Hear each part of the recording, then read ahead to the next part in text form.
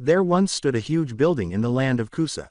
A structure so imposing that only the most vicious inmates were sent there for the most serious crimes. It was dubbed the Blood Prison. The location was well known for the blood seal they applied to individuals to stop them from using chakra. The prison itself was the focal point of Kusa's now famous reputation and was closely watched and regulated. Furthermore, this ancient facility was the focal point of previous actions.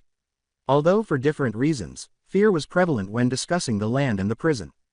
According to the rumors, there was something so horrible and evil inside the prison that all the other countries had promised to stop fighting and arguing if they ever found it in Kusa again. Unfortunately, the item was lost over time, and no one was aware of the location of the ancient item. Nobody was aware that it occurred inside the prison and was thought to be the worst possible outcome for an inmate. Up until now, that is. Now all that remains of the once proud and menacing tower is rubble. The remains of a broken black box were still on the ground, and the ruins were smeared with the blood of everything that had been inside. There was nothing alive and nothing standing for miles around, like in a horror film. You couldn't even imagine the horrifying ways in which people were mutilated and strewn across. At the top of the debris, however, was a solitary soul. He was just sitting there, expressionless, staring down at the shattered remains of the dark box and the remains of the warden he had immediately killed. His entire torso was visible to everyone, and all he was wearing was an orange jumper bottom. There used to be a seal on his stomach, but it has since disappeared, leaving his body covered in markings. They were all carefully positioned so that they led up to his face and down to his legs. He had only simple lines and tiny eye patterns tattooed on the back of his hand as markings. The individual's hair was short, spiky, and dark blonde. He stared at the remnants of the place with blue eyes that were emotionless and emotionless. Even though he would have flinched at the sight of the blood in the past and would have been terrified to witness such carnage, he did not. Now, though, in regards to the deceased, he could not care less. Naruto Uzumaki, a former Kyuubi container in Konoha Genin. This occurred nearly 6 months ago, and many people would wonder how he got into this situation and what happened to him. Rewind. Naruto was in a state of shock after arriving at the prison. It was unbelievable to him. He fulfilled his mission, accomplished his goal, and complied with all of the village's requests. He was nevertheless held accountable for his deeds. Naruto had been apprehended and put on trial by the council amid the aftermath of Konoha gaining a new Hokage and the village dealing with some new enemies in their midst. The civilians declared that he had broken the law, that his acts against Sasuke were unacceptable, and that he would not be permitted to live. They claimed that, despite their desire to have him put to death, they were ultimately overruled. They had no choice but to exile him. They can't do that without the Hokage's consent, Naruto pointed out. At that point, a document bearing the Hokage's signature and stamp was presented to demonstrate that one could act in this way without facing repercussions. In a single moment, Naruto's entire world fell apart, and the civilians made fun of him for his shortcomings and mistakes, saying that his parents would have been embarrassed of him for being nothing more than trash in the gutter. They took the risk of applying a makeshift seal to Naruto's body because he was so numb. This prevented him from using his own chakra and severed his connection to the fox, making him helpless. As a result, he was sent out of the village at night in a convoy, leaving his mind completely blank. He could hear the villagers celebrating his exile and their eventual liberation from him as he was being carted away. This devastated Naruto, and things only got worse when he got to the prison. He was first placed in a cell where he was informed about the blood seal's operation and the amount of labor he would need to perform in order to survive. When he didn't reply, he was beaten. Naruto scrubbed himself clean after encountering another prisoner shortly after, who promptly seized the opportunity to initiate the new prisoner on how to pay your dues. Over the course of 6 months, Naruto suffered at the hands of prisoners who wanted him to be their pillow buddy, while others beat him, stole his food, and made his life miserable. If that hadn't been the case, the guards would have been the ones making fun of him for being nothing more than a foolish 13-year-old who ought to have passed away long ago. He simply grew numb to the pain over the course of 6 months, didn't want to argue or fight back, and just wanted to put up with it until he eventually passed away. In this manner, he could finally see his parents again and at least claim that he refused to give in. However, he heard the warden call for him yesterday, and after being taken far below ground, he noticed a huge black box with faces on it sitting in the center of the room. The warden simply pushed him to the box and dragged him inside without bothering to explain what it was or how it worked. Naruto believed he would see death, but this was untrue. Rather, His pain and his shackles were gone. His fatigue had vanished, and he was soon feeling better than he had in a long time. His body appeared to have returned to its pre-council state, with the seals no longer present. He saw nothing but darkness when he looked around the box, but as soon as he took a step, he felt something at his feet and turned to see it was water. However, he failed to comprehend. From where did the water originate? This enormous box shouldn't contain it, right? Could it? The world around Naruto soon began to light up. It was all dark red, but he could see a big pile of bones leading up to what appeared to be a bone throne. A man with red hair, red eyes, and facial marks sat on the throne. He was grinning as he watched with his face resting on his knuckles. Well, isn't this interesting? Naruto's eyebrow went up. Who are you? Interesting question, but I would have to say you pose a more interesting question of what you are. The man materialized next to him and touched the seal on his stomach. When did he? Ah, I see, so you have one of the sage's little pets inside of you. Naruto gave him a look. What do you mean, the sage? The man scowled. You don't know who I am, do you? The man sighed as Naruto shook his head. The man turned away from Naruto and reappeared on his throne, sitting on it with his hand back under his head. Well, it would seem that I have faded with the sands of time like all living things. He shrugged his shoulders and said, oh well, it is what it is. Now then, with a smile, the man said, I think we should talk. Okay, Naruto asked, surveying his surroundings. Where are we? Inside the box of eternal bliss. Or as I would like to call it, the box of my eternal damnation. Huh, never heard of it. The man arched an eyebrow. You, how uneducated are you? Naruto received a checkmark.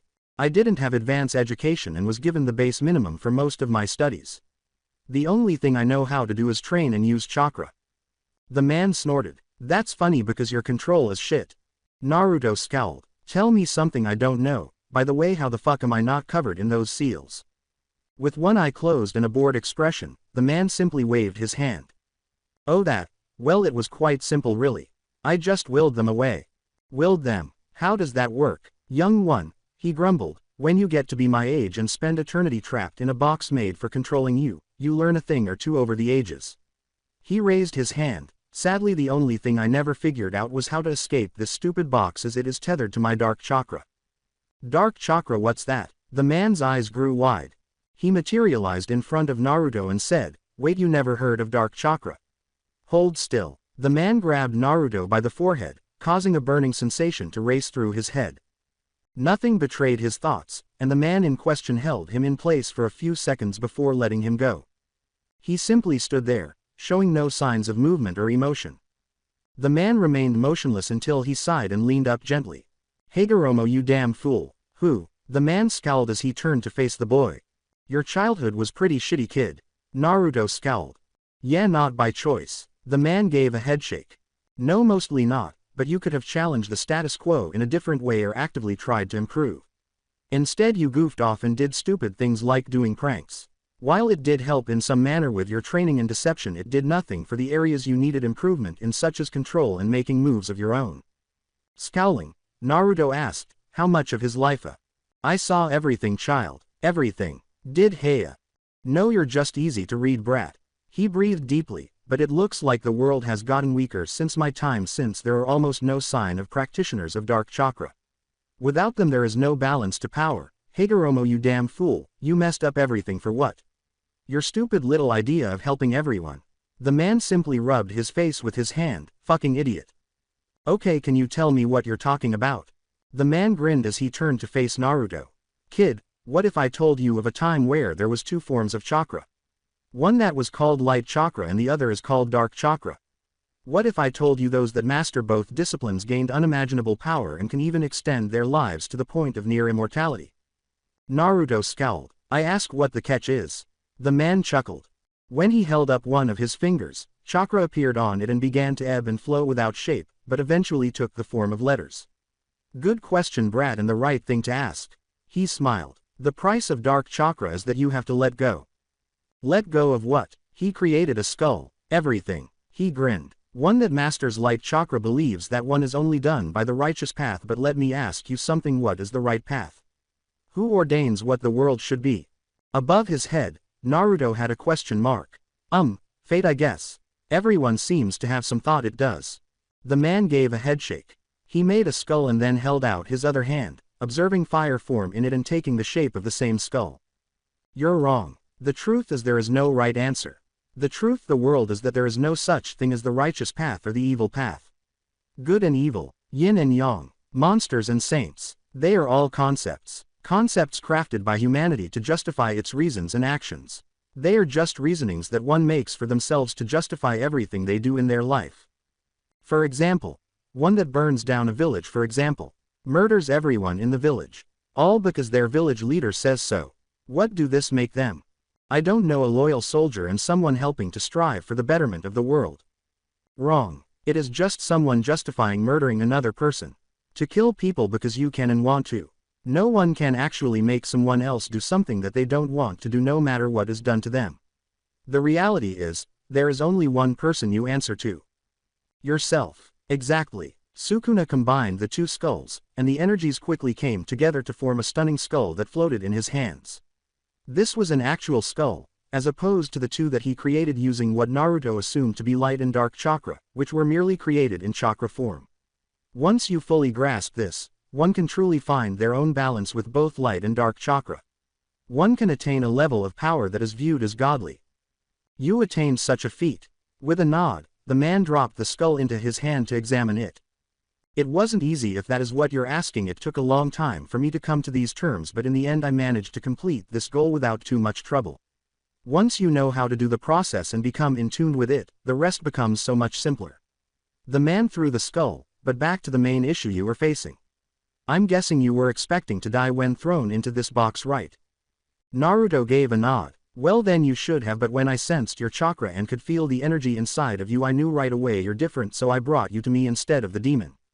Especially since I know for a fact that you are an Uzumaki. What does that got to do with anything? He grinned. I'll tell you in time. Asshole. He turned to Naruto and grinned, saying, thank you.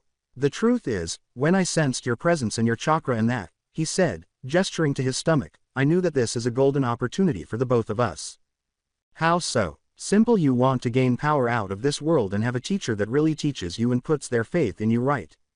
Naruto slowly nodded his head.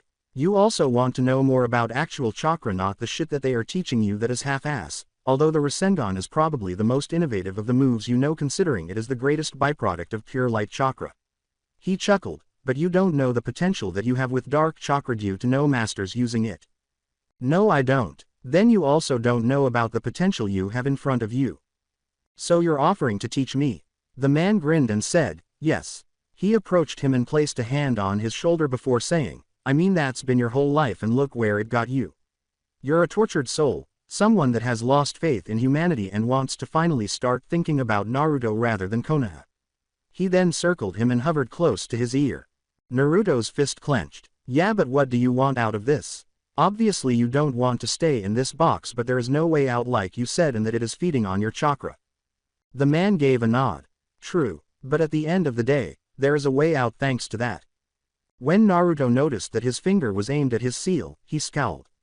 How is the Kyuubi going to help us? All he has done is scream at me and taunt me for being so fucking stupid and how my parents were fools.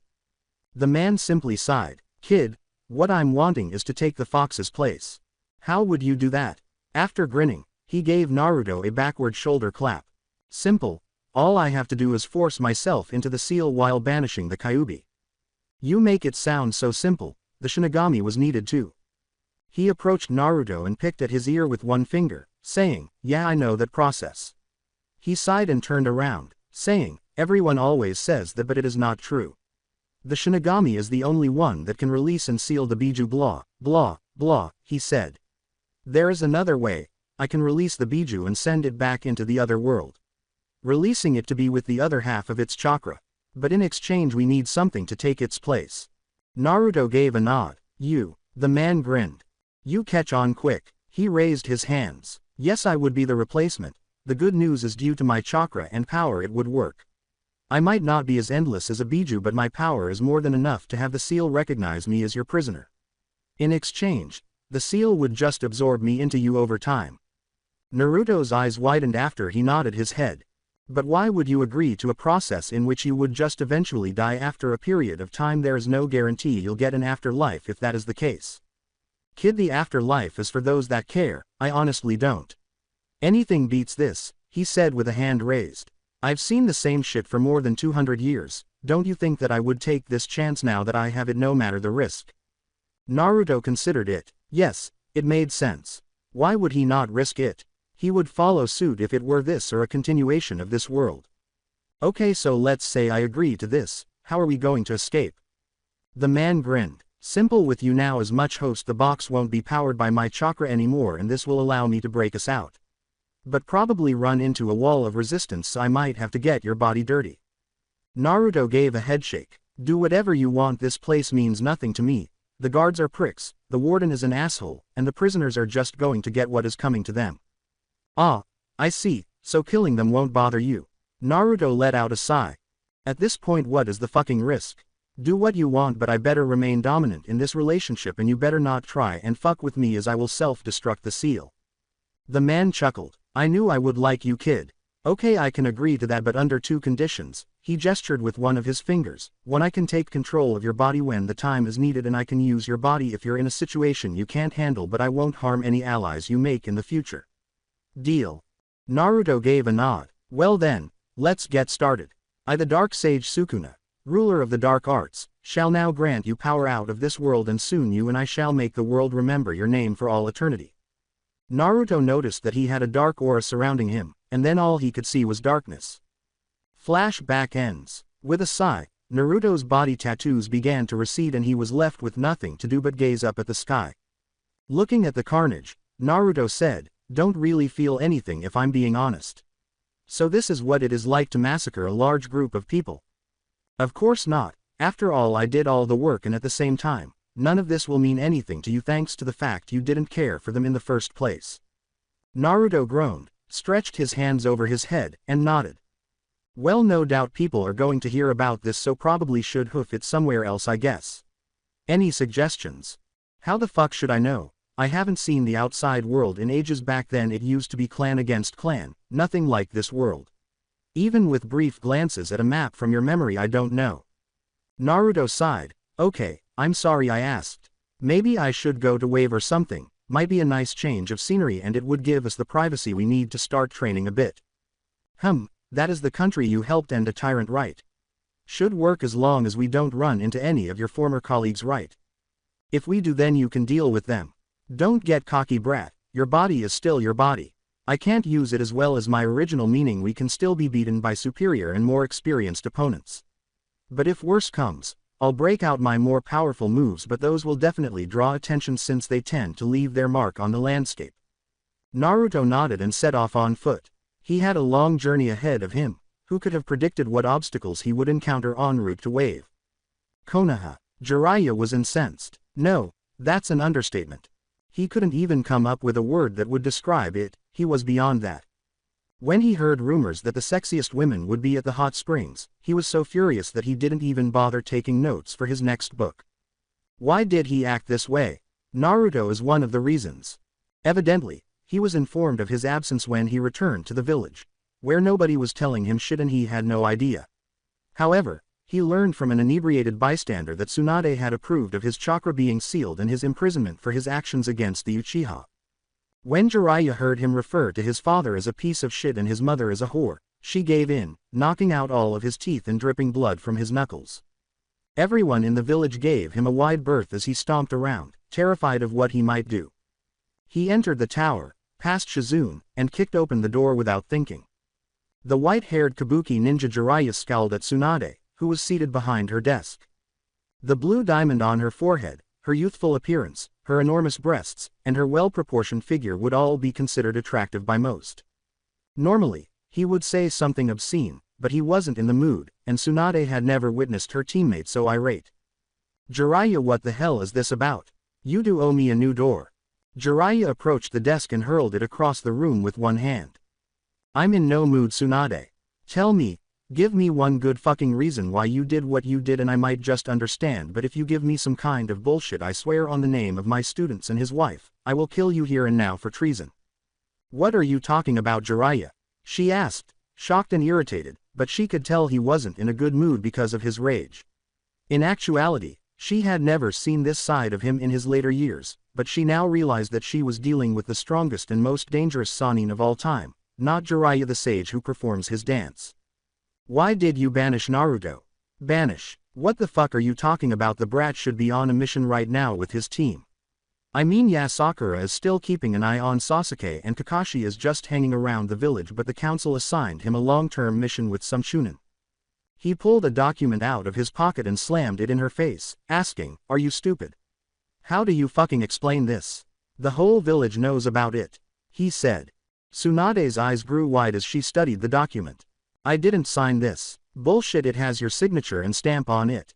Jiraiya, I didn't do this. I wouldn't. I just got done telling Naruto a few months ago how proud I was for him bringing back that traitor. Yeah, well, the village seems to be in the mood recently and I don't know about this bullshit mission you're talking about, but who was on that mission with him?"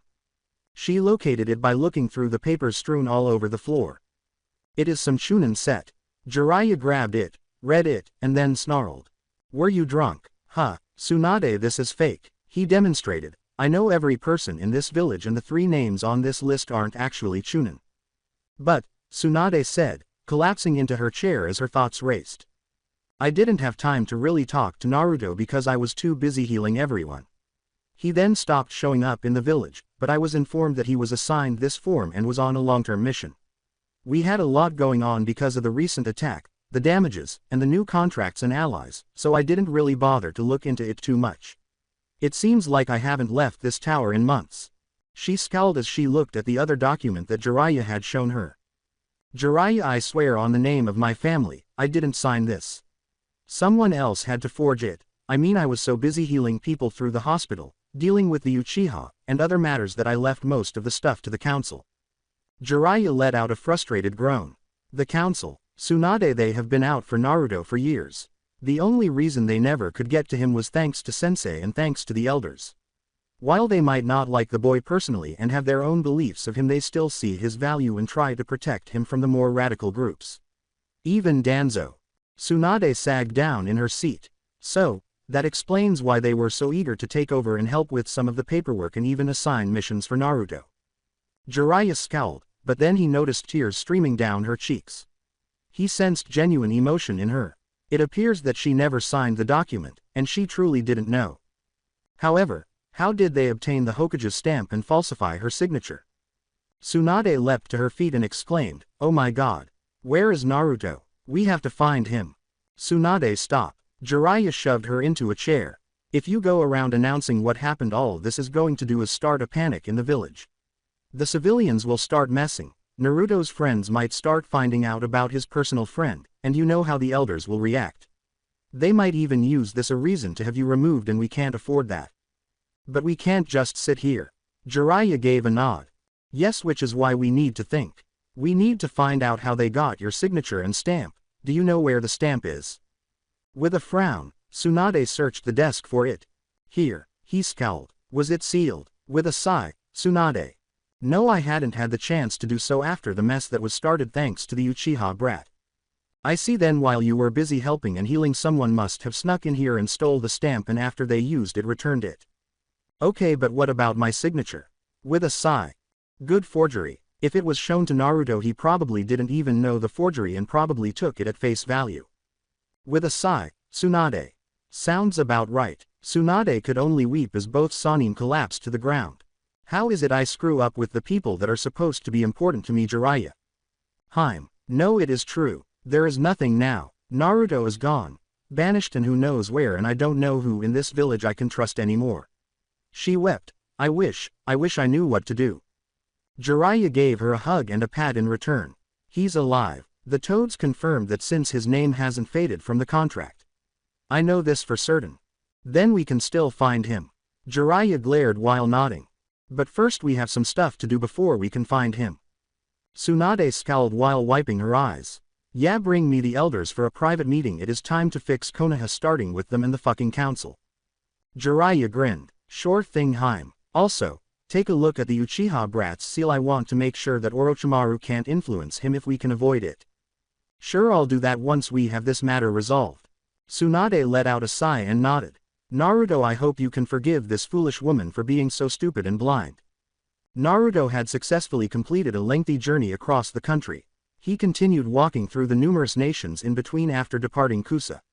Naruto stayed out of sight of any ninja patrols and tried not to draw attention to himself. He was aware that when word spread about the destroyed prison, the Leaf would eventually come looking for him. If that were the case, he was certain that Jiraiya would search for him and place him in a different cell to prevent his hidden power from turning him into a threat. In actuality, though, he saw dealing with people from his former home as more of an annoyance and had no interest in doing so. He needed more time to train his newfound abilities and pick up some new skills because he knew that even with his newfound power, he could never defeat someone who was more skilled and experienced than him. In order to enhance his overall performance and make his power less taxing or perhaps more accurately, overwhelming Sukuna had taught him a different method of chakra control during the trip. He had to channel his chakra into various body parts in order to use this training technique. It concentrated on forming it around his limbs, even making symbols and pictures on the tips of his fingers, then concentrating through one finger and getting increasingly intricate. Although Naruto hadn't used his chakra to accomplish anything Sukuna could, he was improving to the point where he could write more than 10 consecutive letters without losing speed. As a result, Naruto was able to increase his overall control to the point where he could be regarded as having enough control to rank among Chunin, but he was still not certain that he could defeat them. However, he thought he was getting better. When Naruto reached Wave, he yawned. Man, that trip sucked, but good to be back among familiar people in a familiar location. Indeed, it is good that we are back, but I have to ask, what are your goals for being here? Well, I figured we can try to scare up some time to train, that way I can get my body up to par with what is needed for some of your techniques while we also work on starting my studies into dark chakra and light chakra. That is interesting, but I think we should work on mastering your light first, as right now you already have that down to a point, and that will make our transition through this period easier. Plus, with dark chakra there is the chance you might lose yourself to it, so it is better to hold off until we are further into our training. Okay, also I thought about visiting Inari and see how he is doing and letting the family know what happened. Might as well, I mean, it is likely they might encounter shinobi from Konoha soon, and it is better to be ready. That and having a place to lay our heads would be good as well. Yeah, that too. As he approached the bridge, Naruto noticed and read a plaque at its end. The Great Bridge of Naruto. Named in honor of our Savior, who set us free from oppression and demonstrated how to thrive once more. It would seem your impact here was greater than expected. Naruto let out a sigh. Yeah, I guess it was. Naruto kept exploring the village, which was very different from their initial visit. There were a lot of people in the marketplace. People were trading, conversing amicably, children were playing fearlessly in the streets, and people were simply having a good time. When they were under Gato, the atmosphere was much happier than it had ever been. They appeared to be forgetting the past. Nearly. Naruto strolled through more of the market, taking in the various stalls and trinkets that were scattered throughout. He couldn't purchase anything because he didn't have any money, but he could at least appreciate how well made some of the clothing, weapons, and even expensive jewelry were made. Naruto could only grin at what he saw, but he quickly turned around after feeling something strike his back. He wore a hat on his head, a small bow at his waist, black eyes and hair, and a tight grip around his waist. Big brother Naruto. Naruto grinned. Inari. After being set free, he turned around and gave the child a hug. He was as thrilled to see him as he had imagined. Naruto could only hold him close because of the warmth emanating from his tight neck hug. He then noticed a black-haired, black-eyed woman running around before gasping. Naruto, is that you? Hey Tsunami, how are you? Grinning, the woman put the child's head against her chest and gave him a quick hug, giving her head a quick kiss. Nice to see you again, Naruto. How are you doing and why are you shirtless? Naruto chuckled. It is a bit of a story. I don't want to talk about it here though. Tsunami swiftly nodded her head while pirouetting on her heels after noticing the pain in his eyes and the sense of anxiety rising inside the boy. Come on, father should be home from managing some stuff at the port, so we can talk back at the house, and he should be excited to see you too. Grinning, Naruto trailed the two back to her home. It appeared that not much had changed, but the atmosphere was still so cozy that even Sukuna claimed it was what home was supposed to be.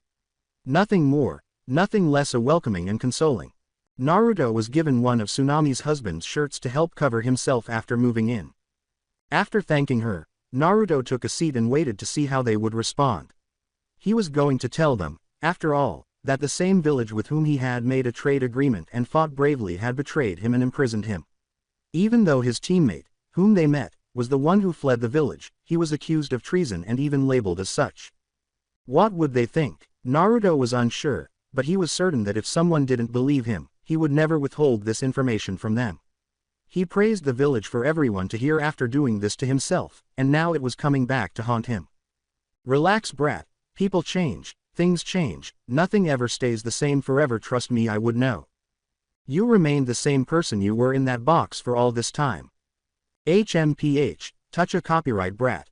Before long, Naruto noticed an elderly man entering the home and grinned. Hey brat, good to see you. Naruto chuckled. Yeah, good to see you too. I hope you don't mind me being here. Not at all, brat, we owe you big for everything you have done, but where's your team? I mean, did they just send you? Now that I think about it, where is the headband you ninja love so much? Naruto sighed, clenched his fists, and scowled. Inari, Tsunami, you guys might want to come in here as I don't want to repeat this. With a nod, the two entered the living room with him and Tazuna. There, he related his story, including the exams, the moment he stopped Sasuke from running, and even the moment he was imprisoned. He didn't tell them about Sukuna because he was afraid of their reaction, but he thought it was best to let the need-to-know people handle it. How could they? Inari was crying. His brother figure and hero was Naruto. Like his father, he possessed courage and bravery. He was a man who did not fear for his life and was prepared to fight against those who oppressed him. He believed that they were heroes and that Konoha was the same way. However, Inari wasn't sure he could view the village the same way after learning about how the villagers had treated him. He saw that Naruto was the one who had saved him and his family, not the village. In addition to inspiring them and saving them, he was the one who stood by them during the conflict and inspired the populace. He believed that Naruto was Wave's true hero and that the Leaf simply exploited him, just as Gato had done to them. He was enraged. Tsunami was devastated because the boy, who was only a few years older than her son, had received such appalling treatment. In a way she cannot explain, he was done dirty. His suffering was too much for her to bear, and she couldn't stop crying. She saw him tremble a little when he talked about his time in prison, even though he didn't say it out loud. She observed that in people who had been raped, those who suffered mistreatment, abuse, and beatings. She was certain that Naruto had been sexually assaulted while incarcerated and that no one had intervened to save him. She was horrified to learn that he had lost all of his innocence because the village wanted to send him away because they thought he was a monster. She simply cannot understand how he managed to survive. Conversely, Tazuna, he simply didn't feel like drinking, so he set his bottle down on the table. He was aware of the hypocrisy and felt like throwing up. At first, the team was going to desert him and let the wolves take care of him. Naruto was the one who inspired them to keep working and make an effort to keep them safe. Even so, he lied about the mission and lacked the funds to present them with at the right moment. He was aware that the boy had most likely done it to boost his pride, but he also knew that he wouldn't desert him or this mission. After witnessing his arrival at their house, Tazuna realized how drastically he had changed from when he was in Wave. He was more closed off, more mature, and had a sharper mind. He knew something had happened, but he wasn't sure why, and he didn't want to investigate or discuss it.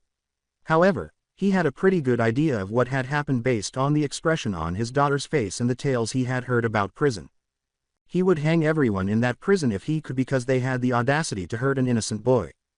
The most important question, though, was why he was here. Why are you in Wave? Naruto, he said, turning to face the elderly man. Dad, he has nowhere to go. You're acting like we should just throw him out or let his village know about his location. Inari raised his eyebrows. No way, those assholes did this to him and you want to do him like they did. No way, Grandpa, I won't allow it. Tazuna gestured with his hands. Wait, hold on, that's not what I'm saying. He was coughing. What I meant was there any reason in particular you came to Wave? I have problem him being here and hiding out as long as necessary. But I just wanted to know if there is some kind of secret objective he is looking to accomplish. Naruto let out a sigh. Honestly, this is one of the few places I could get to without trouble and I felt it was safer here than anywhere else. Word would spread in other nations quick about my appearance and I can't afford that. I need time to train, to recover, and to evolve. He extended his right hand and clenched it. I was too prideful. I thought I could take on the world just with the confidence that I could. But I was a fool, I suffered for my pride. He touched the wound on his chest. It almost cost me my life. I was lucky he missed by a few inches, but that won't happen again, and I can't bet on luck that it will happen again. Sighed. So, I needed somewhere quiet and peaceful that would allow me to train without interference and allow me to grow my skills to the level that they need to be. Chizuna grinned and nodded his head. Well then, it is no trouble to me that you stay with us. After what the Leaf did, as soon as we pay what we owe, we will terminate our trade agreement with them. He laughed. We have alliances coming in from other minor nations and even the Land of Iron. Soon we won't need the Land of Fire's protection when we have other nations willing to come to our aid and fight for us. Tsunami gave a nod. Plus we have some of those people from that other continent living here now. They offered to help protect us if something was to happen. Another continent. Naruto arched an eyebrow. Chizuna, Tsunami, what do you mean other continent? As far as I knew there was only the elemental nations. No one has ever mentioned other continents out there in the world. Chizuna took a swig of his drink and nodded. You would be right, but I heard an interesting rumor floating around a few years ago. Apparently there is another continent about 3 months' sail away from here. They are supposedly a nation similar to ours, but they are in the midst of a giant war that broke out between one nation against the other nations. Lately more and more people from those nations have moved into Wave and settled down in our little nation. Most of them are ex-warriors or people that did use weapons or other tactics and are looking for a peaceful place to sleep. They have become shopkeepers, traders, and warriors for our village to help safeguard us from bandits and invaders. Naruto was astounded to learn that there were powerful individuals outside of the elemental nations. What can they do? Chizuna chuckled. One of them could control fire without doing those fancy hand movements that you ninja use. Naruto arched an eyebrow, saying, really? That's impressive. How much simpler would his life be if he didn't have to make jutsus with hand signs?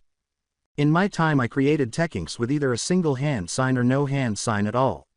In time you can learn to do something like that as well. But this talk about nations without hand sign users is intriguing to me. I think it would help if we look into some of these people and learn more of this new land. Maybe, it can be a new beginning if we ever need it. Naruto gave a nod. Yes, but let's focus on training for the time being. I'll excuse myself so that we can visit my friends before starting. Very well, but I want to meet these fighters soon. Naruto rose from the couch.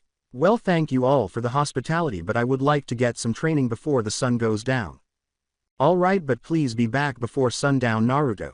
Naruto gave Tsunami a smile. Understood. With a sigh, Naruto left the house. Isn't that a mother's concern? Definitely interesting. Naruto continued to leave the village and venture farther into the surrounding area. He found the location he was searching for there, but what was happening there infuriated him. There were 2 graves in the opening, one with a large sword buried with the blade in the ground, and another with a white mask with lines on it. But someone was there with a group of men, and they were struggling to get the blade off the ground. Sukuna, I must murder these men. Calm down, brat. Killing them will prove pointless if we don't know who they are. We should at least try to capture one of them alive so we can find out why they were trying to steal the sword. Okay, but you do it. I don't think I'm still strong enough to handle all of them. Right, better safe than sorry. See, you're learning. Before they opened and revealed red eyes staring blankly, Naruto closed his eyes, causing the markings on his body to reappear. As he approached, he yelled. The men by the sword turned as he said in a deep, majestic voice, "Hey bastards," I would step away from the sword. The majority of them were initially frightened by the voice, but upon seeing the person, they simply scoffed and laughed. The sword-wielding one grinned haughtily. Hey brat, why don't you go piss off before I take this sword and cleave you in half? Don't know you who I am? A deadbeat. No, I'm the legendary bandit known as Gozo. I'm the man that slayed the might Zabuza Momochi, and this blade is mine by conquest. Yeah, you tell him, boss. No one should stand against a man that defeated the demon of the mist. Fool will get killed for sure. At this point, Sukuna could only chuckle a little before erupting into a fit of laughter. He was laughing so hard that tears were streaming down his face, and he was ecstatic. You dumbass, I know one thing for certain. They could only see Sukuna's red eyes, a sadistic grin fixed on his face, and the dark, menacing aura that began to surround him. His body was beginning to glow with dark power. You've signed your death warrant with that comment. He grinned and raised his hand in a half-prayer. All of you can enjoy the afterlife. The aura paralyzed the men, but they screamed in terror and attempted to flee, only to find their bodies disintegrating. The man attempting to pull the sword screamed and fled as a burst of blood erupted. In the process, the blade was forgotten. Sukuna let out a sigh. He glanced at the blood and made a sideways swipe with 2 fingers, saying, "Well, that was pointless, so he was just your garden variety of a thief." Soon, the blood was lifted from the grass and began to float. A massive ball of blood floated in midair as the blood came together at a single point.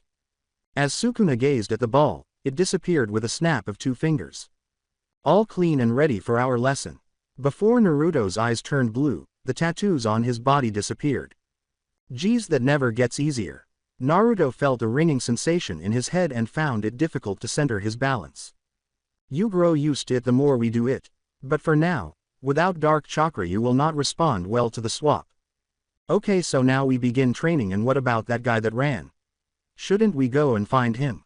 Sukuna gave a shrug. It'd be pointless, he didn't know who we were, and honestly that fool was probably a coward to begin with and won't dare show his face to other bandits, and other nations are probably looking for him if he has been bragging about the sword for a long time. Personally, it would be more trouble and waste of energy to pursue him. Naruto gave a shrug. Now then, we have begun your training in light chakra while we were on the road, but now we need to work on drawing out more of it. So first things first, focus on your chakra control that we talked about before and start trying to bring out more each time. Naruto moaned. Got it. In order to eventually gain control and begin learning more attack and defense strategies, Naruto simply followed this training method and began working on creating more letters with his chakra.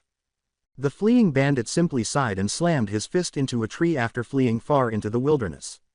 He rubbed his face, smearing more dirt and grime. Damn brat. The mighty Gozo forced to flee as if I was a minor bandit.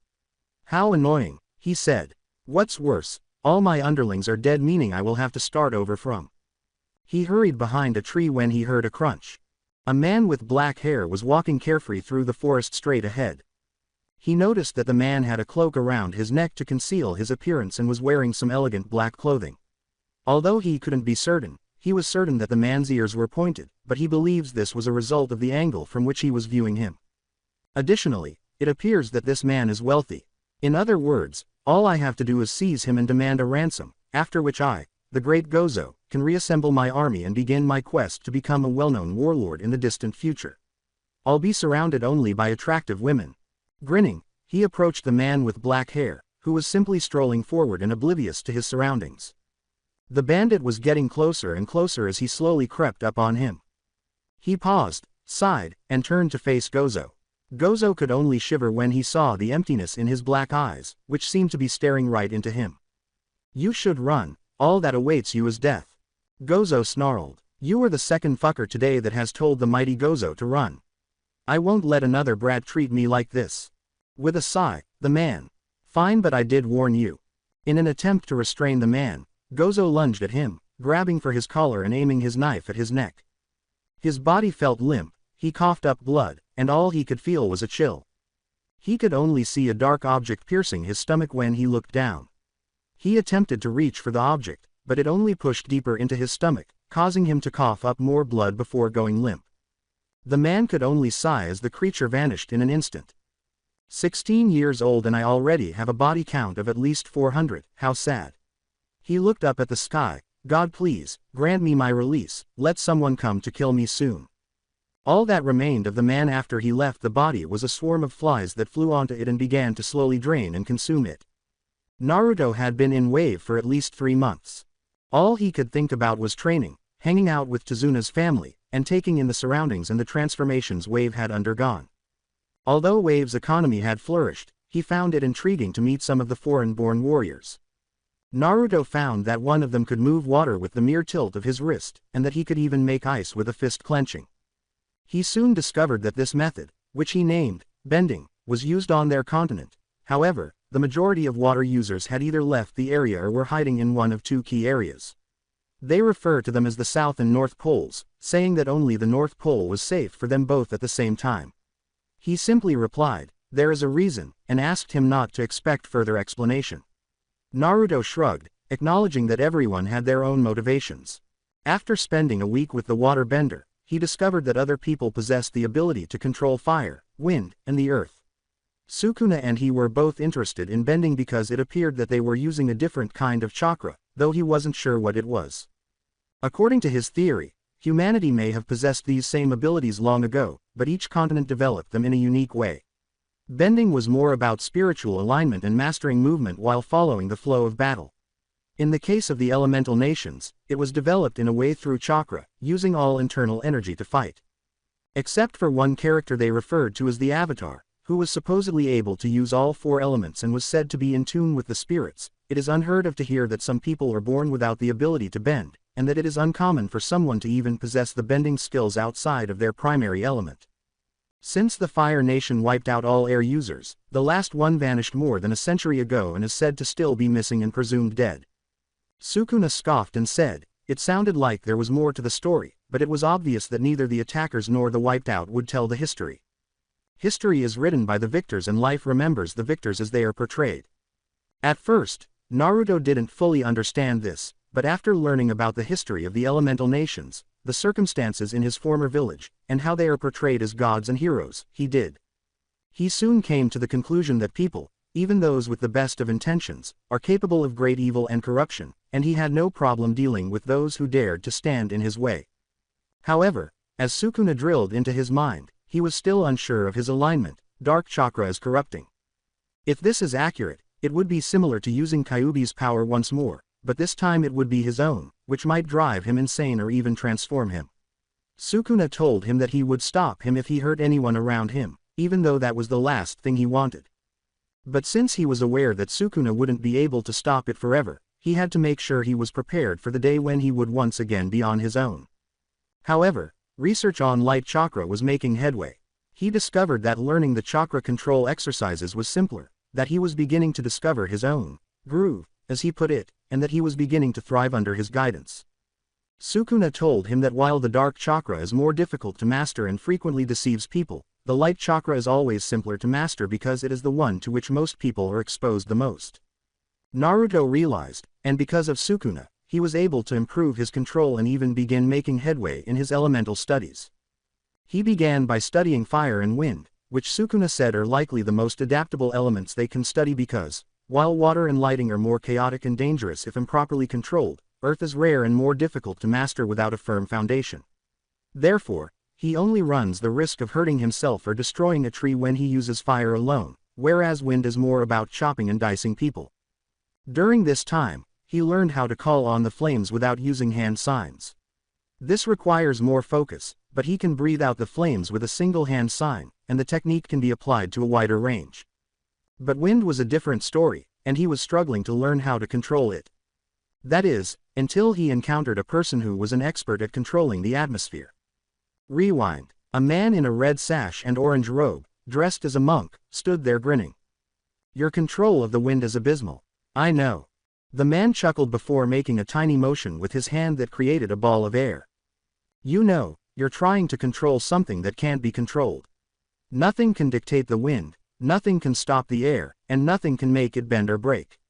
Much like water, but wind can't be contained in anything. Even the greatest techniques can't completely suppress the power of the wind." With a sigh, Naruto faced the monk.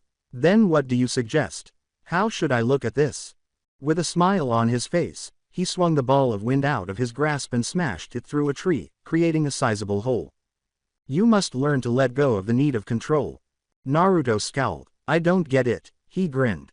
Naruto simply rubbed his eyes as the man started to leave, saying, "You will come and see me when you figure it out." That was no fucking help. Sukuna told me the same thing, but this is just so confusing. As Naruto fell to the ground, he gazed up at the sky, which was beginning to turn from blue to orange in accordance with the lowering sun. He noticed the scent of the sea in the cool breeze that was blowing across his face. "The wind is beyond your control. I suppose it makes sense, since the wave of the water carries the aroma of the sea." Naruto's eyes widened and he sat up. "How stupid, why didn't I think of that before?" He got up, inhaled deeply, and then made a ram sign with his hand to concentrate on releasing the wind. Before he lifted his fingers and slashed at the tree, the wind began to move around the tips of his fingers. The wind rushed toward the tree, slicing through it just enough to topple it. "I did it," Naruto exclaimed as he fled the training field, intending to speak with the monk because he owed him for helping him realize what he was lacking. Rewind. After expressing gratitude to the monk, Naruto began studying his manipulation techniques more assiduously and discovered that he occasionally needed to unwind and take breaks in between training sessions to help clear his head. You must take a step back and try again later if something isn't working. After all of this training, Naruto was sure that he could defeat Sasuke and demonstrate his strength against him without using Kyuubi chakra if he battled him again using his curse mark and pure ninjutsu. But now the issue was hand-to-hand training, and even though Sukuna offered some advice, he lacked a suitable sparring partner outside of the Benders. They wanted quiet lives and didn't want to get involved for fear of being discovered by enemies and possible spies. At that point, Naruto made the decision to locate a fighter in the village who was superior to him. This young woman, who appeared to be in her 20s, had long black hair that was braided down her back. When he asked for her assistance, she smiled because he knew she was skilled with weapons and hand-to-hand combat. The woman was about to charge him, but she reluctantly agreed after learning that he was the country's hero and that all he wanted to do was better himself in order to protect himself and his loved ones. However, she did request that he pay for his lessons when he received the money. After agreeing, Naruto began training in taijutsu. He discovered that the woman was skilled in a fighting technique that targeted particular body parts and could render a fighter immobile regardless of how much muscle they had to avoid. Curious, Naruto asked her where the fighting style came from. It was designed to take down Benders. Since they are troublesome to deal with, this style focuses on the point of the body that would allow them the most flexibility and mobility in a fight. But at the same time, they even took it a step forward and found ways to remove people's ability to move and fight and even talk. If one is talented enough, they could even stop someone's heart or their brain from processing information. After she repeatedly flattened him during their sessions, Naruto quickly realized this. He wasn't sure he could fight like her, so when he wasn't working on his elements, he was sparring and learning this new style and how to make it his own. That's okay, she said, adding that other people have discovered ways to use this style against Benders in various formats. All he needed to do was figure out how to use it. For the most part, Naruto continued to strike people's nerves and the body parts that generate both Kai and chakra with 2 fingers. He still wasn't proficient enough, though, to handle his teacher without consuming dirt. After all, his training was paying off. Something occurred during the 6th month. In Wave, a new crisis arose. He sighed as he entered the house where Naruto and Tezuna's family were seated. What happened to Tezuna? Bandits, they are becoming a problem again. Naruto scowled. Have you put in a request for help? He growled while nodding his head. Some of the nations are demanding better trade deals and us to cut out other traders and give up people of prominence in order to ascertain their help. I told them no and they turned me away stating they wouldn't come to our aid. Naruto scowled. Is this a big bandit threat? Yes, some of the scouts have reported at least 200 of them and while I'm confident worried. Naruto assumed that was the case. Missing nin can range from being insignificant dangers that nobody takes seriously to those that, given enough time, could pose a real threat to the village and other countries. He was only aware of 3, or 4 if Sasuke was included. Itachi Uchiha was Sasuke's older brother and the man who succeeded him along with Kisame Hoshigaki. Jiraiya dubbed him the Monster of the Mist. Naruto wanted to kill Orochimaru more than anyone else, but Sukuna assured him that he would kill him eventually. Orochimaru was the snake that attacked Konoha and killed the 3rd out of sheer retaliation. Naruto withdrew his thoughts. Any reports on who the missing nin is?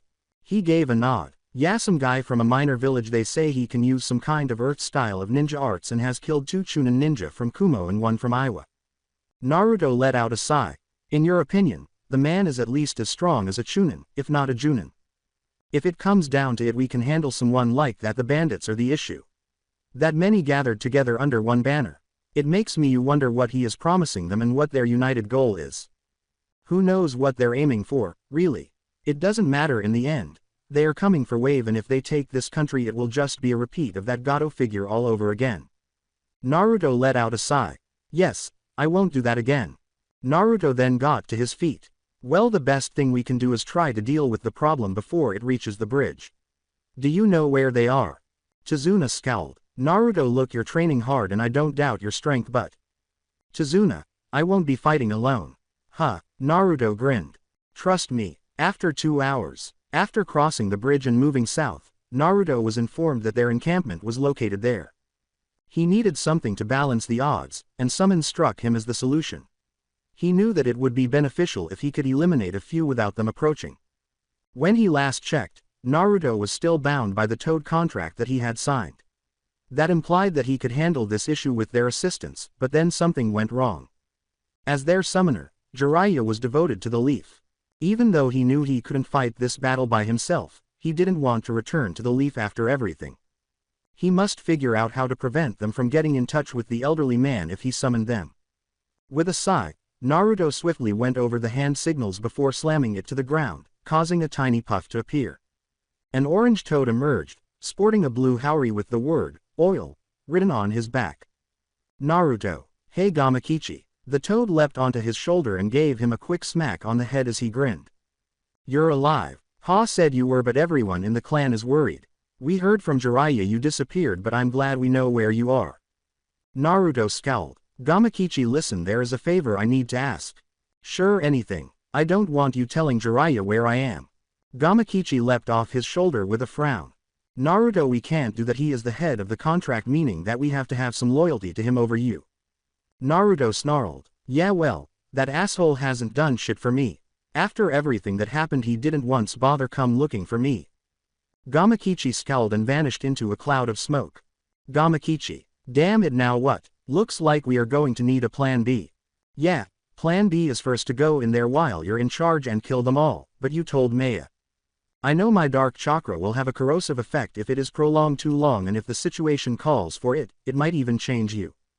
It means we can't take the chance. We are unsure of this man's strength, the number of them, and whether any new members have joined since the last scouting. Naruto noticed Gamakichi standing there with two more toads when a plump cloud of smoke reappeared. A female elderly toad with a purple and white coat and a staff, and an elderly green toad with a beard running down his face. Gamakichi, what the? Relax bro, I brought the elders to talk to you. I think it is best to tell them why you don't want anyone contacting you. The green one leapt to the side. My look at you, Naru-chan, you look strikingly like the fourth. Naruto scowled. Never heard that before. He nodded. Look, I don't have time to give my life story as I'm kinda in the middle of trying to save a village from being attacked by an unknown amount of enemies without Jiraiya finding out I'm here. Gamakichi mentioned that. The green toad sighed. Why is it you don't want him finding you or the Leaf knowing where you are? Look, Naru-chan, please. He grinned. I promise on the title of Elder of Toad Mountain I shall not speak a word of this to Jiraiya, but I need a reason that is sound. If you do this, we the toads will help in your attack on these bandits. Naruto scowled. It is going to need to be the short one. I don't know when they are moving and they'll be coming this way. The toad gave a nod. Please tell us quickly. Then Naruto recounted all of his experiences, including his stay in the Leaf, his lack of instruction from Kakashi and Jiraiya, the fact that he only learned one move from the latter following the summoning, his capture of Sasuke, his exile and imprisonment, his forays into the box, and everything that transpired in between. The toads were appalled. This young boy young Mana had experienced the most terrible things the world could conceive. Despite witnessing the world's depravity, he was still prepared to defend those in need, disregarding his own well-being and hoping that others lead successful lives. They were in awe of this resolve and couldn't help but admire it. They were incensed, though, that Jiraiya had neglected to teach the boy anything other than the Rasengan and the summoning ability. He didn't even bother to assist him in refining anything that he needed to. They would be conversing with him. They knew there was more to the story after hearing about his experiences, including losing the Kyuubi for something else, but he remained silent about it. They realized that, since he had witnessed their allegiance to Jiraiya rather than to him. However, upon hearing this, they came to the conclusion that he was merely attempting to live his life without supervision. Thus, in defiance of custom, the elders nodded. Naru-chan, rest assured we shall not tell Jiraiya of your location. We will forbid him from using us to track you, and we will make sure the Leaf summons know of this disgraceful action performed by Konoha. Naruto bowed his head. Thank you. Now then, the older gentleman replied, shall we discuss our strategy in attacking the nearby bandit camp? The toads agreed, reversed themselves to the mountain, and called some of the bigger but not titan-sized toads to his side as Naruto grinned and discussed his ideas and tactics. With their own weapons and abilities, they swiftly followed Naruto's directions and made their way to the forest. With a sigh, Naruto grinned at Gamakichi. Thanks, what would I do without you, buddy? The orange toad hopped on his shoulder while grinning. Something stupid. Naruto chuckled. Yeah, you're right about that. Naruto heard one of the toads coming as he continued into the forest. He raised an eyebrow when he noticed it gesturing to the adjacent open area. What do you mean there is no movement? He croaked. Wait, you mean there is no one there? He scowled as it nodded his head. Okay, stay nearby, I'm going to check this out. Gamikichi, head home. I don't want you getting hurt, okay? The orange toad sighed and appeared offended. Okay, but summon me when you safe. With a nod, Naruto disappeared into a cloud of smoke. He moved slowly toward the camp, taking care not to wake the sentries if they were hiding or disturb the bushes. However, the closer he got, the more he realized that something was seriously wrong. He nearly puked as he approached one of the tents and noticed a bandit inside. He was dead there with his eyes removed, and his insides had been torn out. What the hell, Naruto? There is a large amount of residual of dark chakra here, be careful, I think that it is still in the camp. With a nod, Naruto started to slowly make his way farther into the middle of the camp, where all he could see were bodies. He even claimed to have seen dark marks all over the place, with people strung up, bodies destroyed, and their guts sprayed all over the ground. He wasn't sure, but it seemed like something was simply dragging itself across the ground. As he arrived at the center, he noticed that the main camp was erected around this larger tent, but it was burned and ripped to pieces, while the other tents in the area were in a similar state. The ground was covered in blood, and he recognized some of them as the men in charge of the group that the scouts had described. What the fuck? Impressive, no? When Naruto turned around and straightened up, he saw a man coming out of one of the burning tents with one of the bandits by his throat. He smiled slightly. He snapped the man's neck with his hand and said, "Sorry, let me deal with this first." He let go of the body and approached Naruto more slowly. He immediately assumed a position.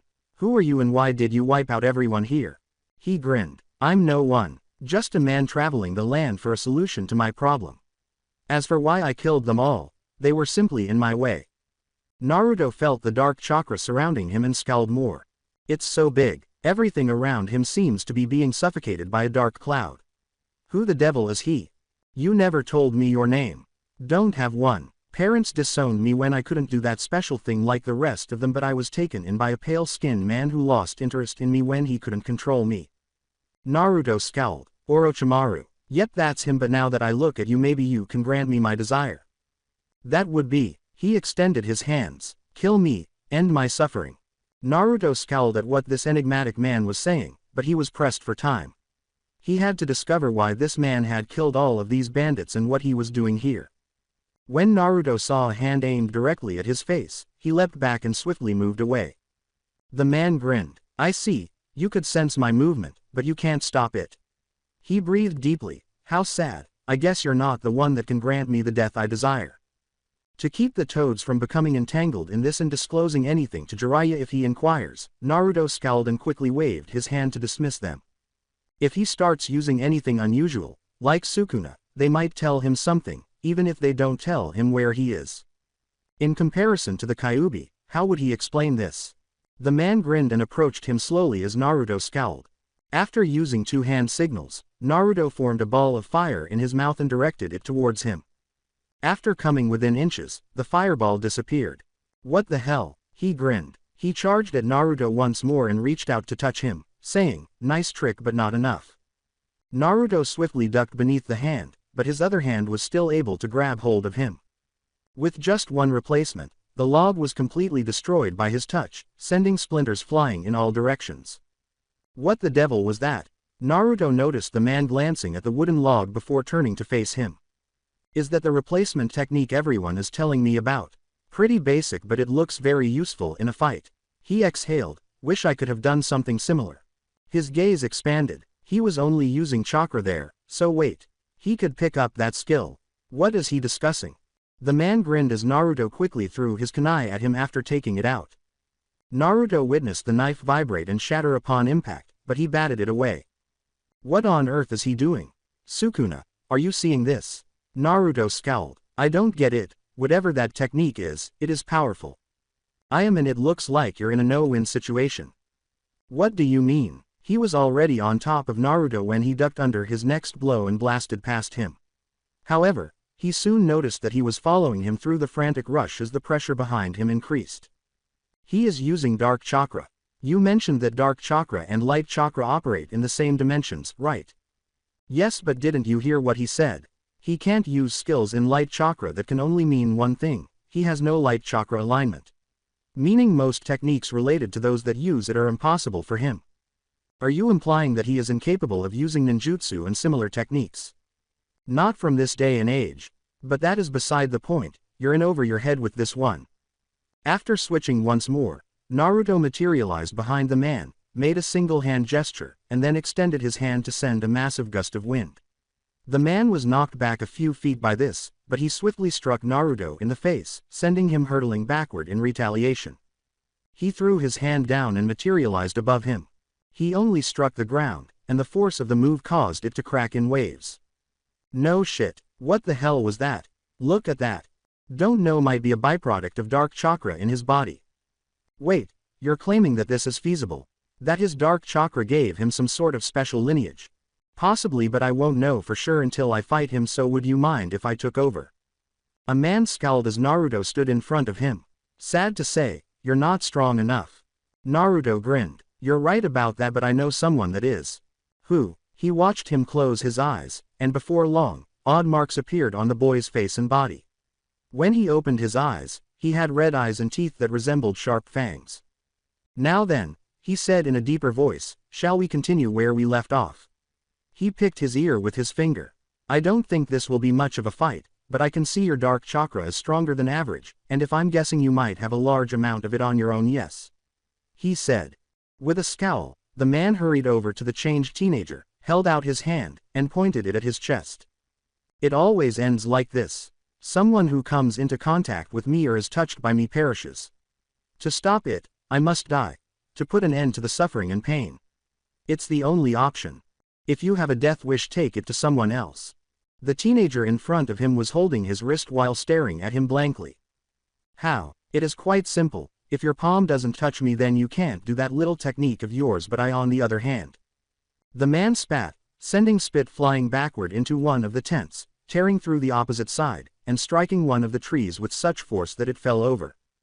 Don't need to worry about that little skill of yours, considering if I stop your hand there is nothing to worry about, but I did notice. He touched his chin with his fingers. You seem to be only using that left hand of yours for offensive means while the right one is used for defense. He laughed. So that leads me to believe that one is a shield in a sense and the other is a sword, correct? After scowling, the man slowly got up from the kick. You're quite perceptive. I guess I understand why the teen would let you take over his body. Tell me, you called it dark chakra, yes? Does this mean it is the reason I can't use normal chakra moves or even use my family's bloodline? The man arched an eyebrow. He rubbed his chin more and approached him slowly, but the man hurried. Your bloodline? He asked, only to discover that the man was using his right hand to hold his face while pushing his head into the ground. Nice try. The kid tried that too during our meeting in his mindscape for training and it failed. How stupid do you think I am to get distracted in the middle of a fight?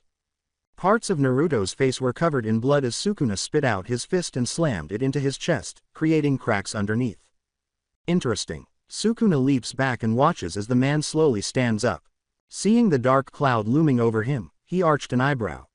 He soon heard a popping sound and heard him grunting as it began to move over to his head and body. So you can heal? The man scowled. Yes. With a shrug, Sukuna extended his hand to form a Rasengan.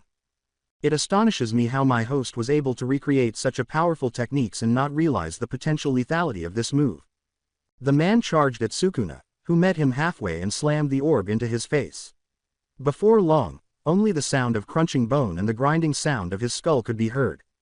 After flying backwards, the man struck another tree, this time sinking deeply into it and sagging for a moment. He moaned, trying to slowly pull himself away from the tree despite the excruciating pain. However, Sukuna sighed. He approached him and placed his hand on his forehead, saying, your power is impressive, but sadly you have no control. Now let's see why you want to die so bad. Sukuna scowled as he stood in a pitch-black emptiness with water at his feet. He sighed and turned to see something moving. Great one sewer for another. I swear I can't get good housing these days. So, you're the source. The entire area trembled as the creature growled and moaned before screeching. Sukuna yawned as she gazed at the creature. So is that just your form of intimidation, or is there an actual strategy with this move? Sukuna simply stared down the creature's dark tendrils as it roared again, and with a swipe of his hand, the tendrils vanished. Weak. That's all you are. I mean, I get you're a thing of dark chakra, but the reality is, you're not that impressive on your own. Without your host you're nothing. The beast roared again, but this time it took on a more humanoid appearance, morphing into a dark creature with red eyes and black horns, with black wings sprouting behind it. The creature rushed him while displaying 2 fangs, but it was unable to move. When the creature looked around, it saw that the water had caught its legs and held them in place, but it soon spread out and flew to Sukuna.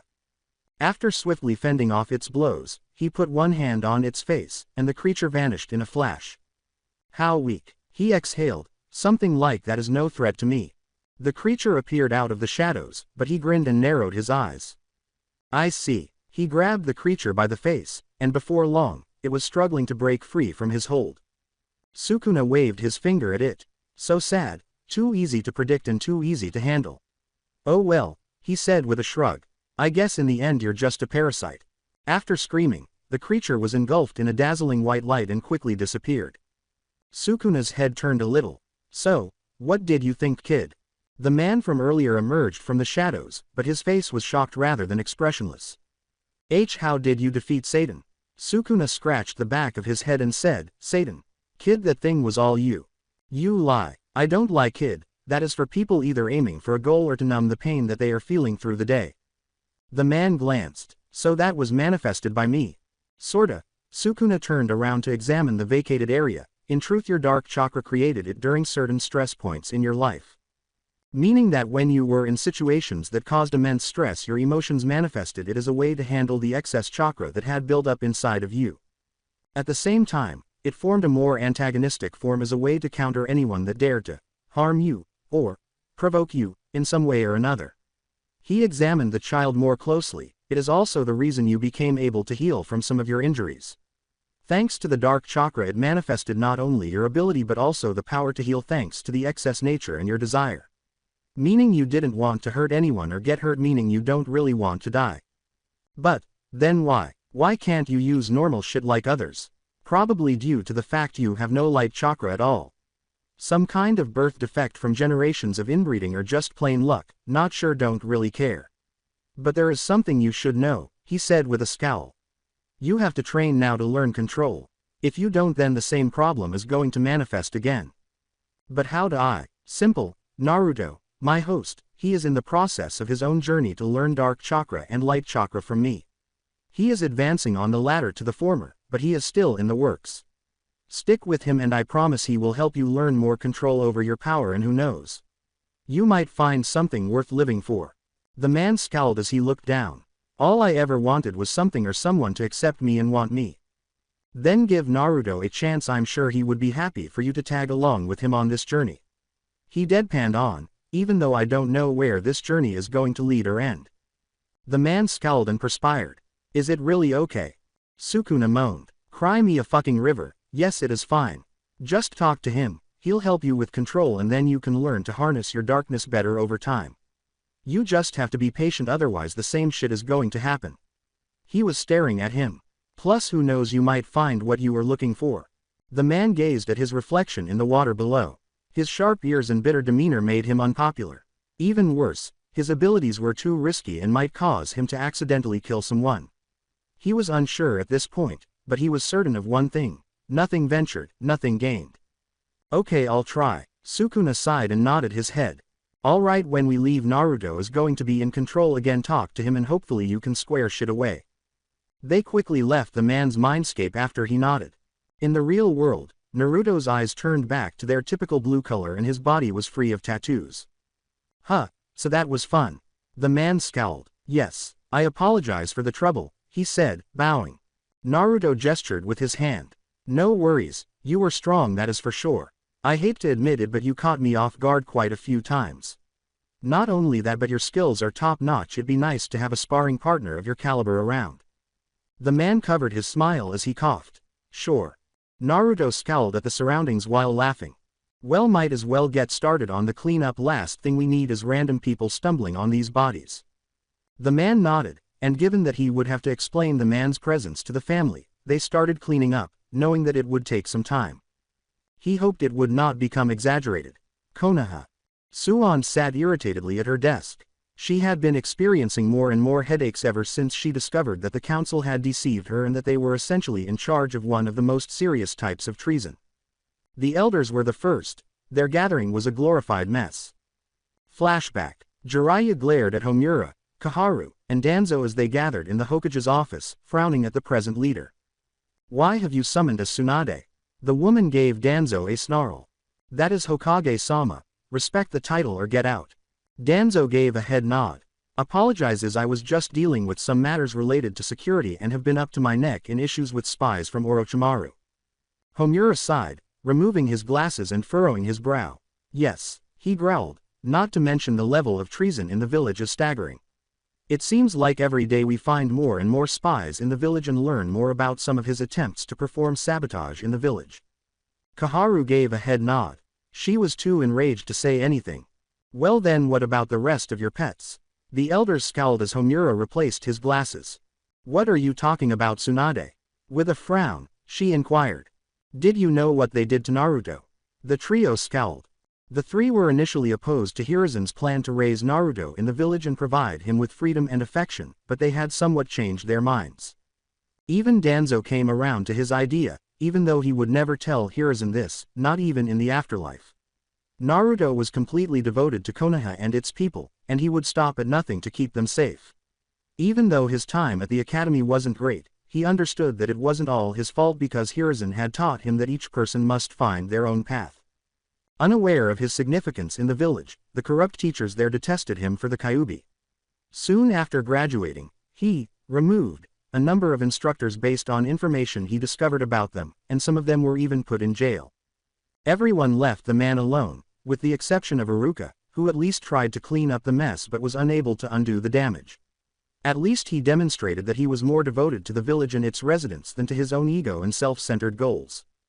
Contrary to popular belief, Danzo genuinely wanted the best for Naruto and wanted him prepared for anything because he was afraid of what might happen in the future. He was always afraid of the unknown, and although he acknowledged that his plan to transform Naruto into something akin to his root was a poor one, he also acknowledged that this was not the ideal outcome. Then he heard about a mission he was sent on with some Chunin, but he was unable to identify either Naruto or this team, and he was terrified that something would happen to him because of that mess. If this is the case, they lost not just Kyuubi but also the fourth son and his wife, who he knew had secrets that only Naruto could access. Without him, they would be lost forever. Even worse, there was no way to seal the 9 tails without Naruto or an Uzumaki child holding them, and the village would be doomed in an instant. He felt remorse for his actions with the Uchiha clan on days like these. He did wish to remove Shisui for his eyes, but not for the reason that most people assumed. However, that is a tale for a different occasion. The elders scowled when Tsunade produced a sheet and showed it to them. Nobody was able to identify the mysterious group that was supposed to have taken Naruto on a mission, so everyone was investigating them. Something they didn't trust. "What does this have to do with us, Hokage-sama?" Tsunade snarled. "Did you know that the civilian council went out of their way to frame me as the person that banished Naruto from the village and sent him off?" Koharu gasped, Homura's eyes grew wide, and Danzo clutched his cane. "Hokage-sama, we would never." "Then tell me, why would this happen under your watch?" Danzo snarled. "If you haven't noticed what I said earlier, we have all been swamped since the invasion and the Uchiha's attempt to flee. At this point, we can't be everywhere at once, and as you know, most of our shinobi have their own agendas and actions, same as the council." Koharu gave a nod. "Yes, you signed off on this information." "I didn't. Someone used my stamp and forged my signature." Homura scowled as she examined the document. "She is right." Danzo turned to face his coworker. "What do you mean?" "The document is fake for sure, as I know the handwriting. I have seen it on the Civilian Council. This man has connections to the fire capital, meaning that most likely he is solely responsible for this mess." Jiraiya growled as the group scowled. "Well, that doesn't change our situation. Naruto is gone. We have no idea where he is, and worse, if our allies find out." Danzo's gaze expanded. "We would be in serious trouble." Danzo was no fool. Over the past few years, Naruto had gained them a number of strong allies. Wave for trade, Spring for their trade, a few other small nations, and even Taki's renewed faith in Hot Springs country. Between all of this and their renewed interactions with Suna, they couldn't afford the scandal. Their country would face more financial difficulties and, worse, their lord would be removed from his palace if Naruto's allies rejected their trade agreements and stopped supporting him. His successor was his son, but the old fire daimyo didn't care to get his hands dirty with objects because he considered it beneath him. Because he was rebuilding their country and their policies, the young man was feared throughout their kingdom.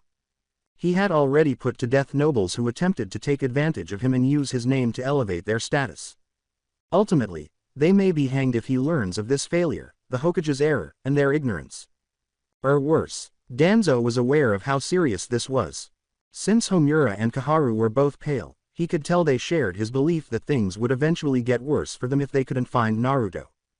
I suggest we bring the council together. Homura raised his glasses. We need to find out where they sent him and get him back as soon as possible while also clearing up the misunderstanding of what happened. With a sigh, Jiraiya. Wish it were that simple, but they'll never admit to a single thing. Even if we try to force the issue, they can bring the lord down and pin everything on us due to the documents and alike. We would be the ones in most trouble. If we do nothing, then we are still going to have to answer our lord. Jiraiya gave a nod. I know that, Kaharu, but at this point we are stuck unless we can produce evidence of treason with them other than speculation. Danzo scowled. He concurred with this assertion and understood how important time was. If you wouldn't mind, the group said to him, I can try and find the evidence we need. That way we can convey the council and solve the issue immediately. We need something to prove their treason is real through other actions and thus passed out on them if the lord was to come to Konoha. Jiraiya arched an eyebrow as Tsunade nodded. How do you propose to pull that off? With a sigh, the man. If you are willing, I can have those that are still with root training to come out and help. I swear on the will of fire and the beliefs of my late sensei, they will find this information for us and bring it to us to help undo this mistake. Tsunade snarled. Not like we have a choice, but fine. But the minute you try some stupid shit. Danzo gave a headshake. Contrary what you may think, I will put Konoha first before my own ambition. So please, let me get started on this and so we can find the boy. Danzo promptly excused himself to locate the remaining pieces of his route in order to assist with this highly personal matter after the two Sani nodded their heads. Flashback end. After this meeting, Danzo had discovered a ton of useful evidence, including witness statements, but the challenge was persuading their lord to descend without inciting rumors. There was no doubt that word would spread to their allies and enemies as soon as their lord arrived and their ninja left, which would cause more problems. However, she was sure they could resolve this issue swiftly. Brat, please stay safe wherever you are. She noticed two toads and a puff of smoke on her desk. Tsunade-chan, please summon Jiraiya here, we must speak to him. After gazing at the toads, the woman left the office to locate her teammate, who was probably at his favorite location at the moment of the graves of his wife and student. What had he done to annoy the toad elders now, she wondered. She had no idea that things would soon become much more hectic. He was permitted to remain in the same room as Naruto after they returned to the house and spoke for a while. Naruto made sure the family gave them some privacy upstairs since they needed to talk after they had both swiftly settled into the room. He scowled as he looked at the man. All right, I think we are alone. He gave a head nod. So, I guess my big question for you is, who are you? I'm no one. That's not an answer. It is, my birth parents decided that I was unworthy of my name and lineage, thus they took it away from me. Naruto's eyebrow went up. Clan. After giving a nod, he gestured toward his ears. As you can see, I was born differently than some of my peers. I was born with pointy ears, which is highly unusual. Yeah, but not the weirdest thing you can have. He grinned. True, but that was not the problem. You see, doctors confirmed I had chakra, but for some reason I couldn't use it in the traditional sense. Meaning, I couldn't use the family bloodline skill or even create the basic techniques that my clan took pride in. After a few years of failing at this, they finally had enough. They took away my name and my place in the family, took me to a small village outside of the country and dumped me off there as a dirty orphan.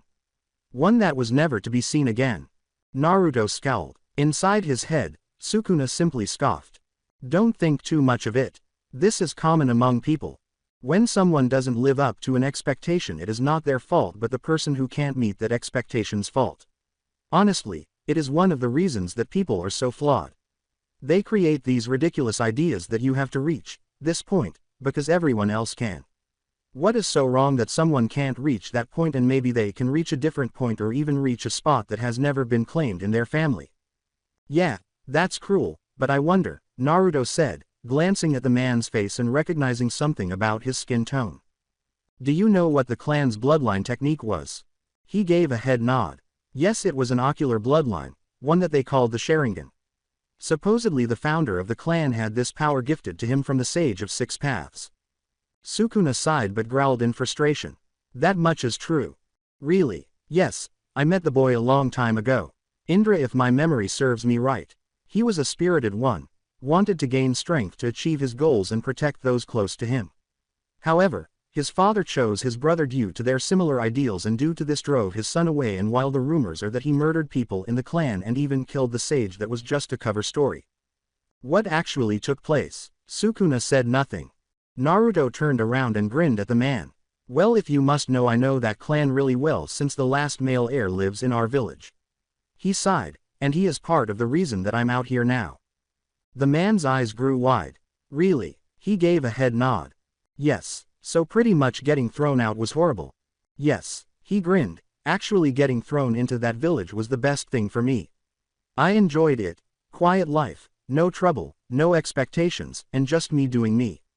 I was happy there. He raised his eyebrows. I found interest in things, was researching stuff, and even managed to find kids my own age that wanted to hang out with me. Naruto grinned. It sounds like a good place to live. Until it happened. He scowled. It was. What?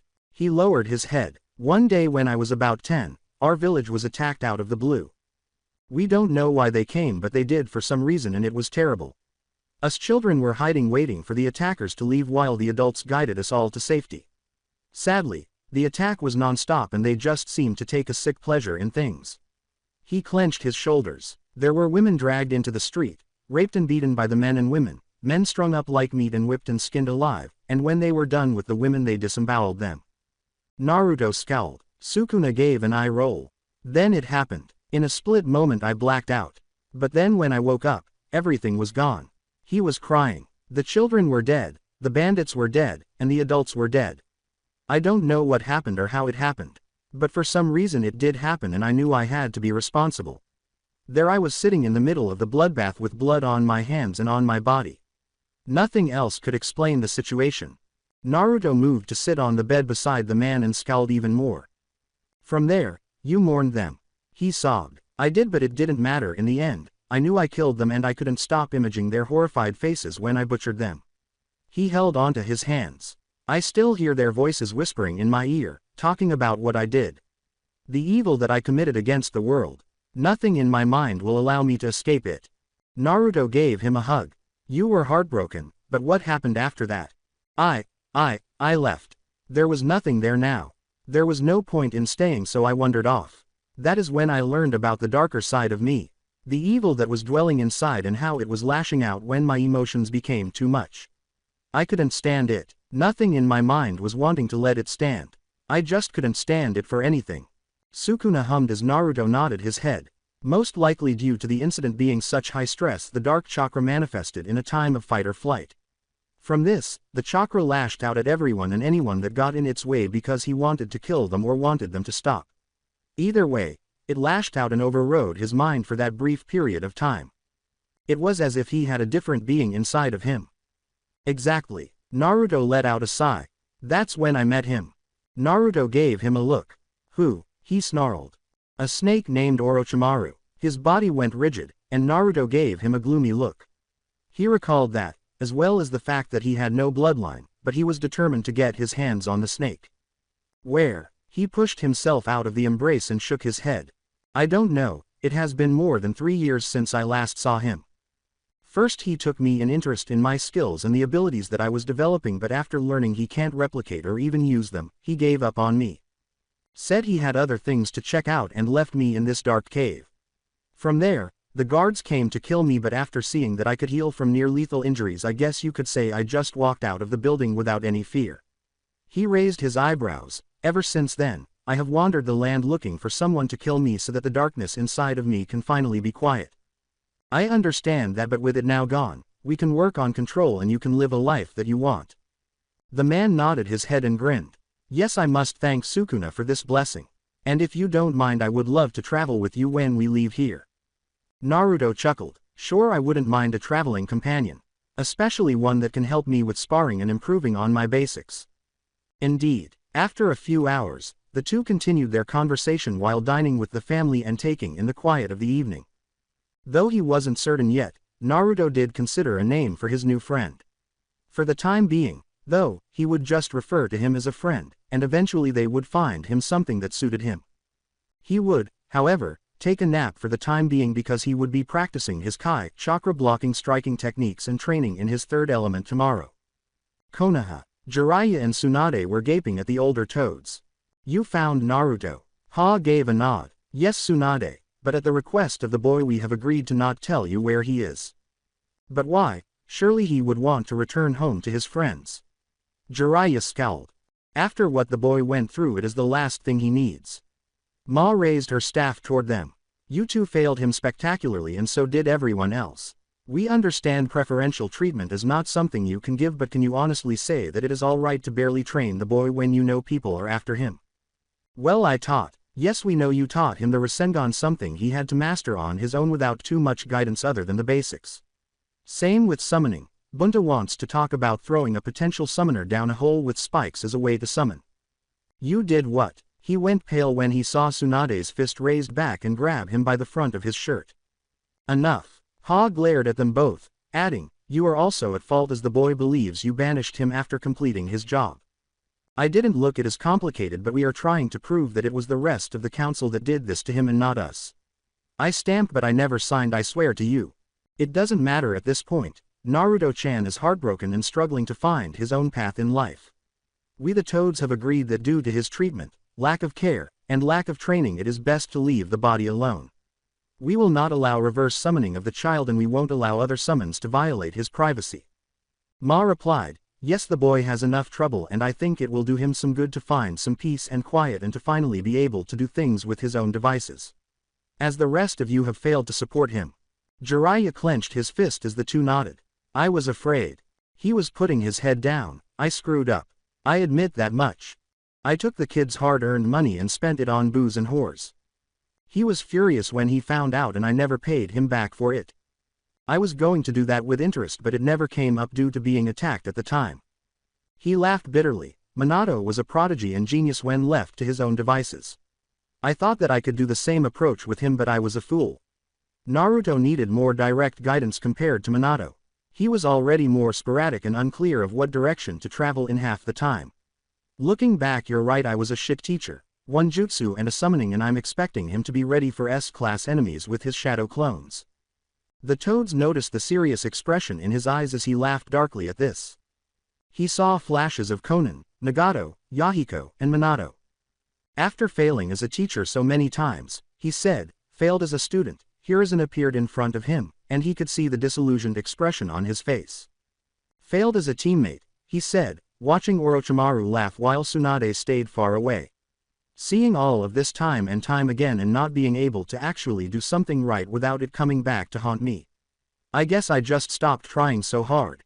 I'm pathetic. I got all hot and bothered by his disappearance and the treason, yet I didn't do shit for him as his godfather and his father's teacher.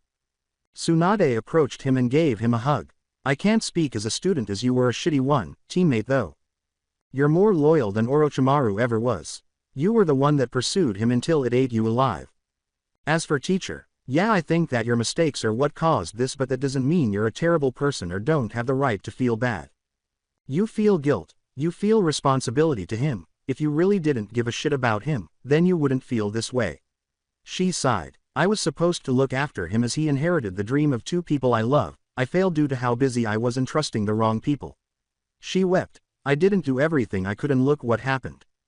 The elders gazed at them as the two adults gave each other hugs. It was evident that they genuinely cared about Naruto, wanted the best for him, and desired his return. However, they are unsure if he would feel the same way because of the physical abuse and mental harm he endured, which they haven't yet disclosed. Betrayal can only go so far before a person loses it.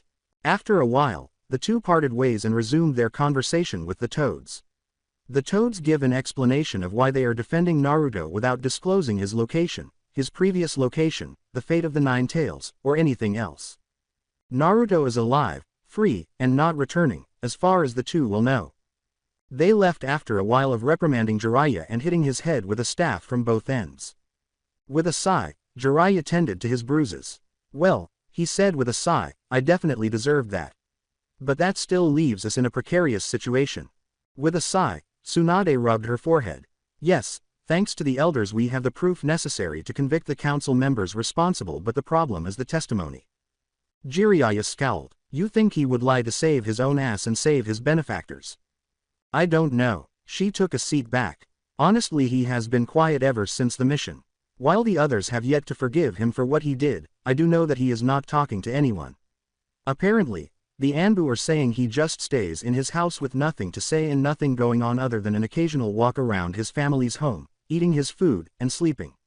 He is getting used to his new conditions. Jiraiya gave a nod. He should have been executed. Running off like that.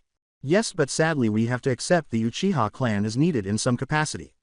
At this point, we can only pray that he does something to redeem himself for the mess he got Naruto into.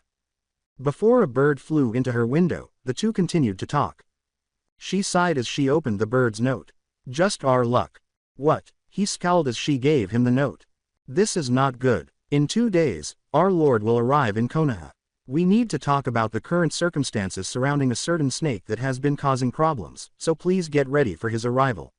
A trial is also required for Sasuke Uchiha, who committed treason and fled his village after seriously hurting a fellow shinobi while performing his duties.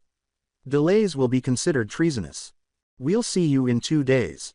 This is bad. We have to speed up the timetable. Jiraiya nodded his head and said, yeah, get Danzo and those other two in here. The elders quickly arrived after a shadow clone was sent out to gather them up. The room noticed that Danzo was trembling. What's wrong, Danzo? I'm angry, Homura. Having known Danzo since they were young, the two elders scowled because they had never witnessed him in such a state. What's happened? All the evidence I have compiled is staggering. Some of the council members under the civilian banner helped sneak people into the village. Meaning, they were the reason that some of the rogue element was able to appear out of nowhere. This information made the group frown. It might be more problematic. Not only for the council, but also for them to ignore such a significant and vital security vulnerability. They might have more issues with the village being liquidated for their failure, particularly if they had killed the lord or members of the court during the exam. More to add to the pile. Yes, Hokage-sama. Homura breathed a sigh of relief and honestly, this is just the worst piece of information that we can stumble on. If the other nations find out about this, it could be seen as we intended to allow the assassination of important figures to ascertain more power, or we are that weak and stupid. With a sigh, Kaharu. Unfortunately, the civilians have always been lying low and under the shadow, and we never saw them as a true threat. That was a mistake on our behalf. We should have monitored the situation more. Danzo gave a headshake. What's done is done. We have to mitigate the situation we are in front of. Between the trial coming up, the mess with the council, and now finding Naruto Uzumaki, we don't have the luxury of worrying about things one at a time. We need to manage the situation with the Uchiha, then the council, and how we are going to find Uzumaki and try to salvage our soon-to-be-destroyed ties. Tsunade moaned. You're right, but luckily for us we have word that Naruto is alive and still moving about, and that he is no longer in the place that he was originally. The older person's eyes grew wide. Where is he? That unfortunately is something the toads aren't telling us. Jiraiya glanced out the window. Due to what happened, our failure to protect him, and apparently what he went through in the village and having to come to realization of everything that happened, the toads have deemed it more important to protect him over helping the village. Jiraiya murmured, not that I can blame them. The contractor is always the first thing that the animal summons protect before some idea of a human village. To them, it is more important to help someone than the group considered the abusers. Danzo gave a nod. That is to be expected. Danzo, you can't be serious. Danzo looked to his closest pals. I am. Having a contract myself, I know the importance of summoner and summon, and Jiraiya is right. There is nothing we can do to convince the toads otherwise, and considering they are one of the highest summons in all the land, it makes sense that other summons would heed their will. When Kaharu and Homura saw Danzo give in, they also grunted, not understanding. With a sigh, Tsunade. The good news is he is safe and alive, which means all we have to do is find him after this mess is settled. But first comes the trial. Our Lord will be here in 2 days. He will personally overlook Sasuke in fear that someone from the council will try to give him a slap on the wrist for everything he has done.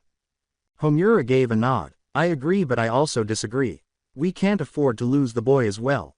Kaharu scowled. The boy is a traitor just like the rest of his clan. Danzo let out a sigh. Maybe so, but that doesn't mean we can afford to lose Sasuke. He glanced around the room at everyone. I don't think I have to explain the importance of the Sharingan to everyone, and I don't think I need to explain the reason we still need a Uchiha with the other nations on us about our own tailed beast. The others nodded and he continued, more so, I do agree the boy must be punished for his actions. We can't just let him get away with running off to a traitor like Orochimaru, a man that murdered my teammate, and say it is just the cursed seal. We have seen in Anko the power of the seal is based on the resistance of the user. So far he has shown no resistance to the seal or willing to suppress it. Meaning he was fully aware of his actions and his behavior. Henceforth we must try him as appropriately as possible. He noticed that everyone was nodding. He continued, but we can't ignore his importance and the status of the Uchiha clan. It is nearly wiped out. Itachi is the last survivor outside of Sasuke, and I doubt the boy will return if we allow his execution. Plus, he might have some semblance linked to Naruto, his teammate and someone who fought hard to bring him back to the village as he stated he was his friend. Danzo murmured, at this point the only thing we can do is see if we can at least get the court to agree to something other than execution. Other than that, we don't have much of leg to stand on when it comes to him. Tsunade massaged her forehead to relieve the headache, but her eyes grew wide. What if we get him to testify against the council?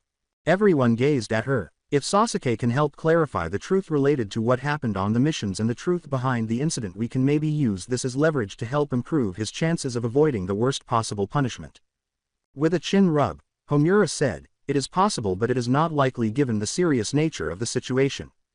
Tsunade replied, yes, but we can't ignore the fact he was marked by the snake against his will, and while he did run off we can say that the lust for power was tempting as Orochimaru always had that skill about him. Jiraiya gave a nod. Orochimaru always had a talent of twisting people to him to serve him in his hour of need. He glanced around the group. Plus, if Sasuke remains in the village we can also use this as a chance to bring him out of his hole and kill him. While the latter wasn't as significant, the group scowled and acknowledged that this might help him get out of a difficult situation. All right, we have a game plan. Looking at Danzo, I trust you to bring all the evidence, Danzo. He gave a nod. Yes, it shall be there, and we shall hopefully have Sasuke to testify as well. Hopefully. The trial's day. The accused were gathered in front of the Lord, who was seated in his chair. Sasuke's attendants stood around him, prepared to strike him down if necessary, and he was shackled to the ground with chakra-suppressive cuffs. His advisors, who were experts at manipulating chakras and cognizant of deceit and lies, stood beside him to shield their lord from dishonesty. Sasuke Uchiha, you are charged with treason, desertion of the Hidden Leaf, and attempts of murder against a fellow shinobi. How do you plead? The Lord glared down at the boy, who did not even look up at him. The boy was met with indifferent looks from the shinobi council. He had put the majority of their kids in danger and squandered resources attempting to get him back. All they had for the boy was contempt. Surprisingly, Sasuke turned down the civilian side's offer to have a lawyer assist him during the proceedings, saying he simply wanted to be left alone. They were afraid of what he would say, so they waited, not knowing what he was thinking. While Tsunade and Jiraiya merely observed with expressionless faces, the elders observed with neutrality. Conversely, Sasuke slowly raised his head to see his lord's elegant battle robes and black beard. Sitting beside him was a long staff with a blade at the end. After a brief moment of staring, Sasuke sighed. Guilty. The room went into shock at this. The shinobi council nearly went insane. Tsunade couldn't stop staring, Jiraiya's eyes popped out, and the elders were perplexed. Because they believed the Lord was ill and not well, the civilians were yelling at him to ignore them. The Lord wasn't shocked, but the voices were making him more agitated, so he slammed his hand down. Silence. He turned back to the boy as the room fell silent. Why do you plead guilty? You know what awaits you if the charges are proven. Yes, if I may, I would like to speak freely. Sasuke asked, looking up. The Lord nodded his head while staring. Thank you. He breathed deeply. Being alone in my house, I had a lot of time to think. A lot of time to really grasp what had happened. To really put in perspective what I did. To be honest, it horrified me. He surveyed the space. I could apologize for what I put you all through, your children through, and what I put the village through. But I can't, as we all know it doesn't matter at the end of the day. I did what I did. All because of my own vanity and greed. He grumbled. Back when I was in the school, all my life I was praised as a prodigy. Someone that could do things no one else could and always striving for the best. He grinned. That's when I met Naruto. The Lord's Council was snarling as the room arched an eyebrow at this remark. What does he have to do with your guilty plea? Simple. He made me be honest. Naruto was a guy the first saw as a loser and idiot, always stupidly challenging me to fights. I grew to be annoyed by his presence, but in the end, I realized I was wrong. He was the reason that I tried so hard, because like me Naruto had tremendous talent and skill but he was never taught properly. That's why I sometimes showed off to show him what he needed to do to get further ahead. He chuckled. I heard how he copied a move I stole and modified during the prelims, which shows how closely he follows my moves. At this remark, everyone in the room nodded their heads. Even though it appeared to be one-sided, the rivalry between the two was well known. But Sasuke showed that it wasn't. After the exams, things changed. I saw all the progress I had made paled to Naruto's progress and how his victory over Gaara more than proved he had grown more than I had. I grew jealous of his attention and skill he was developing and wondering why I couldn't catch up with his improvement. That is when I followed him after I heard Itachi was after him. I didn't know why, but I wanted to fight Itachi to avenge my clan, but to also protect Naruto from fighting him. I knew how strong he was and knew the chances of winning were low, but if I could stop him from getting close to Naruto even by the smallest amount, then I could live with that.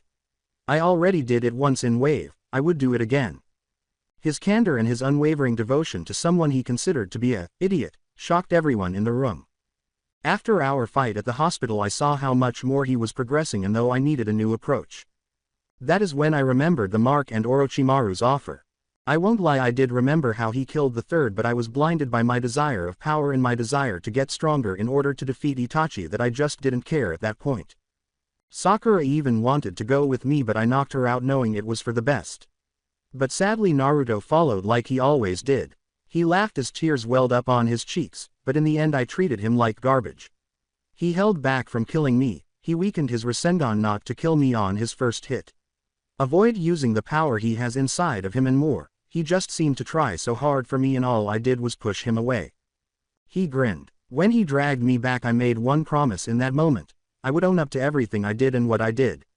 Then I would dedicate my life to atoning to Naruto for disregarding the only family he had and going with the man that took that from him.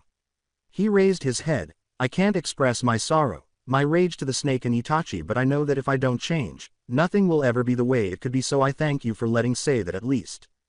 A tiny smile spread across the Lord's face as he peered down at the child. I see, he chuckled. You were honest, good. However, treason is still treason, so we have to judge accordingly regardless of your lineage. Tsunade got to her feet. My lord, if I may, there is something that must be addressed since you are here. The man nodded and arched an eyebrow. Tsunade moved to the middle of the space and gave the civilian council a fierce look. As you all know, Naruto stopped Sasuke from fleeing the village and was sent on a mission to become a Chunin with an unknown team, correct? Yes, the mission that was assigned more than 9 months ago. Hiashi, the head of Hyuga, sighed. Now that you mention it, we haven't heard a thing about him or the team that was sent with him. With a sigh, Tsunade. I'm afraid there was a misunderstanding. While I did sign off on a mission, there is no such sect of ninja in our village. I have looked through the charters and 2 have been dead for 3 years while the other one has never existed as a ninja but a civilian that passed away a year ago. The room was upright. Are you saying that Naruto is with some unknown group? She bowed her head after glancing at Sum and then her lord. Naruto was unknowingly banished by the hands of the civilian council. Soon after, the civilians began yelling at Tsunade. The man in the front of the group pulled out a copy of the document and grinned, saying, I thought someone would do this, so I had a copy made to ensure our lord that our loyalty was never in question. Preposterous, how dare you shift the blame to us when it is clear that you signed the document. The lord gestured for his assistance while glancing at the document he was holding. He swiftly grabbed both documents and perused them. A few seconds later, he scowled. My lord, the one that the civilians have shown. Yes, it is a forgery. Huh, exclaimed the pale counselor. Liar. You're just doing this to discredit the council. He gave him a glare. I know Tsunade's handwriting since we have been getting reports about the backlash of the invasion and all the information she is gathering from that mess. This is clearly not hers, as I know this one look more like some documents other people have signed recently. He looked at him. I do wonder how you managed to copy her signature so much. With a sigh, Tsunade. Because of the mission statement. When I signed it they copied it as best as they could. Danzo got to his feet. He took out some files and placed them in front of the aide, saying, "It is true, my lord, and that is not all. We have confirmed that members of that council have helped with the invasion plot by sneaking people into the village for some money." The more the aide read the documents, the more he became agitated, until he came across one report that caused him to stop. It states her that Jiraiya taught Sasuke the Rasengan and was a major asset on the mission. But for some reason, there is barely any mention of the Uzumaki boy in this document. When Sasuke learned that Naruto had been exiled, his head snapped up for the first time. "That's a lie," Sasuke barked. "I was knocked out by Itachi before meeting Jiraiya and helping Naruto out as best as I could. It was Guy that brought me back to the village and we had to wait until Tsunade returned to be healed." "I see." The man sighed. "My lord, it is quite clear that the council has falsified documents, lied about their involvement in the invasion, and have committed treason more times than I can count." The lord sighed. "Yes, please gather all members of the council responsible for this debacle and we shall take them back to the capital to be tried properly." Turning his head toward Tsunade, "However, before I leave and give my verdict on Sasuke Uchiha, I want to know what happened to Naruto Uzumaki. Where did he go?" With a frown, Tsunade turned to face the council. Sasuke and the aide both glared at her as they gaped at her. Thinking that if he spoke, he might be able to make a deal, one counselor said. "We sent him to the blood prison." There was silence in the room. The lord was pale, too. He slammed his hand on the table and said, "You did what? You sent a child to that horrible place. Scum. All of you remove them from my sight now." Without repeating himself, the shinobi swiftly dragged the council out of the room as he turned to face Sasuke. "I have more pressing matters at this time, so let me just state, Uchiha. For your crimes I'm having you restrained to the village, your chakra sealed for a year, and you to be monitored for 3 years. Do this and we can evaluate if you can return to the forces sooner." The Uchiha's head bowed. With haste, the lord got up from his seat. "As for the rest of you, here is my royal decree. Find Naruto Uzumaki." "Yes, sir." In Wave, Naruto completed his routine with his new friend. Before making the decision to leave the nation, they had been training there for an additional month. Naruto was certain that the Leaf would eventually discover that he was no longer at the prison and then come looking for their allies, not that they didn't want to stay. He was angry and resentful of the Leaf, but he didn't feel the same way about the village's allies because he didn't want them to become involved in his battle with Konoha. They both left after saying goodbye to Tazuna, his family, and those in the country. They were camping in the woods because they had some supplies. The man with the dark hair said, "So, turning to face Naruto, where are we going next?" "Don't know." Naruto was leaning back on the grass. "Anywhere we go someone is bound to know who I am. I mean not too many people that look like me, you know. Plus, the most irritating thing is that the Leaf most likely knows of my time in the prison and escape. From there, they would send out Anbu and hunters to look for me to drag me back. Thinking that if they clear up their mess with me, things will return to how they were." Naruto laughed, as if, "I'm done with the whole shinobi life. From now on it is all about what Naruto wants and those that choose to stand with me shall profit." The young man gave a nod. "Yeah, I feel you." He was staring up at the sky. "I always wanted to travel, but due to my affliction I was always afraid of going to places that were populated, you know." "Yeah, I feel you there." Naruto glanced at the sky. "Maybe, we can find something that is interesting enough to keep us going, you know. Maybe, something that would give us a purpose." Naruto breathed deeply. "Man, it sucks, my whole life was for the Leaf and now, it feels like there is a hole and I don't know how to fill that hole." Naruto sat up. "But first we have to get you a name." He was staring at him. "I'm not going to call you no name and I hate referring to you as the stranger next to me. So, do you have any idea of what you want to be called?" He gave a headshake. Naruto moaned. "Man, you're sometimes a headache, you know that." Naruto chuckled. "But then again, that is probably what makes you a great traveling partner." The man grinned. "Yeah, I feel the same way. But still we need some kind of destination." Naruto's thoughts faltered. "Then why not travel to my homeland?" "Huh?" the man asked, noticing Naruto's perplexity. "Is it Sukuna?" Yeah, it is. What do you mean your homeland? Normally, Naruto would have been alarmed when he saw a mouth form on the side of his cheek, but he did it twice while they were in waves so he could talk to the group. Therefore, neither he nor his friend found it particularly surprising after the second time. My home. You see, years ago I formed this temple during the early periods before what you call the shinobi era began. There, I studied and researched chakra and learned a path of enlightenment unlike most around me. Others only focused on light chakra manipulation and enlightenment, and there is no doubt they got much stronger from this process. However, they never realized that to gain true enlightenment, you must completely understand dark chakra to go with your light chakra. I had students appear after a few years passed and people heard of what I did. They studied relentlessly under me and some even managed to achieve their own heightened states, but sadly, not a single one was able to reach my state of enlightenment. Is there a point to this story? Naruto wanted to know what the main issue was. Yes, there is, shithead. You see, while I was building my home I found something very interesting underneath. It turned out that this was some kind of temple of sorts, one I had never seen before or after. Honestly, I wasn't sure what the fuck it was and kinda left it alone for a while. But after reaching a higher level of understanding I decided to give it another look over and was surprised that the thing seemed even older than I expected. How it works is a mystery to me, however the thing was incredible. It gave me insight to the culture that was before our own, their studies, their methods, and their teachings. On top of that, I learned that this thing could grant weapons. Not just any weapons but sentient weapons of great power. Interesting. The man with dark hair sighed.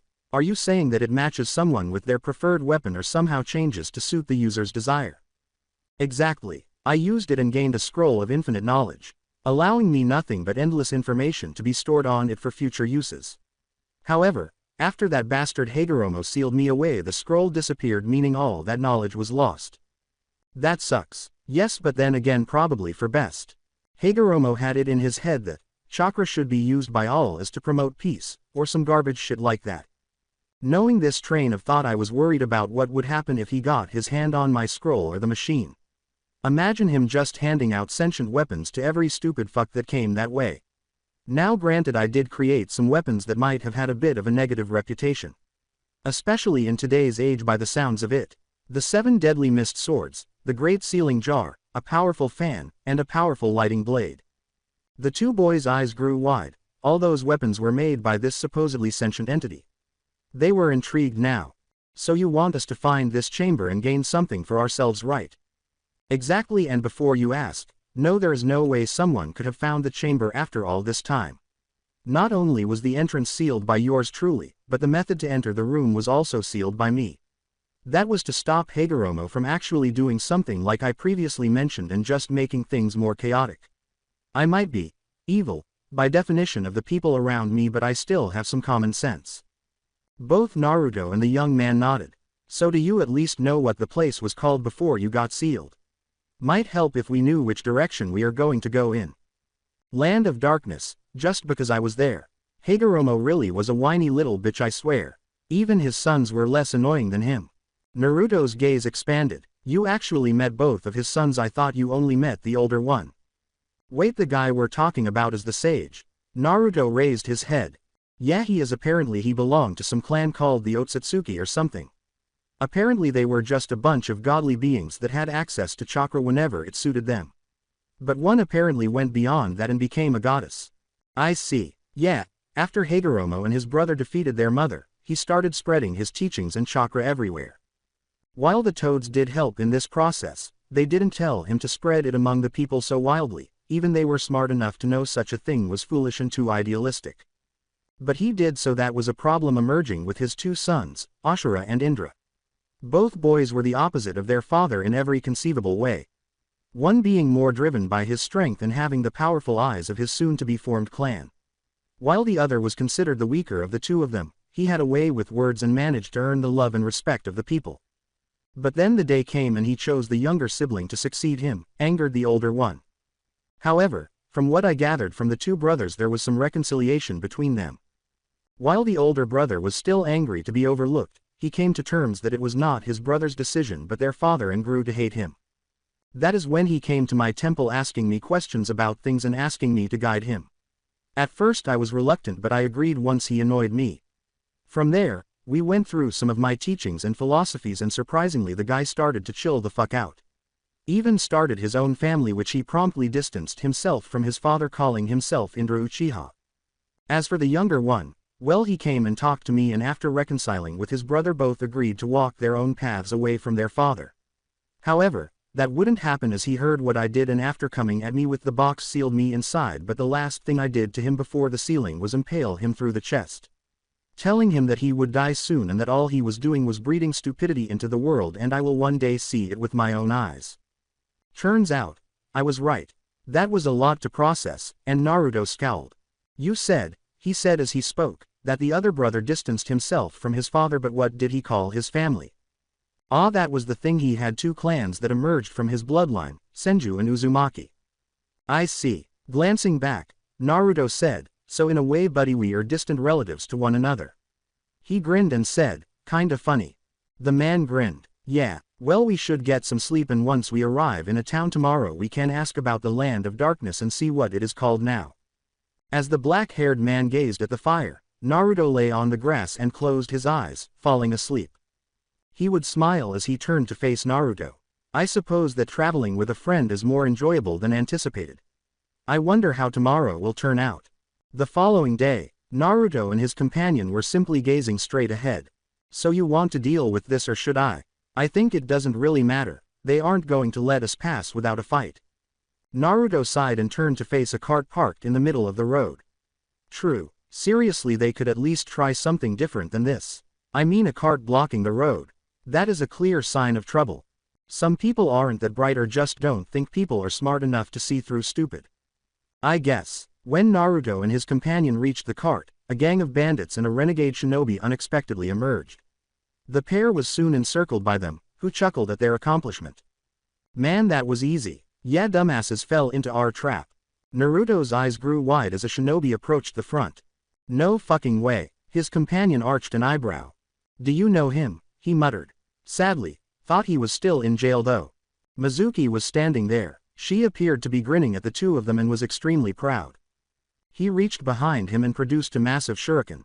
Well, it would seem our genius trap worked on you too. So here is the rub, he said. You two hand over everything you have and we might let you leave with your lives. His friend was more irritated by the circumstance and asked, why do you think we have anything of value? Don't fuck with me, kid. He looked at his attire. Only someone from a rich family background wears clothes like that. Meaning you must come from a very rich family or are independently wealthy. The man gave Naruto a look. Is that true? Not sure. Honestly, your clothes are pretty fancy. But I'm just surprised he picked you out first. Naruto glanced at the man. After all, I figured he at least wanted to greet a former student. Huh? Mizuki asked, glancing at the blonde child before him. His hair was familiar. He appeared to be around 15, and what the hell, Naruto? Naruto grinned as the group arched an eyebrow. Hey Mizuki, been a while. Thought you were in jail. Mizuki gazed at the child before him, prior to erupting in a crazed cackle. Oh man, the fates must be loving me right now. In front of me is the little dipshit that managed to get the drop on me and send me to that fucking prison. Oh, this is swell. Now I get to take my revenge and get filthy rich at the same time.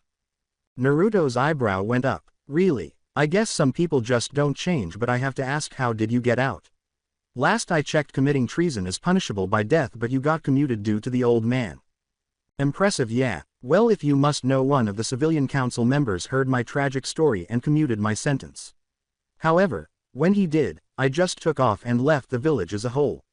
Since then I've been robbing everyone that dared to cross this road and prayed I would get my revenge, and here you are.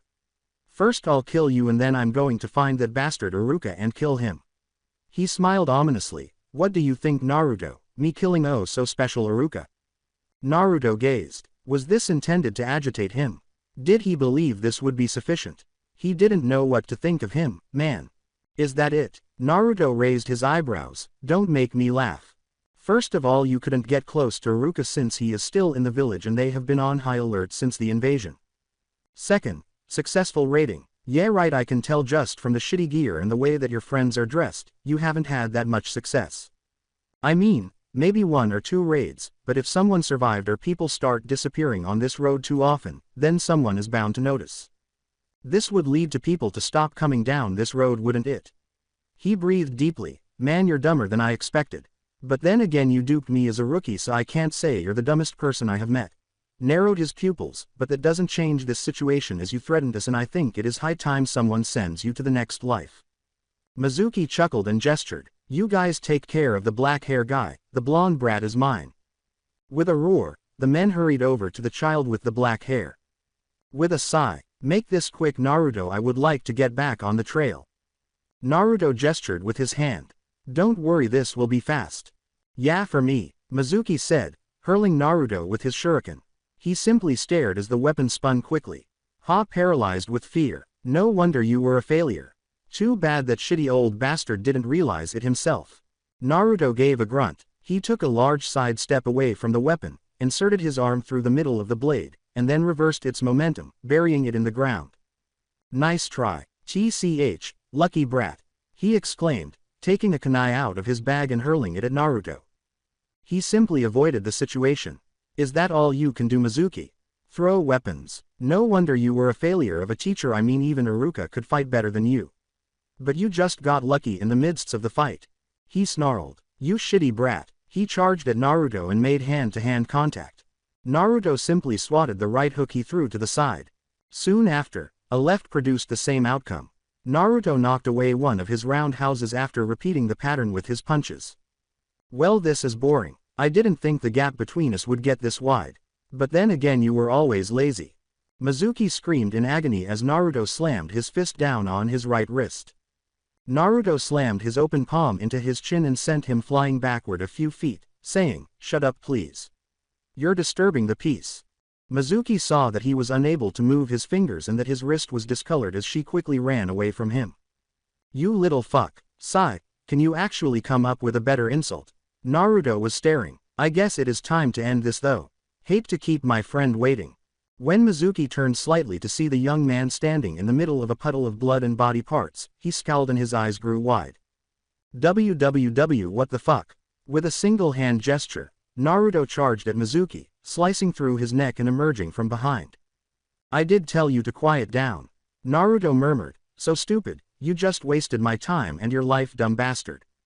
After Mizuki's head rolled off his shoulders, the now opened wound burst with blood. Naruto was standing there looking bored. Well, that is one less annoyance in this world, I guess. Indeed, but I did see something on Mizuki, as you called him. The man went over to the corpse and removed something. Strange, it has a symbol I'm not familiar with and it seems to be locked by the looks of it. Naruto approached and took a close look at it. By the looks of it, this is a summoning contract of some sorts. Strange, I thought it would be bigger, but that might not be the case with all summons. Naruto returned it to him. Why don't you try summoning whatever this is and see how they react? He scowled. Are you sure that is a good idea? Tell you what, we can summon a toad and have them here to negotiate if things get hairy. Naruto laughed, but then again, I never took you for a chicken. Maybe it is a chicken contract or something. Something that would suit you. He scowled. Fine, I'll summon them, but be prepared. After Naruto gave him instructions, he opened the contract, went over the hand signs, and then used his dark chakra to slam his hand against the ground. Can he use the dark chakra to summon? Summons will answer the call of chakra, no matter the alignment, so he is good. They both stood there until the smoke cleared after it exploded. The young girl with wings standing there startled Naruto the most. Her dark red eyes were staring back at them, and she appeared to be wearing a gothic dress. Hey, didn't know you were into loli. His friend received a tick mark as a result.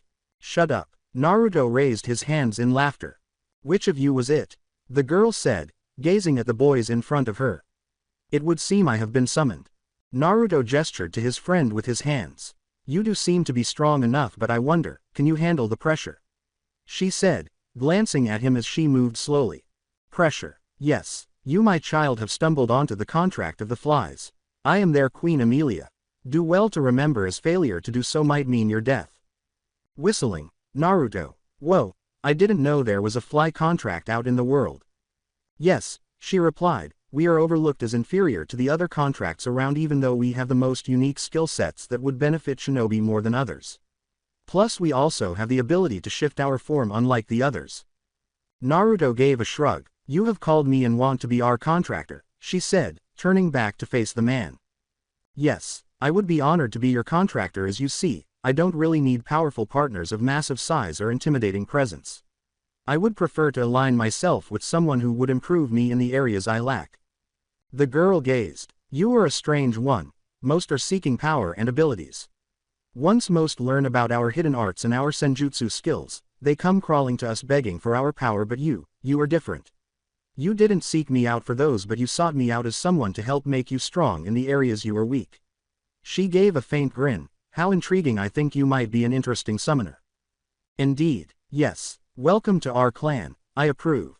But in order for us to remain allies, you must sign your name in blood. The man scowled. I have no name. She said, rubbing her chin. Very well. I believe it is only right that I give you the name of our former lord, since you are now our summoner. Lord of the Flies, Beelzebub.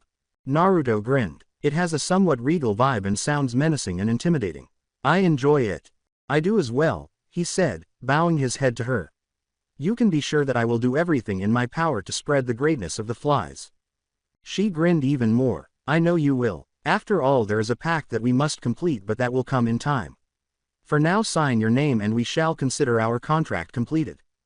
Beelzebub cut his thumb and left his thumbprint on the edge of the contract while writing his name. Henceforth you are now Beelzebub. Wear the name with pride and don't disgrace it, otherwise. She opened her chakra. Naruto gulped at the pressure she was producing as the whole area trembled. Then she was gone. Naruto picked up the contract and gave it to Beelzebub, his new friend. Well, Beelzebub, shall we continue on our journey? Indeed. But Naruto, may I ask you something? Sure. He grinned. I know it has been a short time, but I feel a form of kinship with you. I can't explain it since I never had anything remotely close to it growing up. But I feel something there and I wanted to ask, would you mind if I call you brother instead? For a brief moment, Naruto's eyes widened and he swore he saw Sasuke standing there. However, he shook his head. He approached the cart obstructing their path and said, do what you want, man, but if we are brothers, you're the older brother, meaning when I get in trouble you have to take responsibility for the mess. Upon inspecting it and discovering it was empty, Naruto made a single hand sign, puffed out his cheeks, and then unleashed a torrent of flames that caused the cart to explode. Beelzebub laughed. Whatever you say, just be ready to be punished for causing me trouble. Now brothers, they both laughed and went silently on down the road.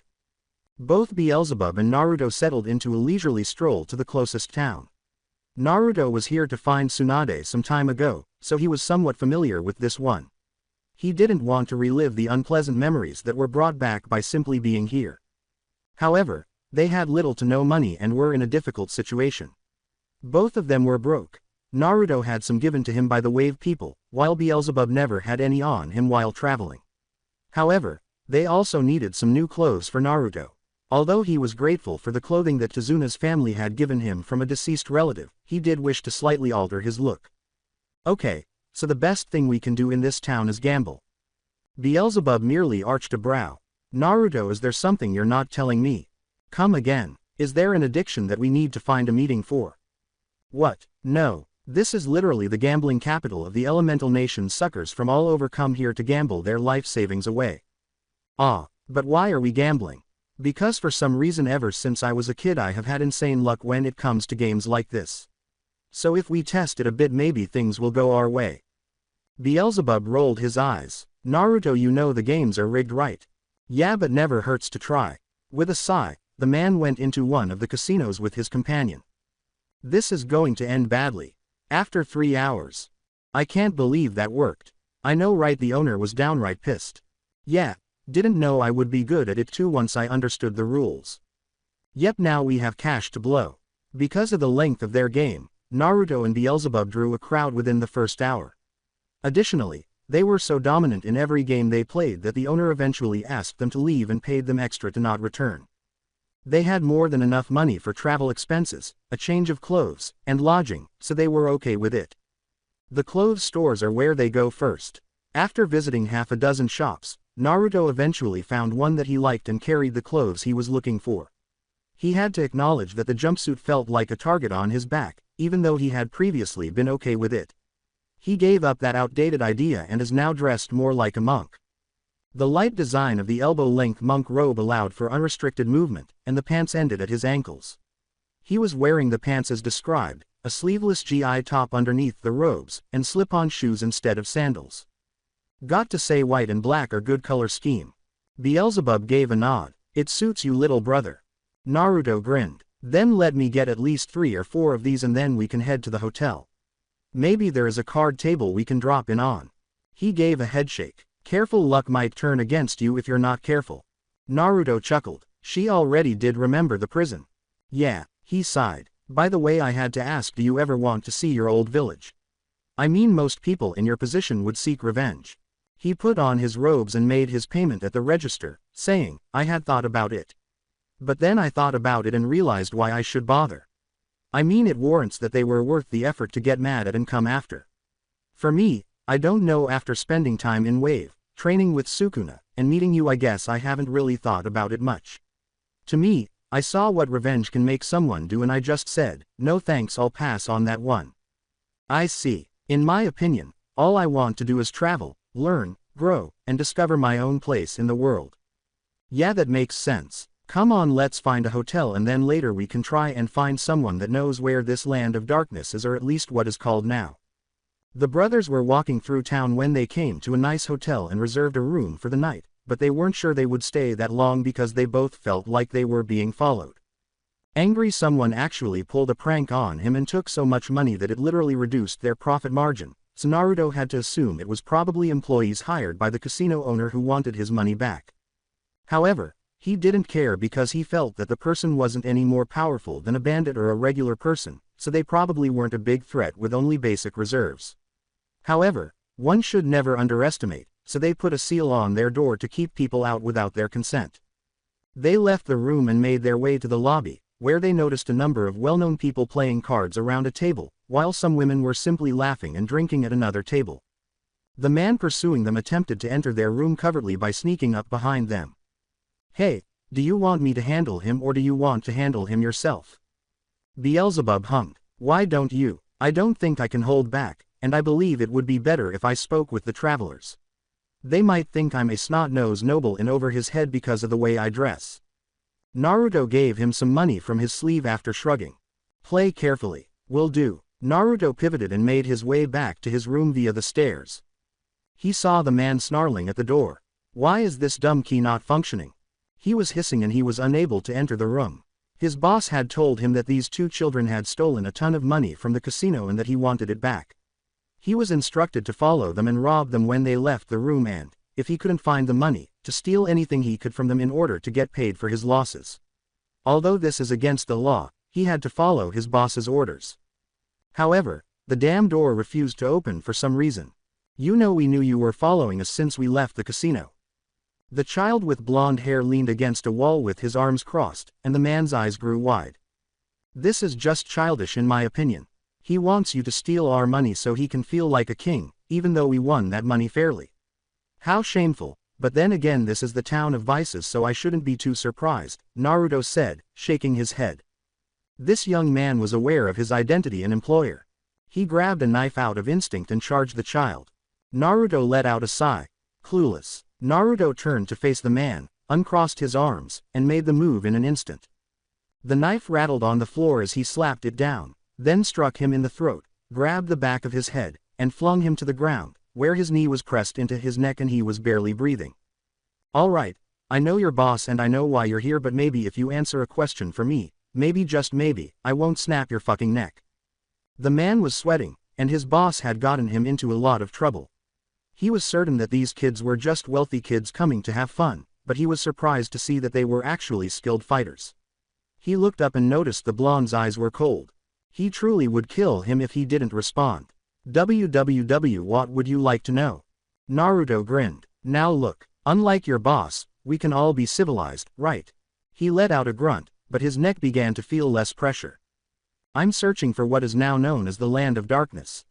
Naruto grinned and said, I can see it in your eyes. You thought, what if I could get my knife back, or I sweep this kid, or wait until he drops his guard because after all he is a stupid kid, right? I'll let you leave with your life and the chance to start over somewhere else. Well, if you try that, Naruto said, forcing him to gag by pressing his knee against his neck. Do you get the picture? He gave a nod. Good, now answer. The place you are seeking is the Land of Darkness. Although it's now known as the Land of Hot Springs, I heard about it some time ago. Naruto felt Sukuna stiffen, and his eyes grew wide. I understand. Thank you for the information. Then, Naruto grabbed the back of his jacket and pulled his knee off. After picking him up and putting him back on his feet, he dusted him off and said, "Now leave, and if I ever see you again I will make sure your death is a slow one." He grabbed his chin and brought his head close to his mouth. There was no need for further inspiration. The man ran away more quickly than he had ever seen, and he was certain that he had witnessed the man urinate. He could see tiny streams on the ground. One of the havens for those who would become practitioners of the dark styles and even the legendary weapons of this world. My home was once a herald for studies in the dark chakra. Has it been reduced to a public hot spring resort? It's ironic, but at least we know where we're going when we leave this town. Oh, yes, I believe it is best that we resolve the matter before we depart, because I don't think that little boss man will let us go without a major argument or false accusations. Well, it's better to be safe than sorry. After this little stunt, the man might send rogues or even mercenaries to kill you both. Furthermore, it would be impossible to predict how the other villages would respond to this information if he shared your general description. That's true, and it's another reason to put an end to this mess before we go. His sweat dropped as he descended the stairs and entered the lobby. All of the women from Beelzebub's previous life were flirting with him at the table, urging him to buy drinks and spend some special time with them. Most likely because he was sitting there with all of the money and chips while everyone else at the table was out. Naruto rolled his eyes. Hey bro. Beelzebub pivoted. Yes, let's go, there is something we have to take care of before we leave. All right, but would you like to sleep? Nah, we can do that once we are done. With a shrug, the man traded his chips for cash, sealed all the money, excused himself from the women, and they left. So, where are we going? Back to the casino. Oh, Naruto scowled. I think we need to talk to this owner and remind him what happens when he tries to wrong the wrong people. Beelzebub grinned. Yes, I think we do. A casino. Where on earth is he? As far as I could tell from the most recent report we received, those two boys checked into a nearby hotel. Not sure, boss, the woman said, glancing at her clipboard. He trailed behind them, but he left after 5 minutes. Then he ought to have returned here by now. I don't know why he isn't, sir. So what are you good for? Leave my sight. Without letting him see her rolling eyes, the woman nodded and left the office. Those little shits are making me look foolish, damn it. I'll demonstrate to them that nobody can harm me and leave me alone. He grinned and said, perhaps it's time to send out that mercenary group to find these two jerks. It should work because, in my opinion, one of them only works for money. He burst out laughing. This casino was owned by Taisho Megura, who was regarded as one of the most powerful individuals in the community and someone you should avoid. He had taken over after his former boss had a minor accident when he fell off the building's roof.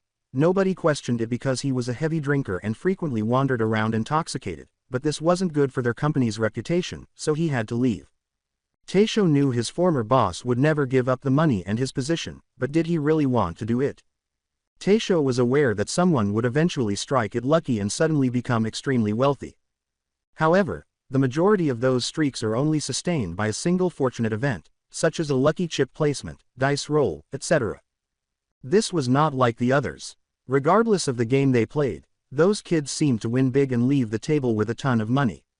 He had no idea how they did it, but they were both making money everywhere.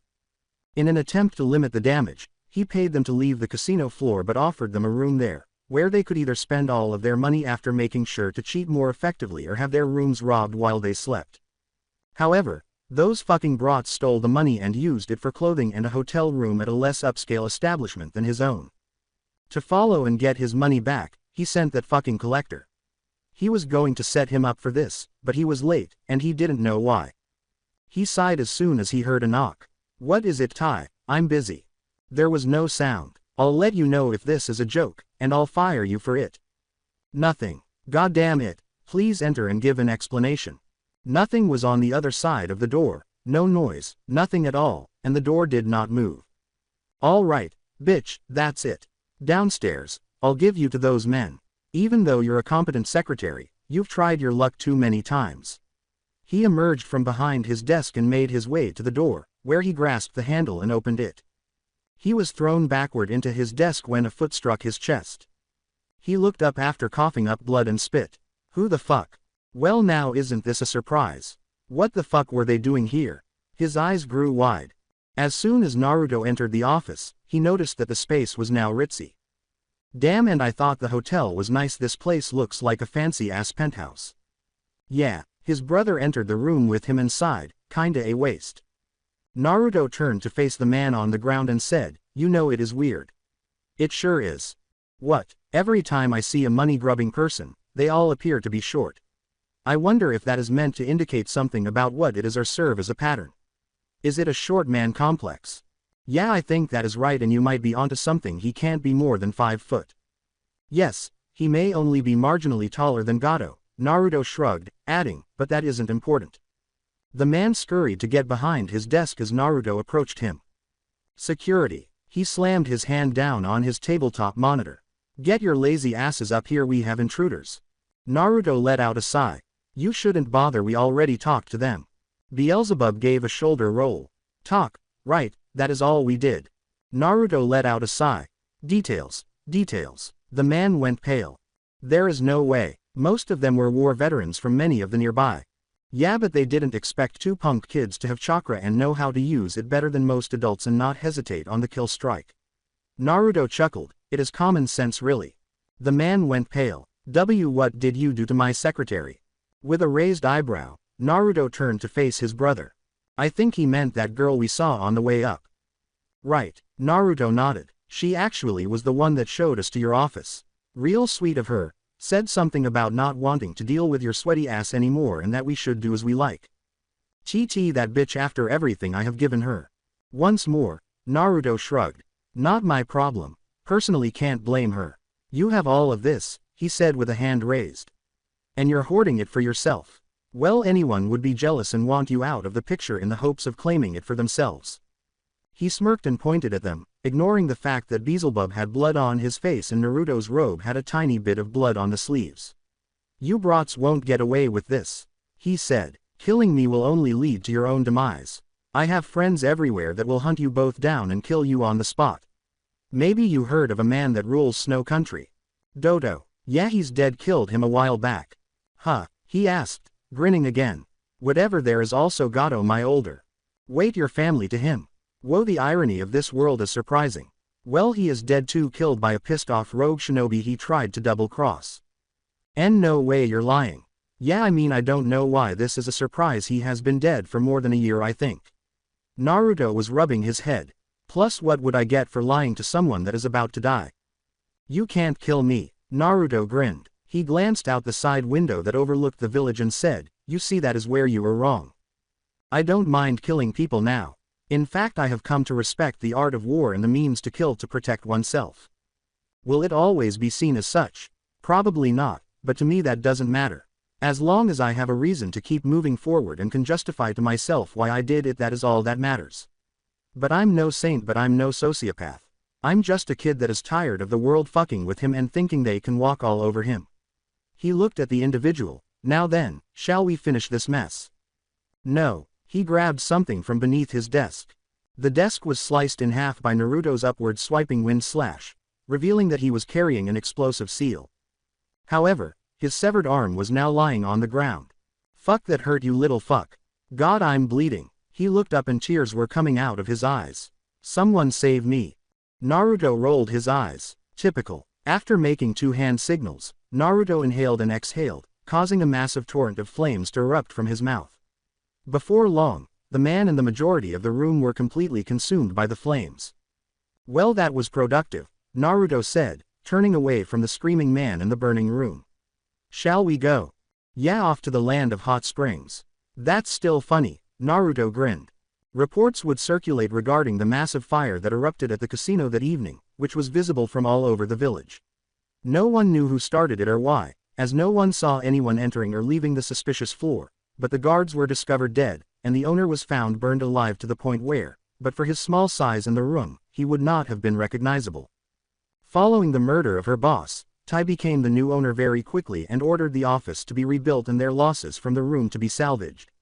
She then ordered all investigations into the fire to stop because there was no point in them, no evidence, and she didn't want to spend more time on that issue than necessary. She owed those two boys, so she might as well play nice, and she didn't want them to return. Although she would never see them again, she was aware that fire and blood would pour down from the sky wherever they went. As word of the murder spread throughout the world, some people even questioned who could have done something so callous and heartless. For a very long time, the question would remain unanswered. Naruto and Beelzebub made it to the hot spring village without any problems. They had to move fast because of what had happened in the gambling town, but fortunately there were no bounties for either of them. They were safe, though Naruto was hesitant to rely on this information to keep a low profile because his face is easily recognized. The whisker marks on his face would have been obvious if it weren't for the blonde hair and blue eyes. As a result, getting to the country was not long. "Geez, I'm tired," Naruto grumbled. "I think we should hit one of the springs and get some food." Beelzebub hummed. "I believe that would be a wise move. In order to locate these ruins, we must also take our time and conduct thorough research." "Well, what about that location?" Naruto gestured toward one of the establishments. "That one works." They both went to the establishment and made reservations. After that, they undressed, with Naruto making sure his clothes were folded properly before covering himself with a towel. Naruto squinted as he opened the door. "There's a strong person here." Beelzebub scowled, sensing the chakra's raw density. Based on what he could tell, this person was completely different from him, with only light chakra coursing through their body so much so that he wasn't sure there was any dark chakra at all. When the steam cleared, they noticed a white-haired man lounging in the hot springs without a towel around his waist and with a barrel filled with food rather than cleaning supplies in front of him. "There is nothing healthy in that bucket, just junk food, chips, candy, anything." The man in question turned his head while still chewing on a lollipop. "Hey, come on, the hot spring is fantastic," he said with a smile. Naruto gave a deadpan. "Geez, maybe I owe some people an apology," he thought, reflecting on his upbeat deposition and apparent lack of awareness of how others perceived him.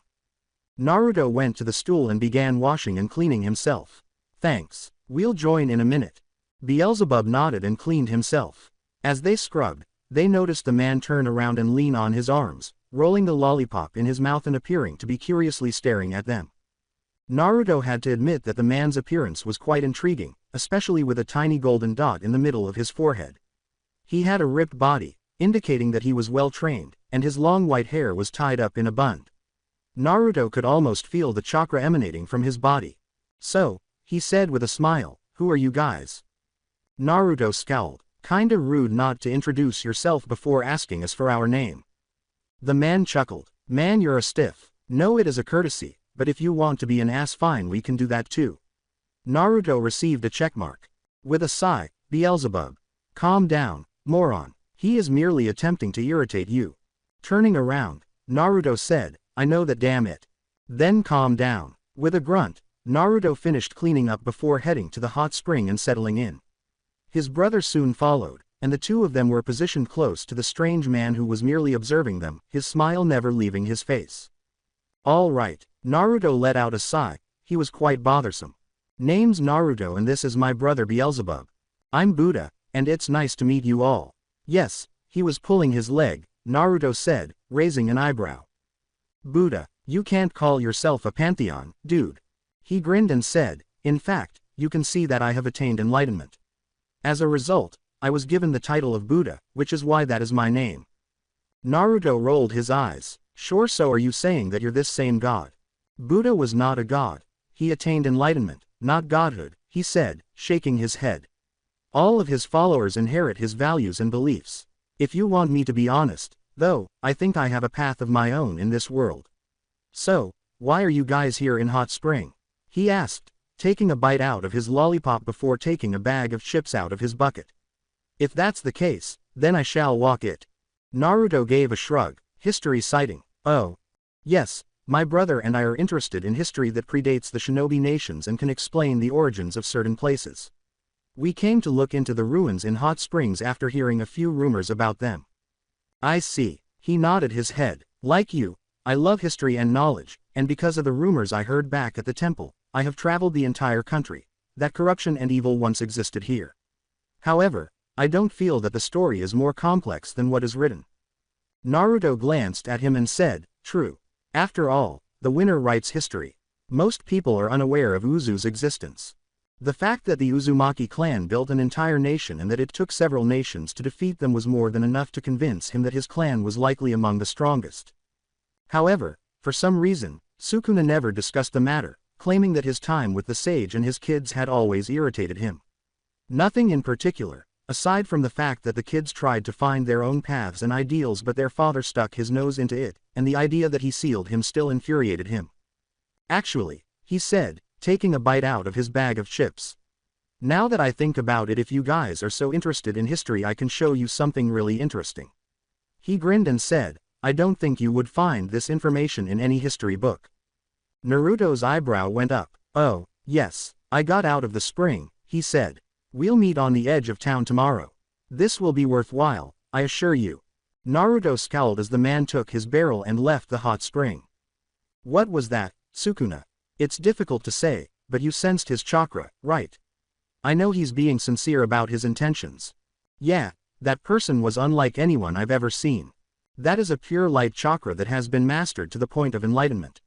Even the sage was unable to accomplish this at the time due to its extreme difficulty. Hold on, I thought that enlightenment could only be attained with both chakras. I didn't say it was the true path, I said it was a form of it. You'll understand in due time. After enjoying the hot springs, the two brothers booked a hotel room and spent the night. The following day, when Naruto and Beelzebub reached the village's main entrance, they saw Buddha standing there, eating a variety of snacks while looking bored. The man was literally devouring an entire row of chocolate bars without even thinking twice.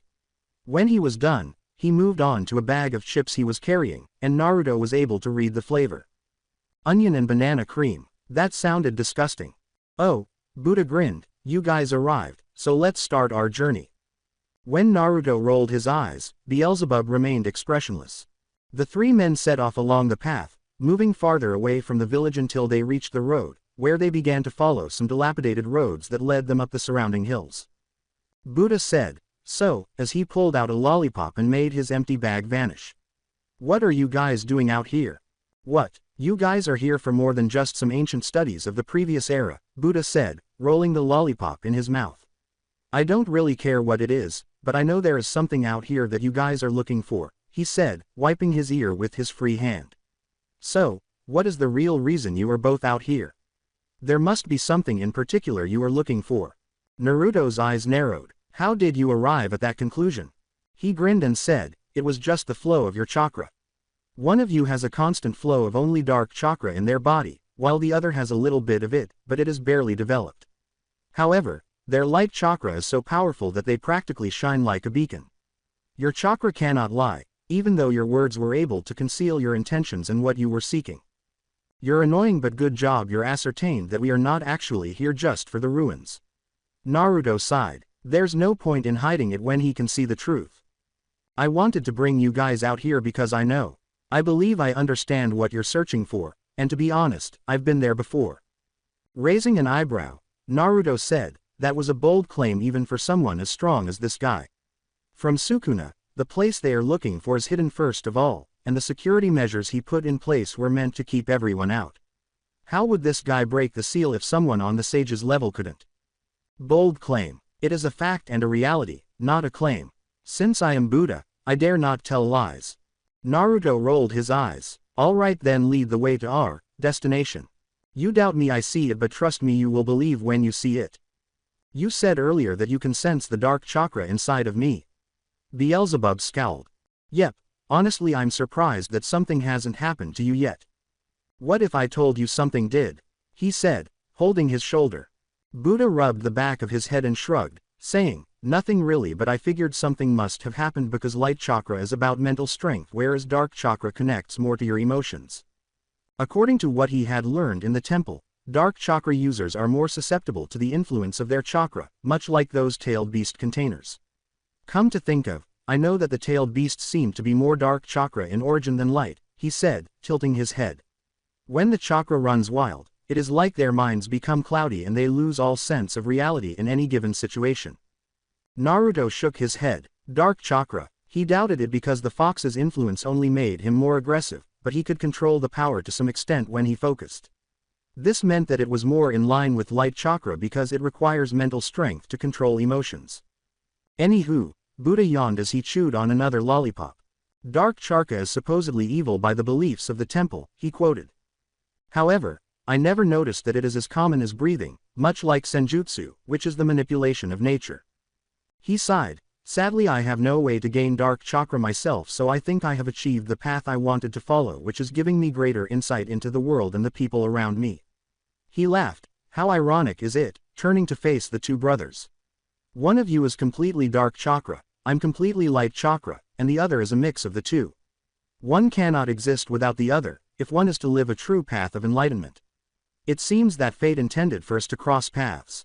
While he didn't think fate was in charge of everything he did, Naruto couldn't help but laugh. Perhaps there was something similar to this fate stuff that Neji was constantly talking about, because meeting his brother was a great sign of someone who could travel and be with him through the difficulties, and Buddha, as annoying as he was, did seem to bring an energy that was missing from their group and something that he was missing after his time in prison. He believed that the world rewarded him for his own choices, but he did not believe that he could not fight what was in front of him or alter how the world saw him. Sukuna was ambiguous about the idea, but he did observe. Nature is absolute. Naruto says he doesn't yet need to worry about it, but he did want more context.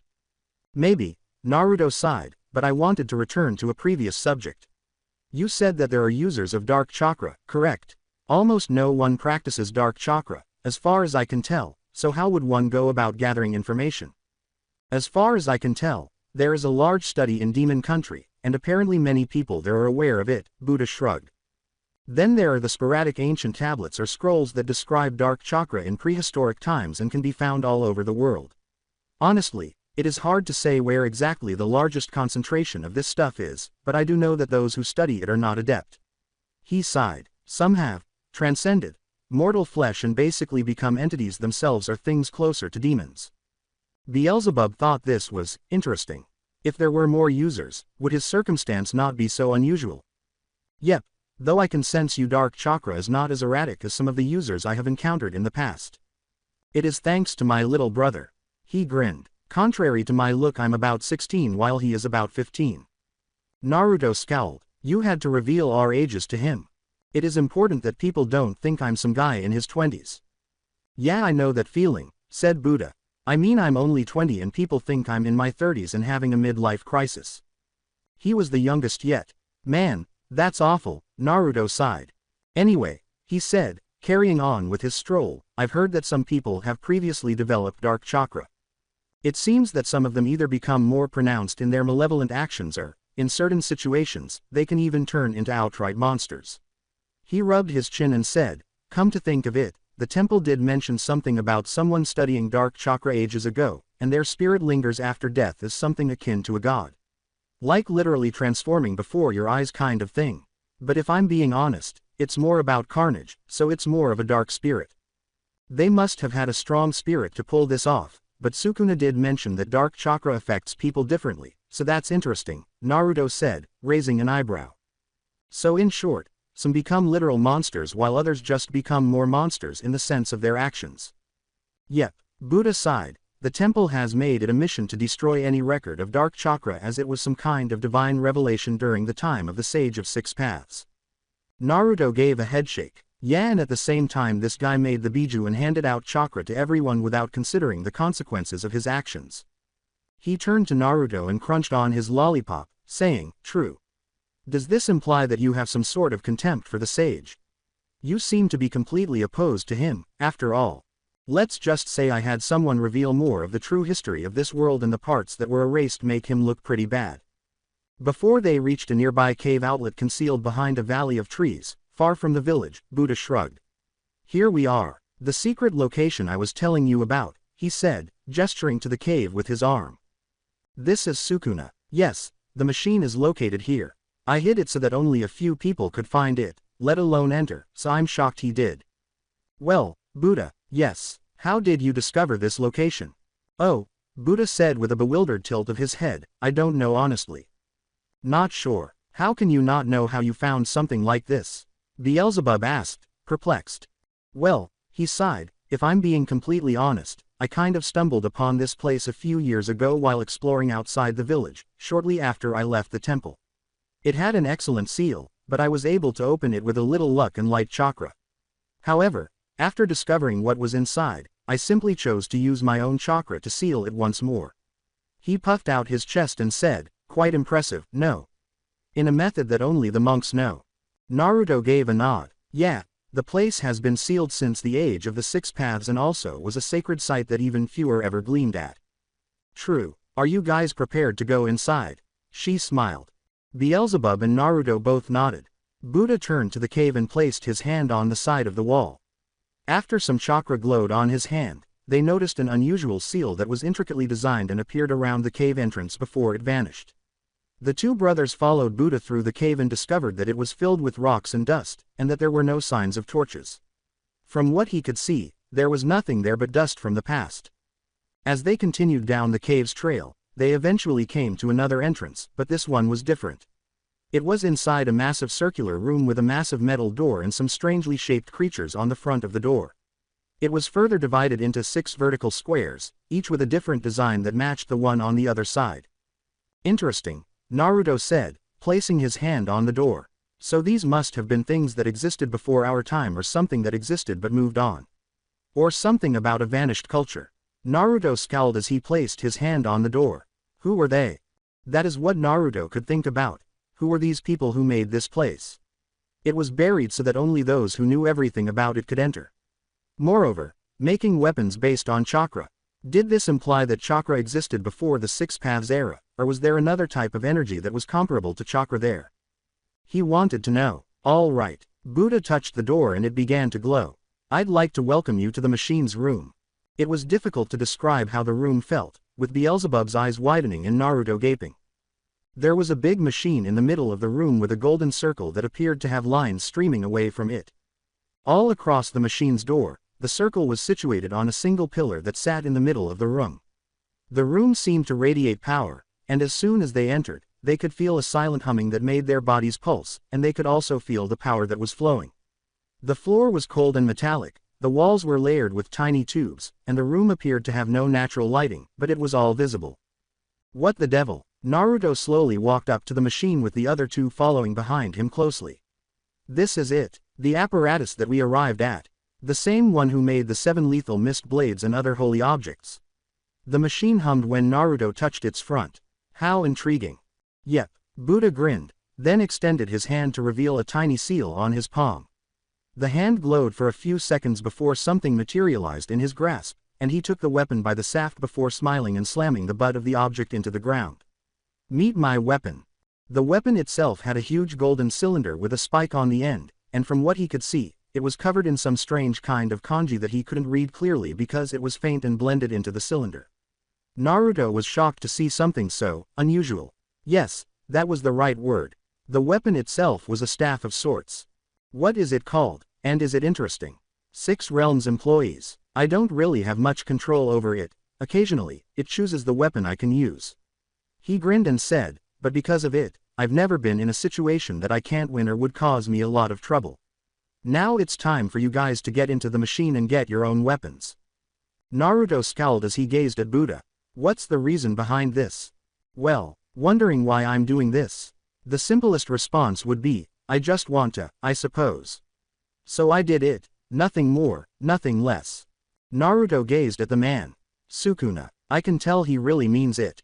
Ultimately, though, trust is currently the least significant factor. You must enter the machine in order to locate your weapon.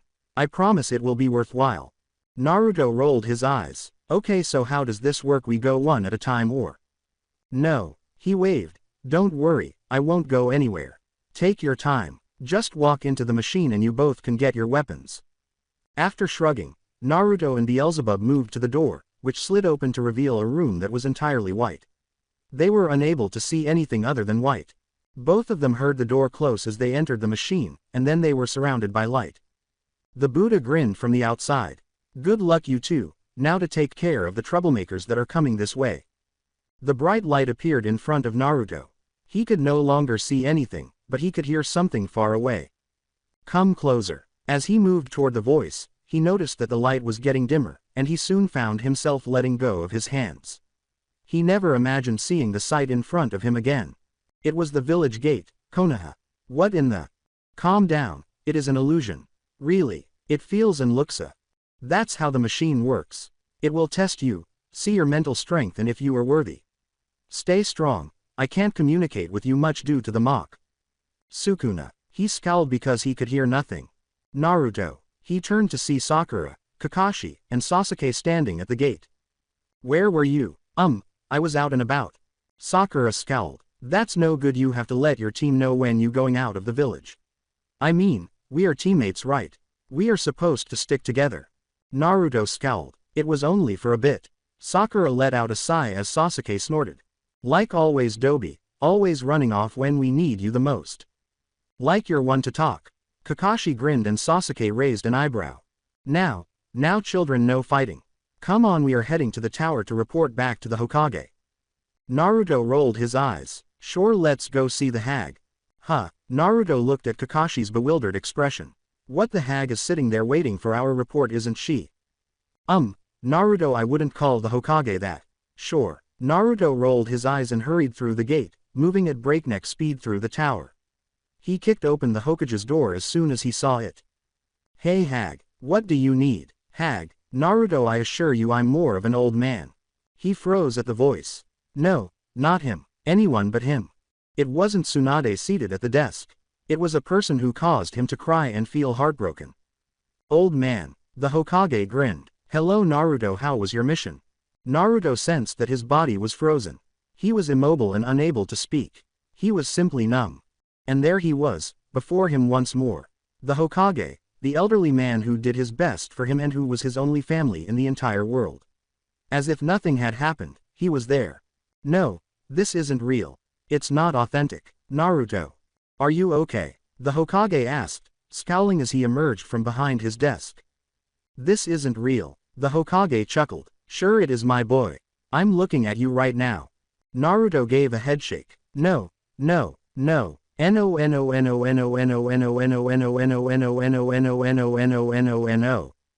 He raised his head. You're dead. I know you're dead. You died fighting Orochimaru. You died giving your life and soul for Konoha. He began to cry, but for what? What good did it do for you? The village spat on you. Treated you like garbage after your death just by throwing your stuff out. Not caring about the legacy you left behind. You were treated as an afterthought by the council. Everyone seemed to be just ready to move on. Naruto. No, you weren't able to see Konohamaru again.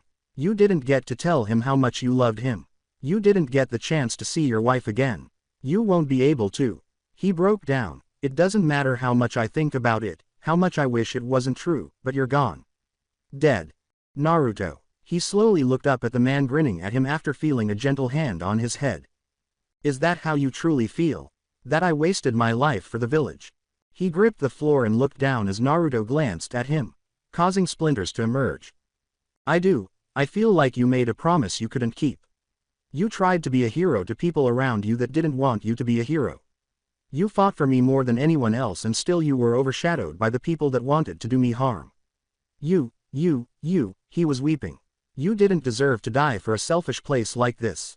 Naruto. No, I refuse to believe that Konoha was worthy for dying for. What good has it been for me growing up? All alone, everyone treating me as a curse, almost killed as a child due to one child pranking me so badly. I can't stand it. Just thinking of how the village spat on your grave. Naruto. He placed his hands on his shoulders, and when Naruto looked up, he saw the old man's dejected expression. Do you truly hate Konoha that much? He looked down. Yes, I hate Konoha more than anything in the world. All they have ever done to me is lied and cheated me. I was treated as a pariah for something out of my control and something that was forced on me. You tried your best, maybe made a lot of mistakes down the line, but you at least gave two shits. Everyone else I had to prove myself of being worthy of love and affection, and even then, it was all fake. Then if you had the chance, would you burn Konoha to the ground and massacre all your enemies? Naruto noticed the man's frown when he looked up. No, I refuse to give them my attention. I refuse to validate their existence to me. Did I want to destroy the village after the blood prison? Yes, Yes, I did, but at the same time I realized it wouldn't do anything but continue a cycle. A cycle of vengeance and bloodshed, something that can't seem to be stopped no matter how hard we try. He wiped his eyes, got up and looked at the Hokage again, but I realized that the best way to get back at people is to just move on. Leave them in the past while I pursue the future, that is all I ever wanted in life. He grinned, but I guess, there are some things that I can't leave behind no matter how hard I try. He wept, I miss you, old man. Naruto. He grinned, I miss you too. But I'm proud of the man that you are becoming and the life you have created for yourself. He then turned to face the community through the doorway. It is true that I made many mistakes in my life, but the one thing I'm glad I did is raise you. He grinned, while I wasn't as hands-on, I am happy that you took after me in the ideal of leaving the past behind and forging for the future. Yeah, Naruto nodded. Sometimes I wish I could see you one more time and tell you all the things I wanted to tell you. How sorry I was, for not being stronger to help you. How I loved you more than anything in this village. And how sometimes I didn't care that I never carried blood from your family, you were my only family. I know, Naruto, but I can't stop being proud of you. For forging ahead and blazing your own path. Sometimes, I wonder if you are the redemption I was given for my past mistakes. Hiruzen murmured, but then again maybe this is why we are meeting today. Huh, Naruto asked as he turned to see the world gradually disappearing. It seems our time is up. I'm glad we had this time to talk, Naruto. Wait, it's really you, but I thought the machine was just making an illusion of you. He chuckled, wherever you go, Naruto, always remember, no matter your decisions, I will always be proud of you. Because the will of fire, it burns brighter in you than anyone else. Naruto noticed that his body was beginning to fade. Wait, no, please don't go again. I have to, Naruto, but I'm always watching over you. Just like they are.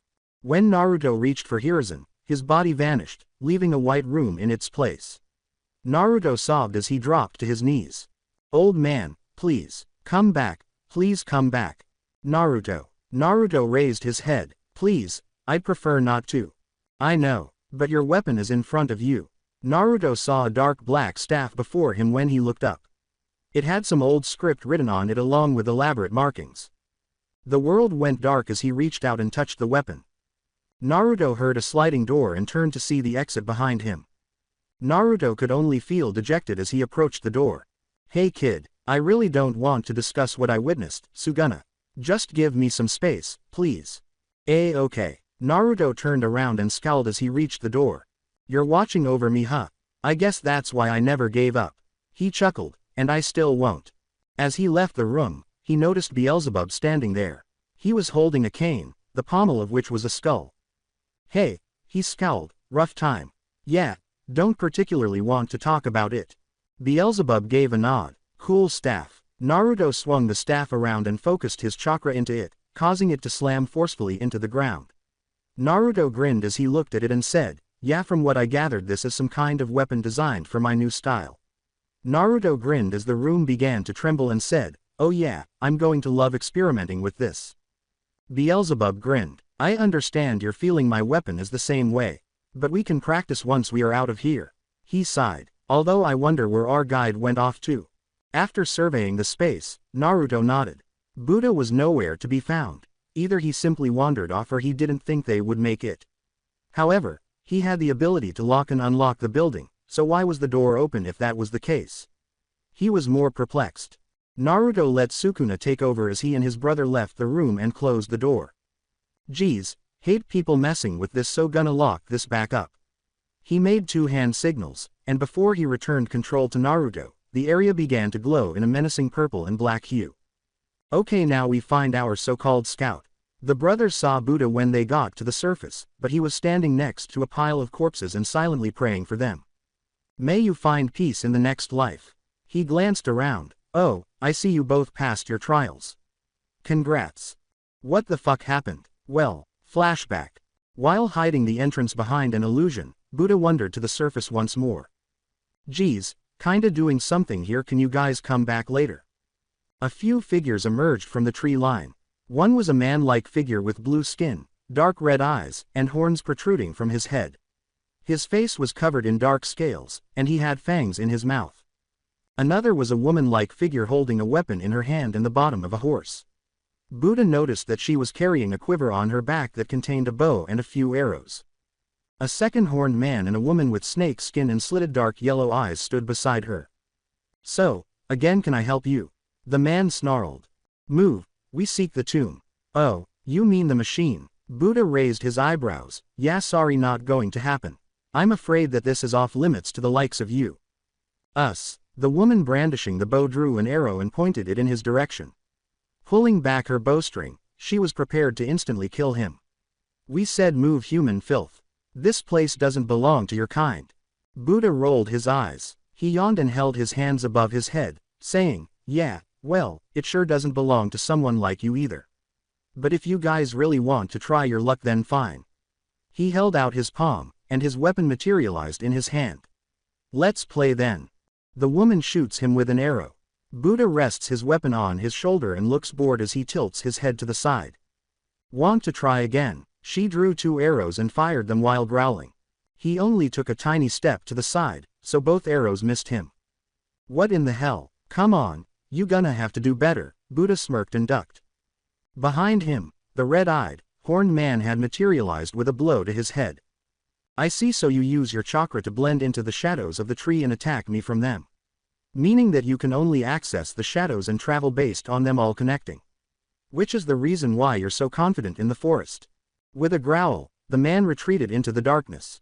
However, he reappeared and pointed his claws at Buddha's throat. Using his free hand, he took hold of his offending hand and threw him over his shoulder. Man, you guys are pretty weak.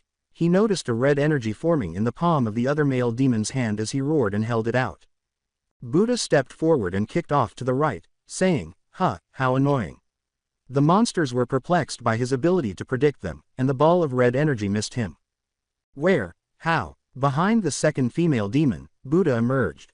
Sorry about this. Buddha took her by the nape of her neck with his free hand. Her neck snapped with a swift twist of the wrist, and she collapsed to the ground lifeless. The man in the shadows growled and swiftly ducked back into it as he turned and avoided another swipe. With a sigh, Buddha closed his eyes and just stood. Reaching for his back, a hand emerged from the shadow. However, he was drawn out of the shadow when his hand was grabbed.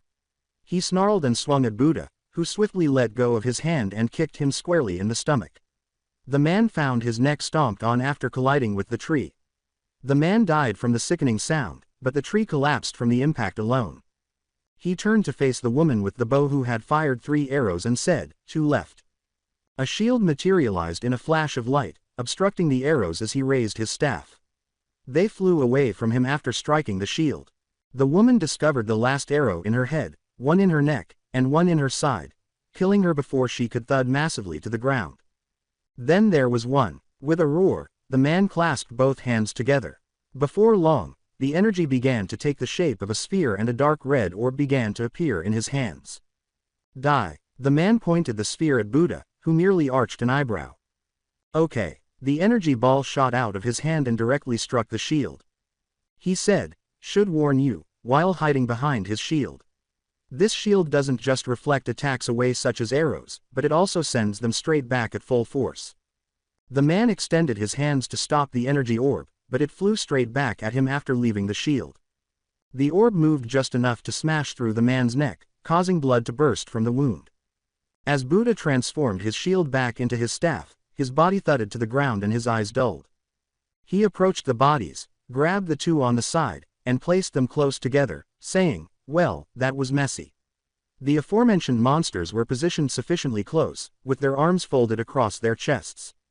After letting out a sigh, the man raised his hands in prayer. He turned to see his 2 new friends staring at him in disbelief or boredom after the silent prayer. Flashback ends. And that is what happened. Raising an eyebrow, Naruto noticed that everything he had said made sense, but he was still perplexed. Who were they though? Don't know. The Buddha replied, probably people so consumed by dark chakra they couldn't see straight anymore. The Buddha murmured, sad they had to die, but I wasn't about to let them hurt me or you guys. Naruto gave a nod. Well, should we just burn the bodies? I feel like burying them is a bad idea given we don't want to attract attention to this spot. After rubbing his chin, Buddha snapped his fingers, causing the bodies to catch fire. He waved his hand around and said, well, that should end this mess in a flash. The flames went out with another snap of his fingers, leaving nothing in their wake. He was displaying a level of skill that Naruto had to respect. Nowadays, it was uncommon to witness someone demonstrate such control without the use of hand signals. But him, all he had to do was snap his fingers, roll his wrist, and snap again. This was the most impressive thing he had seen outside of Sukuna. "So," said Buddha proudly as he approached, "looks like your weapons are pretty cool." Beelzebub touched the cane to his skull. "Yeah, I think mine works in conjunction with my power, so it should be useful. But I feel like there is more hidden in its power that I have yet to see, so it is going to be interesting." Indeed, Naruto extended his staff and said, "I think mine is a reflection of my new path. I'm not 100% sure what it can do, and while not as impressive as either of your weapons, I think mine has something that is more than meets the eye." He then swung the staff down after spinning it around in his hand. He grinned as soon as his staff struck the ground, causing the ground to crack. "Now then," Naruto said, directing his staff upward with his chakra. Naruto said, "Let's see if this works." He quickly discovered that the wind was coming from the tip of his staff after imagining it to appear around it. He grinned, swung his staff, and let out a great gust of wind that blew through the air and into the trees nearby. The trees gradually slid off the base and onto the ground after initially doing nothing. Naruto gave a nod. "So this staff works in conjunction with my chakra and what I want to do with it." Indeed, Beelzebub gave Naruto a head rub. "But we'll have more time to practice when we are away from here." Narrowing his eyes, Naruto said, "Stop rubbing my head." He grinned. "Sorry little brother, but it is just fun to see you so annoyed at such a simple thing." Naruto snarled. Buddha laughed, and Beelzebub grinned. He grinned and said, "I've decided. Man, you guys are funny." "Decided what?" "I'm going to be joining both of you on your journey." Beelzebub stopped moving and just stared as Naruto's eyes grew wide. "Why on earth would you do that?" He grinned. Buddha said, "Because I want to," as he approached them. "Besides, I think traveling with friends who you can one day call your family is more interesting than traveling alone." He laughed. "So, where to first?" Naruto let out a sigh.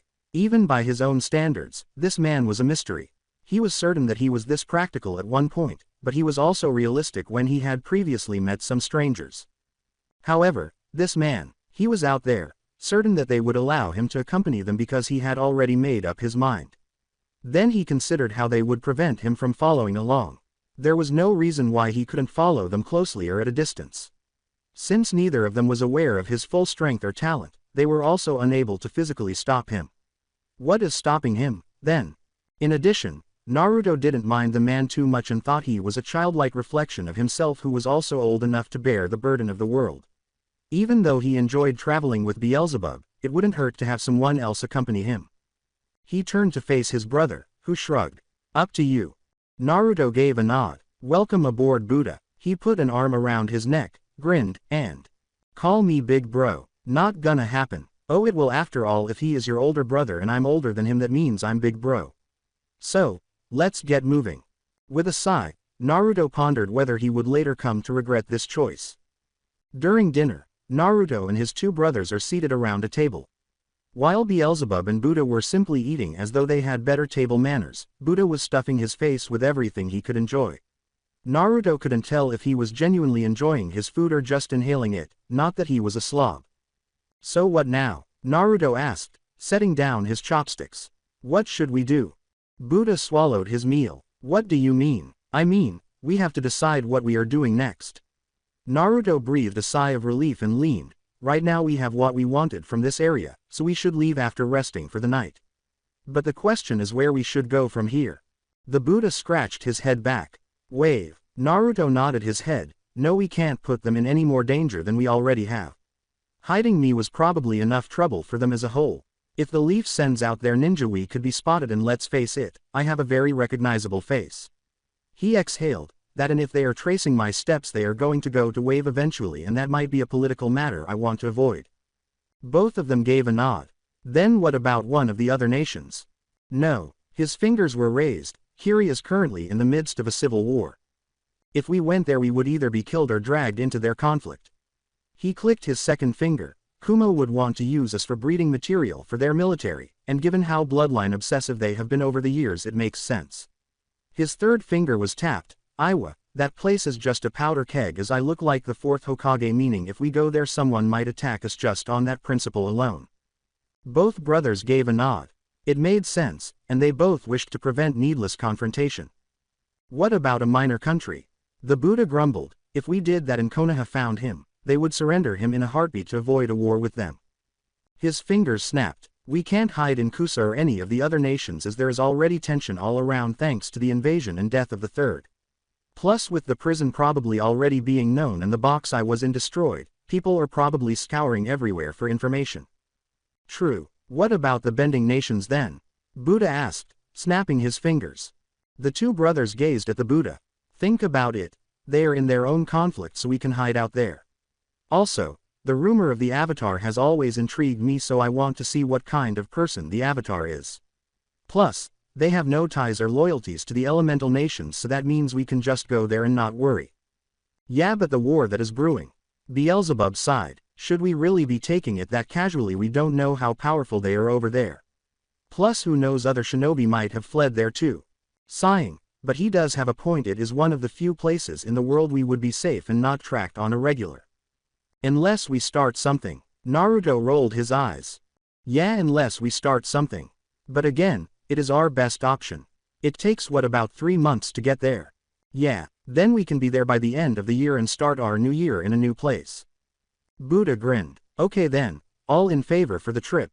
Beelzebub, Naruto, and Buddha all held up their hands. I didn't disagree, I said, observing their shocked expressions, but we are only considering the positives and not the drawbacks. It seemed like a possibility. Naruto gave a nod. He truly did understand his reasoning. However, in this case, there was no cause for hesitation. So, tomorrow we head to the Bending Nations. Maybe while we are there I can master this Kai-blocking fighting style I'm using. Buddha laughed and his eyes sparkled. I can learn all about the monks in those lands and the path of the Avatar. I can't wait to meet the legendary being that is said to reincarnate 100 times over. Beelzebub exclaimed, I'm more curious about their Kai and how it relates to chakra and if it is possible to replicate. Naruto scowled. You're not going to experiment on people, are you? No, trust me, I won't. He breathed deeply. I'm not going to cross that line, but I will want to witness and understand how it is different from us and how we can master it if possible. After giving Buddha and Naruto a nod, Naruto picked up his drink and grinned, saying, to new beginnings and to our family. Family, Naruto said as the two brothers clinked their glasses and made a list of their necessities for the journey. Konoha, Tsunade was not happy at all. She was so furious that all she wanted to do was kill those jerks on the council. She wanted to do it just by picturing their heads popping off their shoulders like bottle caps. Given that she had abstained from alcohol for over a month and now appeared to be devoting more of herself to her work, Shizune voiced concern for her. God damn it, where are you, Naruto? Konoha was clearly in serious trouble, as the Lord had made clear. With the disclosure of Naruto's parents' identities, the details of his treatment, and the deceptions committed against him, she knew that the Lord had brought them all back to the capital and subjected them to severe punishment.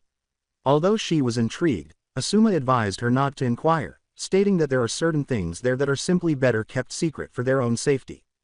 That's where she left it. However, they were now attempting to locate Naruto without the aid of the toads, which proved challenging. Her shinobi reported the massacre when they arrived at the blood prison after their lord gave them the order to investigate. It seemed as though the entire area had vanished, leaving only skeletons and dried blood splattered everywhere. There were rumors that the box of eternal bliss was somewhere in their nation, so when she heard this, she was afraid of what was awakened inside the prison. Although no one knew the precise location, they were aware that it was out there and that they needed to locate the damn thing. Finding the box and permanently eliminating it from the equation was the one thing that all of the major villages agreed upon. Her blood ran cold at the next report. The box was ruined. That damn thing could not be destroyed by anything the world had done. Nothing could stop the box or break it. According to their understanding, the best course of action for everyone was to remove and conceal the damn thing because it was indestructible. But she was terrified when she heard this news. After being placed inside the box, Naruto emerged unharmed. What, though, had changed about him? What did he discover within the box that had just devastated him? Was she really that dishonest? Did Jiraiya's failure to save him have an impact? She was certain that he would never trust the village again, even though she knew they had to track him down and tell him the truth. Why would he? Because of the Kyuubi. They are now pursuing him after betraying him, spitting on him, and causing him nothing but heartache. Why should he swear allegiance to them? The Lord offered to take Naruto into the palace in order to shield him from anyone who might try to take advantage of him because he recognized that leaving someone like Naruto without a mentor would be detrimental. But first they needed to know where he went. But as soon as she heard a knock on the door, she realized that was just the start of their problems. Come in. As she entered the room, she recognized Tezuna's figure. According to the report she read, Naruto inspired their nation to rebel against the tyrant who ruled over them, which led to their freedom and prosperity. Konoha feared losing the favorable trade agreement she had with them. Tezuna, it is good to see you. After giving her a quick glance, the elderly man entered the office. I think we need to speak in private. Because this is something serious. Tsunade scowled and gave the Anbu the order to leave the office. She gestured for him to proceed after the seal was raised. Before setting his drink down, the man sniffed at it. She had been informed that he was a heavy drinker, so this surprised her. To be honest, I'm here to talk to you about the matter relating to our trade agreement. Oh, while I might not be a shinobi or run a powerful village, I refuse to work with a village that spat on the face of someone that was our savior.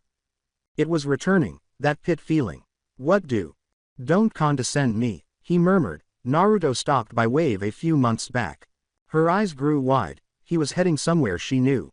In other words, they could. He left more than 2 months ago and we have no idea where he went. Just that he was leaving and heading off in a direction with another young man. A boy. It's interesting to note that Naruto was beginning to make allies, which has both positive and negative aspects. Although it's good that he has someone to look out for him, it's bad that they don't know if he was employed by the Akatsuki. Thank you for telling us as we are currently. Tsunade's eyes grew wide as she asked, looking for your prized weapon. Yes, he told us about how he was treated as a weapon. How the village treated him as a child, what he went through, what happened on his last job where he stopped that traitor from running off. He then told us what happened while he was in the prison. He was grasping the bottle. It was so horrifying that he couldn't tell us everything. But I could see it, the evils that were committed to that child. He was a changed man. I saw it. His eyes were wary, his mouth spoke half-truths, and he seemed to carry so much pain on his shoulders it made me want to cry. My daughter has been in tears after learning what happened to him and tried to smother him with love and affection. Sighed, but it was not enough. I know that look better than anyone. He is a survivor of the worst conditions and he is not someone you want to trifle with. Tezuna, no, your actions say more than enough. I promised Naruto that he would be safe and I will keep my word, but at the same time I can't abide by what you all have done with him. So as soon as we pay off what we owe, there is no more alliance. We have others willing to join us and protect us from other villages. At this time, we are only temporary allies. He grinned, which is more than you all deserve. Please let me explain everything. I know this seems bad and it is, but there is a reason you should listen. Tezuna scowled and paid attention. There were traitors in her court, and her lord came down to try the traitor. He wanted to know about the prison he was in and the atrocities committed by these renegade council members. I thank you for telling me this, but my decision stands as does my country. So even if you kill me, it won't matter as this is the deal we agreed on as a nation. He sighed, however, you should know he was doing better. That is all I will say. Goodbye. Tsunade buried her face in her hands as Tezuna pivoted on his heel and left the office. Great. Just fucking great. I wish I could kill those council members. Those fucking idiots don't realize the damage they have done. She exclaimed, we might not have a choice but to reveal what happened to everyone. Jiraiya emerged from across the room and said, Harem, we don't have a choice either way. Although he did request that the Anbu leave, they did comply with his request because he was unaware of Jiraiya. They simply tinkered with his words. What do you mean? The Lord, he has decreed he is going to reveal everything the council members have done. Soon the entire continent will know. Tsunade leaned back in her chair and moaned. Great, get me the brats from his generation. I think we need to nip this in the bud before it gets out. Got it. Jiraiya vanished for a short while before coming back with Konohamaru, who insisted on being there to hear about Naruto and Naruto's generation. He vowed to ensure Naruto is remembered as a true hero as the next Hokage because he was one of the few people who truly detested being treated like a monster. That was something he would fight for, and he would always be there for him. The fact that she had a successor in mind pleased her. I'm glad you are all here. She glanced at the group. As you know, Naruto has been missing from the village and I'm not sure if you all know what happened. Frustrated, Sakura bit her lip. Many people in the room were neutral, including Hinata, but those who knew Kiba were concerned. There is a decree that is going out in a few days. The Lord is going to reveal everything that my former council members did to Naruto. I mean everything, and right now I want you all to know the real reason why they did it and what he went through. With a dejected expression, Kakashi raised his hand. Should we let Sasuke know about this? Sighing, Tsunade said, he already knows. The group was taken aback and furious. Why had the traitor? He was in the room when it happened. It was during his trial, and while I will admit letting him off with what he has is not something I would do. He did show remorse and did accept his mistakes. I'm willing to give him one more chance. As that is something Naruto would want us to do. Everyone in the group nodded. Now for those in the know, the Nine Tails attack devastated our village years ago. It even cost us the 4th Hokage. However, what you all don't know is that the Hokage sealed the tailed beast away. She glanced at his picture on the other side of the space. While powerful and talented, there was no real way to stop the Biju other than through the most dangerous sealing method. So he used the Death Reaper seal to seal the Nine Tails into a baby. With a sigh, Shikamaru said, it was Naruto. Yes. The group was in disbelief. Naruto had the worst natural disaster their village had ever experienced sealed inside of him. Although everyone was in complete shock, some of them began to reflect on his life and see that there was a reason. The way the teachers treated him, the way the adults spoke and looked at him, and the way the kids avoided him. It was logical. How he was intentionally singled out, how he was mistreated during his time at the school, how he received incorrect training, and how they were instructed not to assist him. It all made more sense now, and some people, like Neji, realized that Naruto understood the significance of having a seal better than anyone else. His life was worse than Neji's. If he allowed fate to rule his, what good is it to live? On the other hand, Lee saw a fellow misfit who was never given a chance, and he regretted not speaking up for him sooner. With a frown, Kakashi could only offer Minato and Hiruzen an apology for failing to better instruct his team and look after Naruto when he had the opportunity. He acknowledged that he was a coward and that he could make excuses, but ultimately, he had the opportunity to support him. He simply had an excuse, so he didn't do it. I can see you all understand why the council did what they did, but we finally found out exactly where he was sent. He was sent to the blood prison in Kusa. The majority of the younger generation in the room were perplexed, while the older generation was appalled and furious. Kakashi's fist was clenched so tightly that he was extracting blood, and his eyes were welling with tears. The thought of what Naruto endured in that terrible place made Guy growl. Kurenai was afraid of what he had witnessed and what had been done to him, even though he was not as close as the others. Frustrated, Asuma snarled and crushed his cigarette in his hand. The blood prison. Tsunade glanced at Sakura. It is considered the darkest prison in the entire world. It is where the worst of the worst are sent, to serve out their sentences without anyone to help them. They are treated worse than slaves and treated as nothing more than afterthoughts. Naruto was sent there. Could you imagine what his time there was like? The group shuddered, thinking that Naruto had gone through all of that after being betrayed, and knowing that some of their parents had told them what occurs in some of those locations. Some simply heaved up their stomachs and went to the trash can. We learned something else. They turned to her. We found out that the box of eternal bliss, a dangerous and forbidden object from the age of the 6 paths, was found in the basement of the prison. This news terrified the group. The younger generation was informed that the story would be explained to each of them at a later time, but for the time being it focused on Naruto. We have no proof, but we have someone that saw Naruto recently claim that he was there, and we think he was thrown into the box. How did he survive? Guy, we don't know. Honestly, we don't know. From the reports, the box was destroyed from the inside out. Something or someone busted out of the thing and destroyed the prison, murdering everyone in the crossfire. Everyone felt uneasy. Why you think it was Naruto? Everyone looked at Hinata, who had puffy red eyes and was pale. Yes, Tsunade glanced at them. It is the only logical conclusion we can make, but we don't know how he did it. At this time, I wanted to warn all of you, the details will be released through our Lord, so be prepared. Also, be prepared for changes, as many allies that we have thanks to Naruto are not going to be happy about this. This was going to be a major turning point for Konoha and the rest of the world, and everyone in the room nodded. The elemental nations, at least, but they were unaware of that. Year's end. Across the ship's bow, Naruto and his brother grinned. Our new journey and our new beginning. Naruto was sitting on the ground in a nearby deserted airbender temple, meditating. Sukuna advised him to do this more frequently in the past few years as a means of reducing stress and promoting mental and physical relaxation. The Toads even endorsed this notion, saying it was beneficial for stress relief and crucial for future training. He accepted it as a good habit, even though he didn't understand what they were trying to say. He had had a fantastic 2 years, and the bending nations proved to be just as fantastic as he had anticipated. While learning the new currency system, he and his brothers set out to explore the area and find everything they would need for long-distance travel. Because Buddha was careless with money, Beelzebub was placed in charge of their finances to ensure that his ravenous appetite wouldn't leave them penniless. Exploring the countries and witnessing bending in action was enjoyable for both of his brothers. However, learning about the Air Temple and the current history of the nations was what they found most enjoyable. It seems that there were rumors that the Avatar was somewhere in the world, but no one was certain.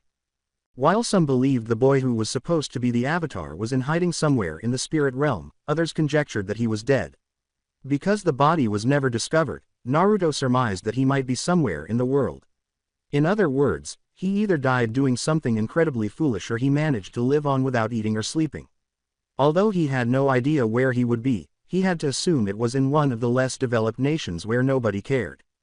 The Avatar's high points, however, came to an end when they discovered that the Fire Nation had exterminated the Airbenders a few hundred years prior. According to the story, they did it to ensure that the Avatar would never pose a threat to their dynasty and to smoke him out.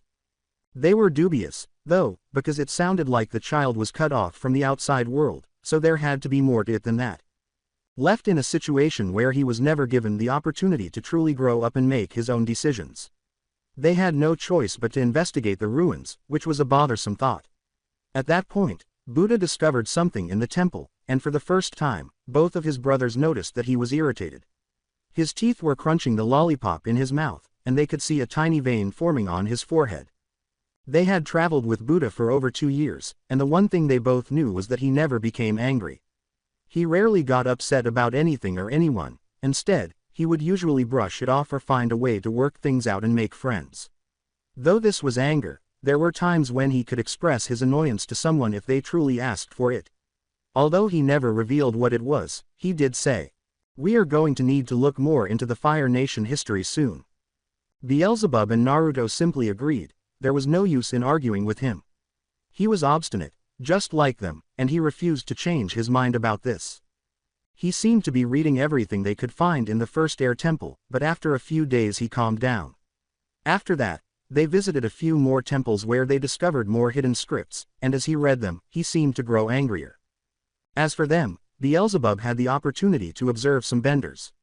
He expressed interest in finding out more about how people discover which elements they can bend or how they know they can bend them, but he hasn't reached any conclusions yet. It was a mystery to him that he wished to unravel. Additionally, he was curious as to why it flowed differently from chakra and why it appeared to be less harmful than chakra. Naruto started studying, primarily developing his hand-to-hand skills and elemental releases. Because he possessed so much chakra and was unable to perform them, genjutsu was just out of his grasp. He would never be as skilled in this area as Buddha, but he knew how to see through them and dispel them. One day, he demonstrated it and explained that Naruto could not truly master genjutsu without literally balancing his chakra to the point where it was more harmful because of the raw amount of chakra he possesses. Despite the pain, he accepted it and continued working on his other artistic endeavors. In the 2 years of training and travel, Naruto had mastered 3 of the 5 fundamental elements, and he was on the verge of mastering his 4th. He was in close alignment with fire and wind, so learning about them was not too difficult for him. During their time, he also worked on water. His studies were aided by the ocean voyage, and he learned to release water more quickly than anticipated thanks to Buddha. He wasn't particularly compatible with it, so lighting was challenging and only earth was worse. Naruto managed to get the lighting down to the point where he could use it for some moves, but he ends up using too much power on his body. This means that lightning bolts burst all around him due to an excessive amount of lighting release and a lack of control. Since he didn't grasp the fundamentals of moving the earth release was the most difficult for him to master. He chose to wait until he could find a better teacher than Buddha because, to him, he was simply stuck in this place. Considering that lighting and water were his best elements and this was his worst, he was also at a loss. However, his hand-to-hand skills were the one in which he was most proud and made the biggest progress. He eventually perfected his Kai blocking strikes through his spirit battles with Sukuna and his battles with Buddha and Beelzebub. Additionally, he abandoned his intimidating style in favor of being more fluid in his movements and more skillful in his blows. He could even use their own momentum against them, and he was better at anticipating strikes. He could now hit people in their Kai points and destroy their arms and other areas, though he wasn't an expert at it. Fortunately, he could quickly learn the positioning because they resembled chakra points. The most significant aspect, however, is that his approach enabled him to overload the nodes as well, making them mimic an internal explosion.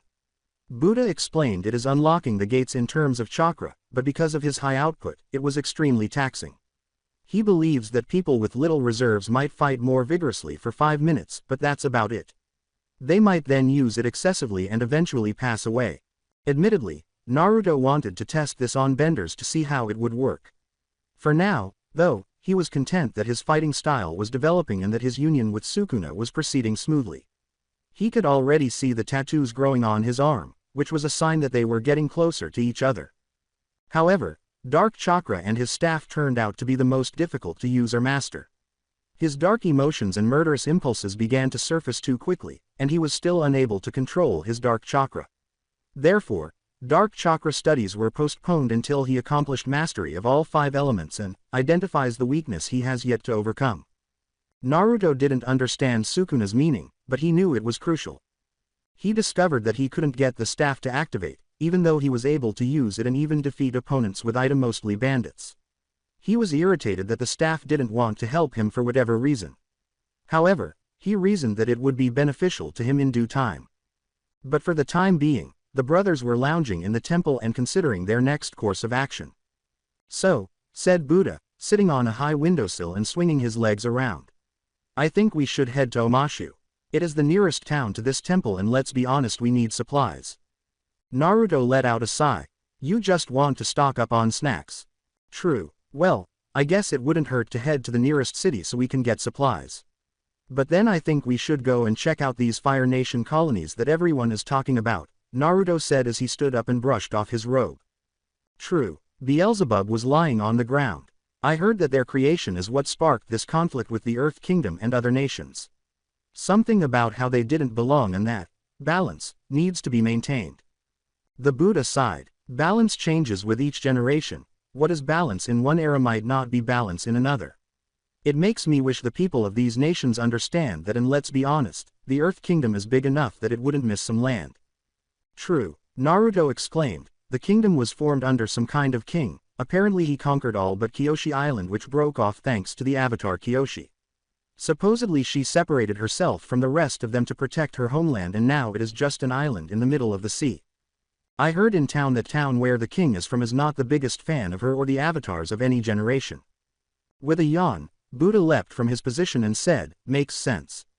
But back to the point, Omashu first and then we can go and check out those colonies. He shrugged his shoulders and said, they lost their king to someone that is viewed as a hero to everyone around them. But in reality, who knows the real reason she did what she did? Naruto grinned. Yeah, I think this is going to be a fun trip. Unaware of their future, the 3 brothers left the Air Temple and set out to return to the Earth Kingdom, traveling to the city of Omashu. Konoha. There had been better times in the village. It only took 2 years for their village to take a severe turn for the worse. Between Sasuke's escape to Orochimaru, a man who killed the 3rd Hokage and attacked the village, and other crimes so heinous that no one dares mention them, to the council's conduct and actions, and ultimately Naruto's exile. After learning everything from the council, the Fire Daimyo became enraged. Everything from the markets to the politics to the spies to the corruption in the schools. It was so shocking that he questioned why his brother had never bothered to step in before, but he assumed it was because he was a lazy person.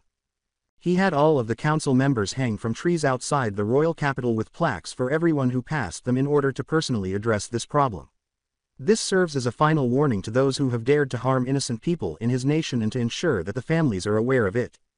He then disclosed everything, including Naruto's incarceration, the village's treatment of him, the falsehood spread about him, and the reason for his initial incarceration. People had a wide range of emotions when they learned about the blood prison and were perplexed as to how he had survived whatever had happened there. Though there were many theories as to how he got away, everyone was most shocked by the box's destruction. They were grateful that its dark power could no longer be used, even though no one knew how he did it. But for Konoha, that was the start of the problems. The Land of Spring's ruler, Koyuki, visited Konoha, tore into everyone present, and severed all ties with the village. She even destroyed the Ika Ika movie script, putting Jiraiya in the hospital, to express her disgust and rage. After learning of her terrible treatment, Waterfall was taken to the fire capital to protect her, despite their best efforts to patch things up with their tailed beast. Although the Waterfall leader knew it was best, he still didn't want to do this. Furthermore, he didn't want that feeling on his hands because he knew that some people would sell the poor girl if the opportunity arose. When Fu, the girl, learned what had happened to Naruto, she was afraid and felt sorry for him. With the fire daimyo giving her all the support she could possibly need, she started her studies into the shinobi world after vowing to make the most of this second opportunity. With Gaara, Suna had the worst time. They had to deal with his mood swings in addition to preventing him from visiting Konoha. When Gaara couldn't find Naruto during his trip to Konoha, he knew something wasn't right, but he couldn't bring himself to bother him. As they said, he might simply be out of the village. He was devastated by the fact that he never bothered to investigate. Internally, he was killed by the guilt of not really attempting to investigate the situation. However, he promised to make amends, so when he was appointed Kazekage, he gave the order to change the alliance with the Leaf, claiming that Naruto was the one who stopped him, even though they did play a part in the invasion and won't deny it. Naruto did that and restored his life, not Sasuke or the Junin, restored his faith in those around him. He owes Naruto everything because of this, and he wanted to renegotiate their terms if the Leaf was going to treat him that way. The lords were more than happy to comply, and their lord was able to win them over and elevate Suna's status to the point where anyone dared to challenge them was viewed as a real threat. Their trading business collapsed, they were losing money all over the place, and they were struggling while their alliances were in jeopardy. Danzo was able to ensure that some of their more dubious partners and contacts remained loyal, but he was also aware that they required legitimate resources. He considered depriving some individuals of their positions of authority, but decided against it because he knew it would only increase suspicion and they couldn't afford it. He decided to let Tsunade handle everything else while continuing their more illicit and illegal activities. Kaharu and Homura became more involved. They assisted in running the council, which was primarily made up of civilians, and they talked about changes to things like the school and what was available. To help students understand what they are getting into, they began making more investments in the school, postponed graduation for this generation, and even added more courses. Additionally, more Junin and Chunin were volunteering their time to assist with classes, which improved the students' overall performance. Additionally, the 3 moves that were required to even attempt graduation of a field tester were no longer required for graduation. Additionally, they put Tsunade's wish for a med ninja program into action and put Shizune in charge of it. Additionally, they are reallocating some of their funds to more crucial issues and maintaining the village's stability. They were in a terrible state, but fortunately they weren't in ruins. On the other hand, Tsunade was simply improving the village's training for all the residents while simultaneously handling the chaos caused by Sasuke and the Akatsuki. Fortunately, they didn't have to worry about them returning to the village because Naruto was in the wind on the later. To alert the other villages across the continent if this group appeared, they did, however, send out reports about them. Kumo was grateful and even indicated that he would like to speak with their new Raikage once more, promising to bring only his brother and one guard. In an effort to forge new connections with the other villages, Tsunade concurred. After a period of silence, Iwa received a letter from the 3rd Tsuchikage thanking her for the information and inquiring about future conversations, stating that, in regards to the previous war, he thought it was time to settle some issues. He acknowledges that some people still harbor resentment, but he moved on. War was war. That was one of the good things that were happening, but she was aware that they would need to make some significant adjustments now that Sasuke was cleared to rejoin the forces. That's why she was happy to learn this new information. She had Team 8 in her office. The 4 nodded and said, "I'm glad you all showed up. I have a long-term mission for you. This mission will take you to a new continent known as the Bending Nations. We were formally requested by a man that rules over what is called the North Pole. Apparently he is concerned with a sensitive matter in their lands and want our help. Kurenai was concerned about what she was getting into and asked, what exactly is the matter? Long-term employment was acceptable, but she didn't want to work at a job they weren't skilled at. It is a protection job for one avatar. Apparently he is some kind of messiah in training or something. He just saved them back in the North Pole recently and that he was traveling to what they call the Earth Kingdom. Apparently, there is a war with them and another nation known as the Fire Nation. They are at each other's throats and things are just getting worse as time passes. So, they want our help in protecting the child until he can fulfill his destiny of saving them all. Ma'am, no offense, but shouldn't you send a team like Team Guy or even Team 7? They are more equipped in dealing with combat situations and long-term bodyguard work. Tsunade gave a headshake. Normally you're right, but Team Guy is currently unavailable due to the upcoming treaty talk with Kumo and fears that Neji might lash out. Hiyashi asked for him to stick close to him in hopes of getting something back from their nation while at the same time, they thought it best Hinata be gone while this is going on. Especially after what happened with the previous rakeage. Kurenai sighed, realizing that this was a valid explanation. She was aware that Orochimaru was waiting for another opportunity to pick up Sasuke, but she knew that the less they knew, the better. As for Team 7, they are currently on suspension, remember. Sasuke might have rejoined his old team, but he is still not allowed to go anywhere. He is still mandated to train in the village until we can be assured he is not a flight risk. Kurenai gave up the argument.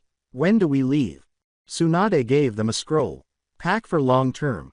Jiraiya luckily has contacts out that way due to him traveling there for inspiration about a year ago. Apparently due to the trip he is now helping us bridge a gap, and due to something that happened the tribe leader in the north apparently knew how to contact us. Kurenai shook her head and said, I see. She assumed this was the case. All she could hope was that whatever contact he made with the women of the Northern Water Tribe would not lead to needless conflict. This scroll will transport you to the Northern Water Tribe leader and he will point you in the right direction. After giving each other a nod, the four left the office to bid each other farewell. Unaware of the impending collision course, Tsunade merely hoped that this mission went without a hitch. A brown and white bison with many legs, horns, and a saddle on his back was soaring through the air. Its long tail hung loosely behind him and occasionally waved to keep them in the air. The animal in question was called a sky bison. It was formerly a well-known species that flew across the country, but it became more difficult to locate after the airbenders went extinct. However, the most intriguing passengers were on this particular one. The first was a young man, perhaps 17 years old, with dark brown skin, ponytail hair, a blue tunic, brown pants, and a boomerang strapped to his back. This man was wearing sandals and had dark brown eyes. A 16-year-old girl was standing next to him. She was dressed in a blue dress tunic that covered her legs except for a slit in the middle that let her move freely. Her brown hair reached all the way around her, and she had blue decorations hanging in her hair that were tied up in braids. She appeared to appreciate the sights around her as they soared through the air, and she shared her male friend's brown eyes. The final one was a bald 15-year-old boy. He was dressed as an orange and red monk and had blue arrow tattoos all over his body. He held onto the creature's reins and carried a staff beside him. He had a white-furred spider lemur by his side and was dressed like a monk. Race check. The animal sat beside his master, gazing straight ahead. Hey, the girl said, glancing down at the floor. There is someone down there and I think they are trying to wave us down. The bald child, Aang, confirmed what the girl, Katara, was seeing by peering over the side of the bison. Appa yip, yip. Aang swiftly seized control and led his bison down, saying, I see. Maybe they are trying to tell us something important. With a groan, the creature turned toward the ground below. The creature in question plummeted steadily to the earth. After landing, Aang leapt off his companion and stood there holding his staff. The green uniformed man said, Greetings. It is an honor to meet you, Avatar Aang. Greetings. Aang grinned foolishly as Katara approached him, followed by Sokka. Also good to see you as well, the mighty Katara. With a smug grin, Katara said, the mighty Katara. I could get used to that. Sokka gave his sister and friend a rolling look. However, he squinted as he looked at the group of men in front of them, who were discussing meeting a man called General Feng with Aang. He was worried about what this might mean when he heard it. Sokka had known since they had left the North Pole that news of the Avatar and his traveling bison would spread. Furthermore, he was aware that people would attempt to use Aang for their own self-serving goals. He was aware that not everyone was considering what was best for Aang, even though he understood that everyone had their own motivations. Sokka was aware of Aang's credulity and susceptibility to persuasion. Furthermore, he showed no concern for his own well-being and was more than happy to take actions to improve the lives of others. That selfless attitude was admirable at times, but he felt that it was overly trusting at other times. Like with Jet, he had doubts about his true intentions, but Aang and his sister simply trusted him too much, believing that he was a victim and that he could not have done anything wrong. Although it is true that he was, the Fire Nation soldiers who attacked him long ago did so, not the villagers below.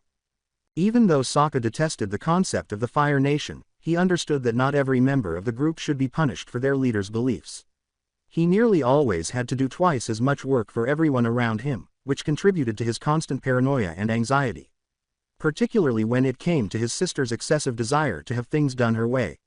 She didn't care who was harmed in the process or that her choices were occasionally extremely foolish. However, he would remain silent for the time being and wait to see what transpired. The soldiers usher the group into a meeting with a long-bearded man dressed in the general attire of an earthbender. "Greetings Avatar Aang and company. I'm glad that you could all arrive here safely. We have gotten reports about what happened in the North Pole." Aang gave a nod. "Yes, the encounter was. Aang, I believe you are prepared to face the Fire Lord," the man said as he got to his feet. Sokka realized what he was after as his eyes grew wide. Katara leapt to her feet quickly. "You're crazy. Aang is nowhere near ready to face the Fire Lord. Yeah, besides, the only reason that I was successful in the Northern Water Tribe was. Yes, your avatar state, when you do all that glowing." He raised his hands in the air. "With that power you could easily defeat the Fire Lord and bring an end to the war." When Sokka looked, he saw that Aang was torn and his sister was upset and furious. "Aang, you can't be seriously considering this. I mean, he is basically saying we should just rush straight to the Fire Nation and fight them head on. We don't even have a plan, right Sokka?" He gave a nod. The general scowled. He gestured for them to follow him, saying, "I understand your hesitance, and if this is not the path you want to follow I understand, but I want to show you something." As they made their way through the barracks, they came to a door, which he opened to reveal a massive infirmary. Due to the pain they were experiencing, many of the soldiers were hurt, scarred, or rendered unconscious. In an effort to help patients with their symptoms, doctors hurried from one patient to another. "This is the result of a Fire Nation attack. Many of my men are heavily injured and can't afford to move out any time soon. The longer this war drags on, the worse it is going to become." After scowling at the scene, Aang was soon left on his own. They had time to chat after Katara and Sokka joined him in a different room. "Aang, as bad as it is, we need to keep moving." "Katara, I know, but you saw them." "Yes, I did, but come on. Can you honestly say that this is the right path to victory?" She raised her hands in the air. "You just learned how to master water bending, you don't even know how to use the other two elements. But with the Avatar state maybe I could defeat the Fire Lord and end the war sooner." Katara turned to face her brother, who was observing the troops training below through the window. "Sokka, aren't you going to say anything? Aang and the general aren't wrong, but..." As Aang turned on his heels, Katara scoffed and said, "Whatever. If you idiots want to rush into something stupid, feel free to do so. Just don't ask me to help." Katara snarled in frustration as he left the room, saying, "I have to do something, Katara." This was always the case. He always seemed to be drawn to helping those who were severely wounded in battle. She turned to face her brother and asked, "Why didn't you stop him? You know that this is reckless." Sokka glanced at her. "I know. Which is why I was about to say that while I agree that Aang and the general are right, we have to face facts. Aang was just lucky in the North Pole. If he didn't have some kind of spirit guide through that whole mess, who knows what could have happened." He sighed. "Plus, even with the return of the spirits for the moon, we still don't know the full extent of the Avatar state. Hell, Aang doesn't remember anything from his time in that state and doesn't seem to be in control. Which means for all we know he could end up killing us in the crossfire. At least you see reason. But why didn't you?" Katara sighed. She looked sheepish as Sokka glared at her and said, "Because you cut me off. But at the end of the day, it is Aang's decision." He scratched his chin. "Also, I guess a stop for a few days would be a good thing. Give us time to find out what is going on in the Earth Kingdom since we were last here. Plus, we can restock on any supplies we might need and gather info of any major changes." Although Katara knew her brother was considering the group, there were moments when she wished he would just lend her a hand. Did he want Aang to go through all of this? However, why? Other than increasing his frustration at not being able to use it, what would be the benefit? For the time being, she decided to observe from a distance. She left Sokka alone as she left the room, but he was observing the troops and remarked on how few there were for such a large fortress. What had happened to the majority of the army, he wondered. As he left the room, he made the decision to begin compiling data and resources for the journey ahead. Skip in time. At least 3 days had passed since they arrived at the fortress. Although Aang had supported the general's plan to activate the Avatar state, their efforts were unsuccessful. They experimented with a variety of strange techniques and anticipated ways to harness its power. However, despite his best efforts, Aang was unable to summon the power or even replicate the sensation he experienced when using it. Unfortunately, it didn't work, and he ended up feeling down. If he wanted to vanquish the Fire Lord and restore harmony to the realm, he needed this ability. But since he cannot obtain the necessary power, how can he accomplish that? He saw Sokka frowning as he walked down the hall, sitting against the wall. What? Aang scowled. Are you here to criticize me? Sokka nodded. No, I'm just here to talk, that's all. I got a message from the Northern Water Tribe. Huh, how did they know we were here? Sokka gave a shrug. My guess is that they knew this would be one of the locations we would have to reach, but another reason is that there was a falcon of some kind that found us. My guess is that they used some means of tracking us with the bird to pull this off. He was massaging his neck. Anyway, the letter was interesting. Apparently they were sending someone to us, a group from what I gathered. They apparently were hired to protect us during this journey to assist you on the trip through the nations, making sure you can do your job. Aang scowled. Where are they from? Don't know. I just know they are supposedly really dependable and they are on their way. They should be here soon. With a sigh, Aang. Great, more things to think about. Aang, you need to relax. Master the Avatar state was never going to be easy. Sokka, I need to master it now. He raised his hands in the air. You saw those soldiers and you have seen what the Fire Nation has done. If unlocking this power is what it takes, we have to pursue it. Sokka looked at the irate bald teenager and asked, you mean it is the quickest solution you can come up with? He gestured to the stool in front of him and said, Aang, sit down. I don't. You have time now, sit. Aang scowled and sat down. With a sigh, Sokka placed his hands on his knees and said, look, I spoke with some of the soldiers here and I learned some interesting things. For example, have you noticed that, despite the size of this place, there aren't enough troops to occupy it? Yeah, but he said he was losing it to the Fire Nation. Shaking his head, Sokka said, Aang, they have been attacking caravans for the Fire Nation colonies. What? Yeah, one of the soldiers told us that the general ordered an attack a month ago. Sending out a large group of troops to destroy and capture anyone and anything from a Fire Nation caravan heading to the colonies. At first I thought it was more about troops and movement, but I found out that they were just civilians coming back from a trade deal with a nearby town. Aang scowled. He was unaware of that. Why would the general have failed to tell him? I learned that when they attacked there was 3 people guarding the caravan other than some off-duty soldiers. The 3 boys slaughtered most of the troops, one even doing it with nothing more than Kai-blocking movements. He was trembling. From the 2,000 soldiers they sent, only 100 returned. Aang went pale. They killed that many? Yeah, apparently, it was quite the massacre. So much so, he had to rebuild his troops and hide what he did. But the soldiers still talk about it when he is not listening.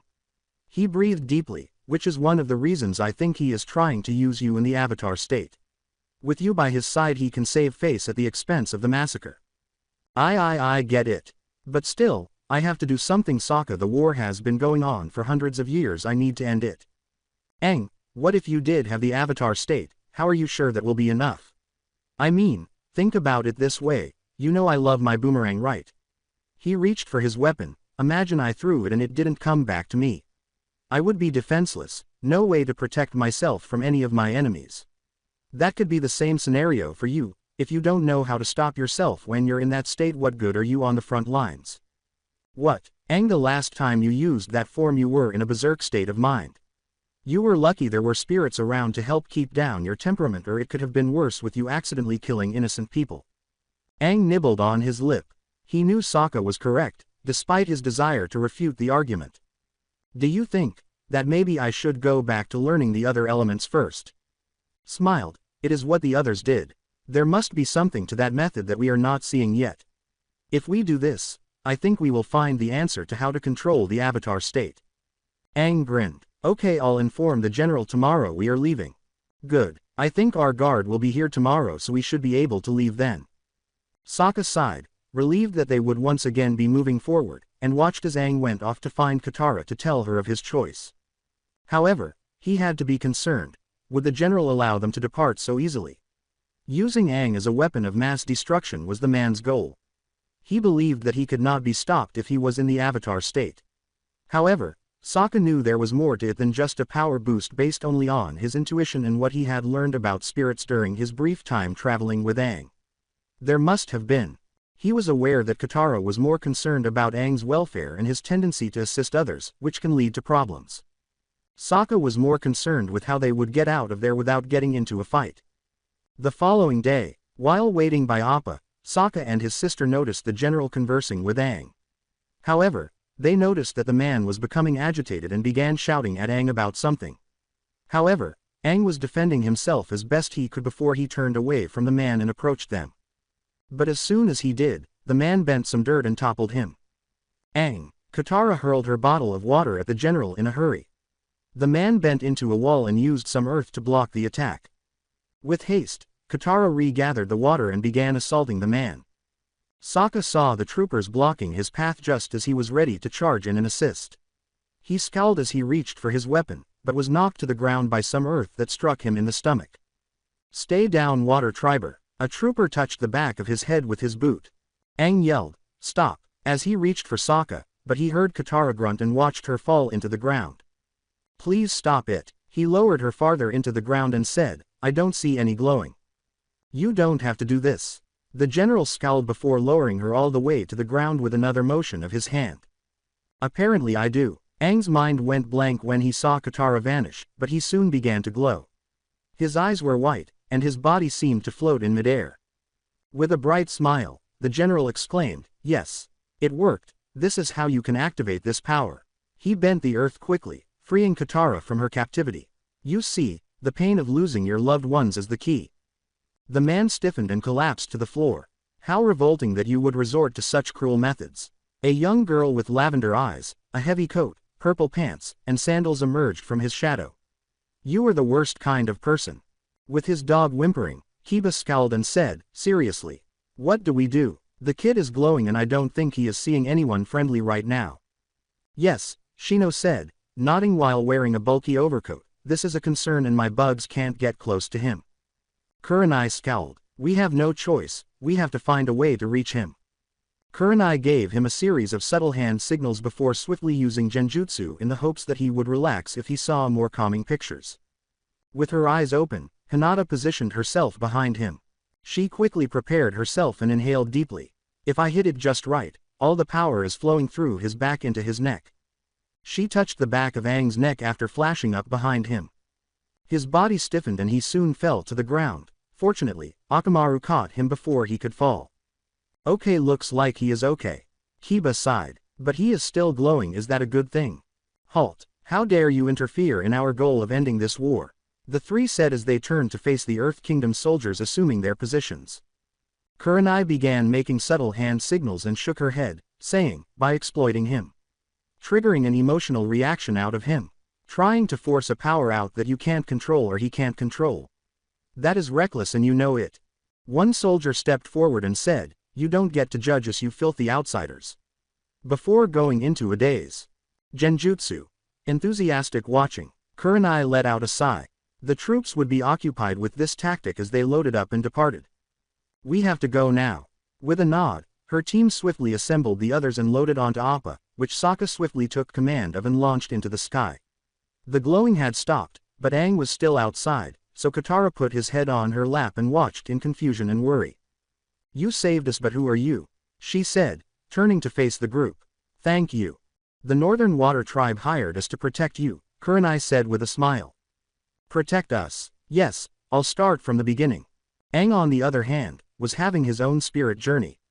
He met the last avatar Roku, who explained everything to him. What the avatar state was, the importance it held and the danger that lurked if you died in this state. He even explained the vague history of the war before sending Aang off. Leave it to Roku to leave out one important detail. Aang looked behind and saw a being dressed in a dark cloak. Their face was covered where he couldn't see who he was. Not even his eyes. The man was imposing. The figure was muscular and seemed to radiate power. Who are you? The man rubbed his chin, his hands covered in black and blue wraps. That is a hard question to answer. Considering you don't need to know who I am, I guess you could call me Yang. Okay. Now then, I wanted to pass on a little advice to you, Aang. Beware who you trust. Because even someone's memories can lie. What do you mean? The bin waved. You'll see in time. Until next time. Wait. Aang soon awoke on Katara's lap and them flying through the air. He wondered, who was that? As Naruto and his brothers crossed the trail, they noticed the city of Omashu. Naruto glanced at the city's entrance and said, well, that's depressing. The enormous Fire Nation flag was displayed in front of the city. Buddha bit his gum and said, well, it would seem that the kingdom fell. So does this mean that the Earth Kingdom is in trouble? He asked. Naruto gave a shrug. Raising his hands above his head, Naruto said, my guess is that as long as the capital lasts, they'll be fine. But either way we should head in. The brothers spoke with the guards at the front gate and were soon granted entry into the city. When Naruto first arrived in the city, he saw that everything was operating as it had before. The market was still thriving, traders were still active, and it appeared that everyone was getting along just fine. Other than the invasion arriving at their door, nothing seemed to have happened overall. Buddha glanced around. It seems that there was no conflict here. Or at least the tension died really quick.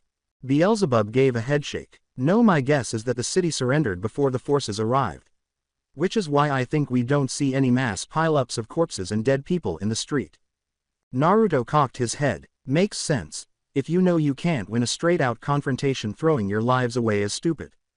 True, Buddha said as he approached one of the stalls, spoke with the proprietor, and exchanged some cash for additional food.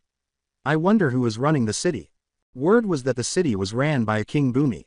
I heard that he is known as the Mad King and heralded as one of the strongest warriors in the entire city.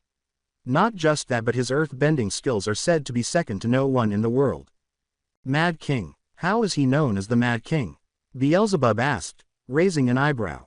From the rumors, he makes people think outside the box and comes up with the craziest ideas. But at the same time, he is known for his tactics that literally have turned the tide of war against someone in a flash. Plus I heard he is a talent at playing board games and is known as one of the top players of Go. You did a lot of research. Naruto glared at him and shrugged, saying, better to know the terrain and the people that run it. Last thing we need is another run-in with a local warlord Buddha. When Buddha stopped eating his snacks, the question, what, was raised. Naruto let out a sigh. The brothers swiftly acquired some materials and supplies while strolling through the market, where they also obtained information about the invasion and its outcome. Bumi reportedly gave up. He immediately gave up without any resistance or fight. Naruto suspected why he used this fighting style, while the brothers were perplexed. However, he was skeptical that he would be able to communicate this to the king himself. They undoubtedly have him under strict guard and locked up somewhere far out of sight and mind. Additionally, they are most likely holding him in a way that prevents him from using his bending. The one thing Naruto consistently observed was that they were unable to bend if they were unable to move their hands or bodies in any way. Additionally, depending on their alignment, they may not even be able to use their bending in some circumstances. For example, if there is no earth, you cannot bend. This means that there would be no escape if you were placed inside a wooden or even a metal container. Naruto was certain that there was a way out, but it didn't matter. Naruto was certain that there were others who disagreed with the strategy and intended to attack the leaders in order to reclaim their king and retake their city if Bumi did surrender. Naruto could only think of fools at the time. When Naruto looked up, he saw some armored Fire Nation soldiers who appeared to be escorting a teenage girl and a woman with a baby. She wore a Fire Nation dress, had her hair in buns, and appeared to be around his age. The girl appeared to be searching for anything intriguing and had a sour expression on her face. Naruto couldn't hear what the woman was saying, but it appeared to be a disagreement because she was grinning at the girl. Naruto turned to see Buddha make a head motion. Hey. Naruto nodded while narrowing his eyes. He moved quickly through the crowd and stalls, arriving close to the end of the market district. Death to the Fire Nation. Quickly, robed men bent a few rocks and stones and threw them into the air. The younger girl was taking something out of her sleeve as the woman on the stairs gasped in shock at the attack. But then Beelzebub materialized out of thin air and extended his hands. When the stones struck his palms, he used his power to make them explode. The woman and her kids were beside him when he landed. "Are you three all right?" Grinning, the elderly woman embraced her son. "Yes, thank you for saving us." "Traitor." Beelzebub glared down at the men wearing cloaks. "You're the ones attacking an innocent woman and her children. You would murder a toddler and a young girl just because of the nation they hail from." The leading man snarled. "They are murderers. They entered our home and took over our kingdom. They have no right to be here. Especially when it is her husband that is oppressing us." Naruto appeared close to one of them in the rear and picked his ear. The man turned and exclaimed, "How are they oppressing you?" before shouting that they were surrounded. "I mean, you guys aren't out of your homes, no one was pointlessly killed, and you can do what you like if you don't cause trouble. It seems to me that you're the ones creating trouble for everyone here. No one asked you, outsider." He slapped Naruto across the chest. He simply slapped the punch down before jabbing him in the shoulder, causing his arm to go limp. "What did you?" Naruto prodded his neck, causing him to stiffen and collapse. "Well, that was disappointing. Was hoping for more when it comes to the benders in this nation." The other men rushed him, roaring. Naruto turned around and deflected all of their blows. Although earthbenders must be direct and firm, these guys are slow. They would therefore only be strong, I suppose. They could just move a bit more quickly. Hikai strikes another opponent, flips one, stomps on his throat, hits the others in the points of their necks, and then knocks out the final person below him. By the time the fight was over, Naruto and his brothers had taken 5 men in total. They were all stunned on the ground by Naruto. The woman and her kids came up to them with Beelzebub after the crowd had dispersed. The woman frowned and asked, "Are you all right?" What started out as a pleasant walk around the city to get some fresh air ended up being a near assassination attempt. The fact that kids as young as her daughter had to intervene to save her and her kids appalled her. Still, she was appreciative. Naruto glanced at the children, one of whom was twirling a knife on her finger with a somewhat bored expression, and asked, "We're fine, how are you and your children?" However, he could see that she was tense and prepared to shoot at any time. "We are fine." She raised her head. "Thank you for saving us. I know that those men were coming to harm us." As Buddha approached again, Naruto shrugged. "Hey bro, looks like the rest of them escaped. How shouldn't you have been able to catch them quickly?" Buddha sighed and said, "Apparently someone made a water attack and I was busy blocking it that they managed to escape. Too much activity in that area, which means I can't track them." "Water?" Naruto asked, perplexed as to why a water bender was in the area. Later, when he turned back to the family, he would bow and consider that. "Please forgive us for acting out in town. It is fine and don't bow please." She grinned, "I owe you my life." The girl with the knife grinned a little and said, "Yeah, it was cool how you jumped in. You have to tell us how you stopped those boulders though dark and gloomy." Beelzebub arched an eyebrow. "You're one to talk." The girl gave a little laugh. "True, my please," she murmured, "please forgive my daughter, she can sometimes be very blunt." Naruto brushed it off. "I welcome it. Sometimes it is nice when people tell you how they feel instead of hiding it." "Well, either way, thank you. My name is Michi and these are my son Tom Tom and my daughter Mai. We are the family of the current governor of New Ozai." "You mean Omashu?" Naruto asked, glancing at the family. "New Ozai." The woman exclaimed, "It is called New Ozai now due to the politics that be in my husband who was hoping to suck up to the Fire Lord." Naruto perspired, certain that the Lord didn't give a damn about the name he gave the city. "I see, only that he would be able to control the city and act without hesitation. I'm currently trying to find something interesting in town to do." Her mother admonished firmly. Naruto waved at his brothers, saying, "These are my brothers Buddha," while holding a bag of chips that no one knew where he had hidden them. And Beelzebub, the teen with the black hair, nodded. "Well, I guess then it is time for our introductions. My name is Naruto." Mai gave them a look. "You guys sure don't look like brothers." It's fine." Buddha dismissed it. "We get that when people learn we are brothers. We aren't blood related, but to us, we are family. We stick together no matter what." He reportedly chose another strangely flavored chipset and wrapped his arms around his brothers, who both gasped at his breath. It made her think of Azula and Ty Lee, so Mai grinned. She truly loved those two as sisters, despite the fact that most people would assume that their bond was based more on fear. Even if she didn't want to do something, Ty Lee was always eager to get her involved. However, she always managed to have a good time. On the other hand, Azula once discovered the cause of her cold, calculating demeanor. Since then, she has made every effort to support her friend, but occasionally her cruelty has surfaced, which has disturbed her. Well, Michi grinned, please, I would like you boys to meet my husband. I'm sure that saving my life will grant you a reward. When Naruto glanced at his brothers, they shrugged their shoulders, assuming nothing was wrong. Naruto grinned and said, sure. Please lead the way, my lady. Grinning, Michi led them to the location of the former castle where the king of Omashu once resided. Aang and his party arriving in the city a few hours earlier. Aang watched in dismay. Omashu had collapsed. No. Katara approached Aang. Aang, we need to get moving. With Omashu conquered, only the capital city is safe now. Kurenai scowled. She's right, we need to get moving. Chances are someone might have seen us flying through the sky, and if it is a spy or someone from the Fire Nation, they'll know soon we are here. Hinata gave a nod, which means we might have attackers coming for us if they saw us land. Shaking his head, Aang said, no, I have to go into Omashu, I need to find my friend. Aang, we don't even know. What, Sokka? He exclaimed, turning to glare at him while Katara gave him the stink eye. We don't even know if he is alive. Sokka raised his hands. Look, I know he is your friend, but if we go into that city and they find out who you are, we are going to be in more trouble. Plus, we don't know everything going on in there, and the last thing we need to do is start a riot. Shino gave a nod. Sokka is right, if we end up starting something in the middle of town or something happens, we could potentially put the civilians in danger.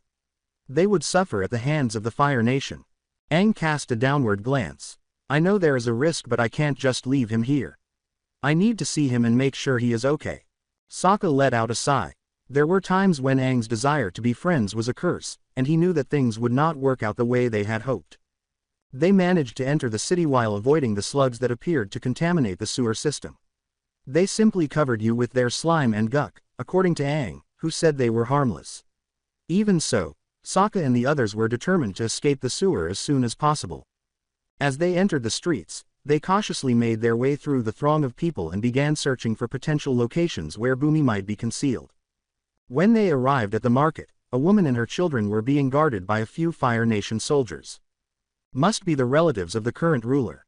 Sokka sighed. We should get out of here before death to the Fire Nation. When they turned to see cloaked earthbenders hurling rocks at the woman, their eyes grew wide. Are they insane? Kiba yelled. If they kill them, then the city is going to pay for it. They're patriots. Shino sighed. They are too blinded by the idea of defeating their enemy, they don't think of the consequences. Kurenai was about to take action when she noticed a teenager with black hair approach the family and stop the boulders with a simple touch. Then she felt his hands explode with chakra, shattering them. Kurenai was unable to comprehend it and asked, what? Why are people on this side of the world using chakras? Only benders, not chakra users, were present, as far as they knew. This might make things more difficult. She was more concerned now that other users were present, even though she was confident in their abilities and knew they could handle the benders if needed because they have no defense against illusions. But then she witnessed someone being attacked by the other benders. After eliminating one of their attacks, he dealt with the rest of the group. He appeared to be winning the fight with ease, standing on one opponent's throat and striking specific body parts that rendered them immobile. She narrowed her eyes and said, wait, that body type and that hair couldn't be. Guys, when Aang led some of the earthbenders away from the fighting, everyone turned and their eyes widened. We're leaving. Kurenai swore. Everyone retreat. The group pursued the attackers and the airbender, but they quickly realized that someone was following them. They turned to see a young man with big white hair pursuing them while looking bored. Kurenai attempted to make some hand gestures, but Katara swiftly threw some water at the man after bending some nearby spots. He simply kept up with the attacks by dodging and weaving, but he stopped when she created an ice wall. With haste, the group fled down the street and into a different area of the city. They went to some sort of hideout, following Aang and the earthbenders, who were presumably still members of the King's Guard. Aang was the first to inquire, and after they were shown the hidden entrance, they went inside. Who are you guys? The cloaked man scowled. We're the Resistance, kid. We are trying to take back our city from those fire-bending bastards. And killing that woman and children is part of this. Kurenai scowled. You wouldn't understand, outsider. He raised his fist. Those three were the offspring and wife of that bastard governor. If we took them out, then we would have a chance to take back our city. With his hands behind his head, Kiba said, or you would have gotten more people killed. Akamaru barked in agreement. If you killed them, all you would do is put your citizens in danger and probably have some of them killed in the process. Then so be it. If that means Omashu is free, then sacrifices are necessary. Aang glanced around. Where's Bumi? Is he leading you guys? No, he was captured when they arrived. We were ready, we were willing to fight for our king and our kingdom. But Bumi decided to surrender to them and he got locked up somewhere. Kurenai sighed. Probably somewhere under a lot of guards and probably where he can't bend. Aang scowled. I should still go looking for him. Aang, how exactly are you going to do that? Simple, I'm going to get on my glider. Sokka raised his hand and said, idiot. He glanced at him. Don't you think the Fire Nation troops are on edge after this? They are going to be looking everywhere and anywhere for the slightest disturbance. You can't honestly think that flying around the city looking for your friend is a good idea. Well, Aang said as he began to examine his feet. Look, Sokka said with a hand on his shoulders, I get it, he's your friend and you want to find him. But right now, that doesn't seem like an option. You did come here originally just to make sure he was alive, right? Will we have confirmation so we accomplished that goal? I can't just leave Sokka. We might not have a choice. An assassination attempt on the governor's family, they are going to be scrutinizing everyone. Sokka simply sighed as Aang scowled and turned to leave. Sheesh, he just needs to look at the facts. The frown on Katara's face as she approached said, you could have been nicer about it. He is just worried. Katara, we are not in a situation where we can just be reckless. If you haven't noticed, we are in the heart of a Fire Nation takeover and they are looking for anything that they can validate for killing people. He turned to his men, so what exactly is your strategy? The man sighed. Not that it is any of your business, but we are planning on launching another surprise attack against the governor, but we heard that the princess is going to be here, so we might take her out too. She nodded. You do that and you might as well bury the city yourself. You kill them, all you're doing is asking for the Fire Nation to murder and mutilate everyone you know. This city will be turned to rubble and nothing will be saved other than the screams of your people. As I said before, who asked you, outsider? Kurenai sighed. Men can be so stubborn at times. Look, Aang raised both of his hands. If Bumi is in the city, there is a reason for it. He always has some kind of scheme or plan going on in his head. But the thing is, we don't know if attacking will affect the plan. So instead, let's do something else. Like what? Leave the city. Leave this as our home. You're asking us to take the coward's way out. No. Aang raised his hands in an attempt to discourage the man who was screaming. That's not it. Think about it. You guys don't have the means of winning this fight yet. So it would be best to get as many of your people out as you can. That way you can all regroup somewhere else and strategize how to take back your city. The leader scowled even more. And how exactly are we going to do that? All the entrances to the city are under heavy monitoring and there is no way for us to just evacuate most of the city without someone noticing. Another said, plus we need a valid excuse to get the civilians out of the city. Suckers. Sokka laughed. I think I know the best way to get everyone out of here. Teammate had a gut feeling that things would not be that easy. The residence of the governor. Thank you three so much for saving my family. I'm truly in your debt. Naruto glanced at the spread before them and said, it was nothing. Please though forgive my brother, he doesn't exactly do table manners. Before looking up, everyone turned to face Buddha, who was simply eating wildly. What? It is good food. Tom smirked when he clapped his hands at the man and laughed at this. Yeah, you're a genius to a baby. Congrats, Naruto said, rolling his eyes. Still smarter than you. Keep telling yourself that, said Naruto with a sly smile. The governor grinned. Be that as it is, I do owe all of you a great deal of gratitude. If there is any way I can help all of you, please don't hesitate to ask. I'll keep that in mind, but do you mind if I ask you a question? Of course. Who is the woman waiting outside the door? The man stood up and bowed to the woman as soon as the door opened, and everyone else aside from Naruto and his brother followed suit. A girl with gold eyes and black hair stood there, her hair up in a bonnet that was secured with the Fire Nation emblem. Her body was well defined, and her hair was spotless. She had a feminine charm, but she also demonstrated that she was prepared for combat. A girl with braided hair and a skimpy pink outfit stood next to her, grinning. Greetings, princess. This dinner was going to get more interesting, Naruto said, raising an eyebrow. When Naruto and his brothers saw the princess, they were a little taken aback. Indeed, but Naruto also reasoned that perhaps it was because of something else happening in the city. While the rebels are a cause for concern, sending her. That sounded a little strange. Mai. The vivacious girl in the long ponytail and two-piece rushed over to Mai. She began smothering her with an embrace right away. She groaned, Tai, good to see you. However, Naruto noticed a slight smile. I thought you ran off to the circus. Something about it being your true calling. Well, Azula called louder. Both girls grinned as Azula approached. It is good to see you, Mai. How have things been? Could be worse. Someone attempted to kill me and my mother and brother. What? Azula asked, her eyes darkening. Who is it? She gestured to the brothers who were watching and said, oh, some earthbenders that probably served Bumi. Don't worry, thanks to those three we are safe. Azula scowled as she turned her head. Even though she didn't share her father's ability to judge character, she could tell the three were strong simply by looking at them. She had never seen a soldier so strong. None of the other soldiers were as strong as these three. Perhaps her father, or even her uncle in his prime, could match them. However, she believed that was absurd because they were the best firebenders.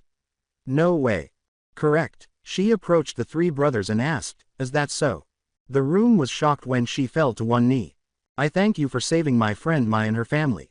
While we aren't as close as I would like, they are extended family to me.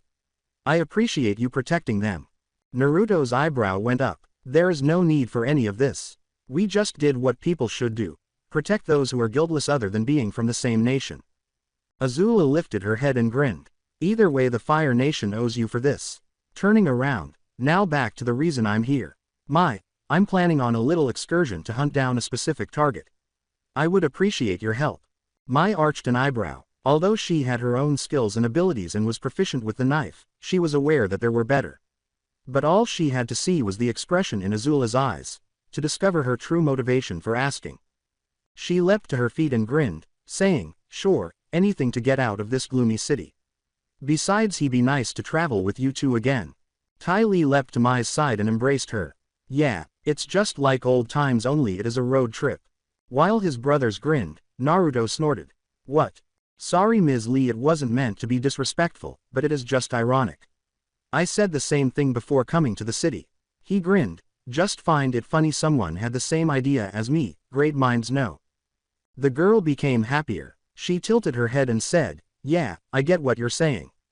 Interesting. What is it? Oh, I'm just looking at you and I noticed something different than most people.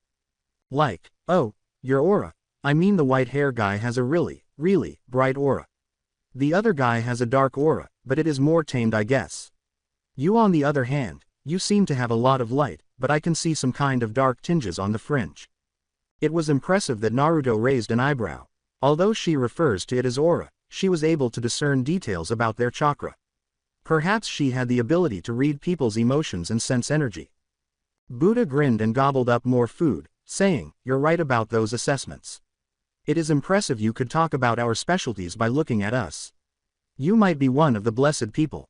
Blessed? Wait, you're saying there was something she was telling us? Mai waved her hand. Yep, he grinned. I can see the same thing, but it is usually a skill someone gets after years of training. The fact you can do it so easily shows that you're naturally gifted. Thanks, was bursting from Tai Lee's mouth. Naruto rolled his eyes. Don't let Buddha's praise go to your head. The man compliments everyone. Hey, everyone needs encouragement to keep going forward. Beelzebub merely sighed as Naruto rolled his eyes. Yeah, looking at the princess. So, is this excursion something of a private affair or can we know what you're planning? She gave a shrug. It's not that big of a secret. We are planning on hunting the Avatar.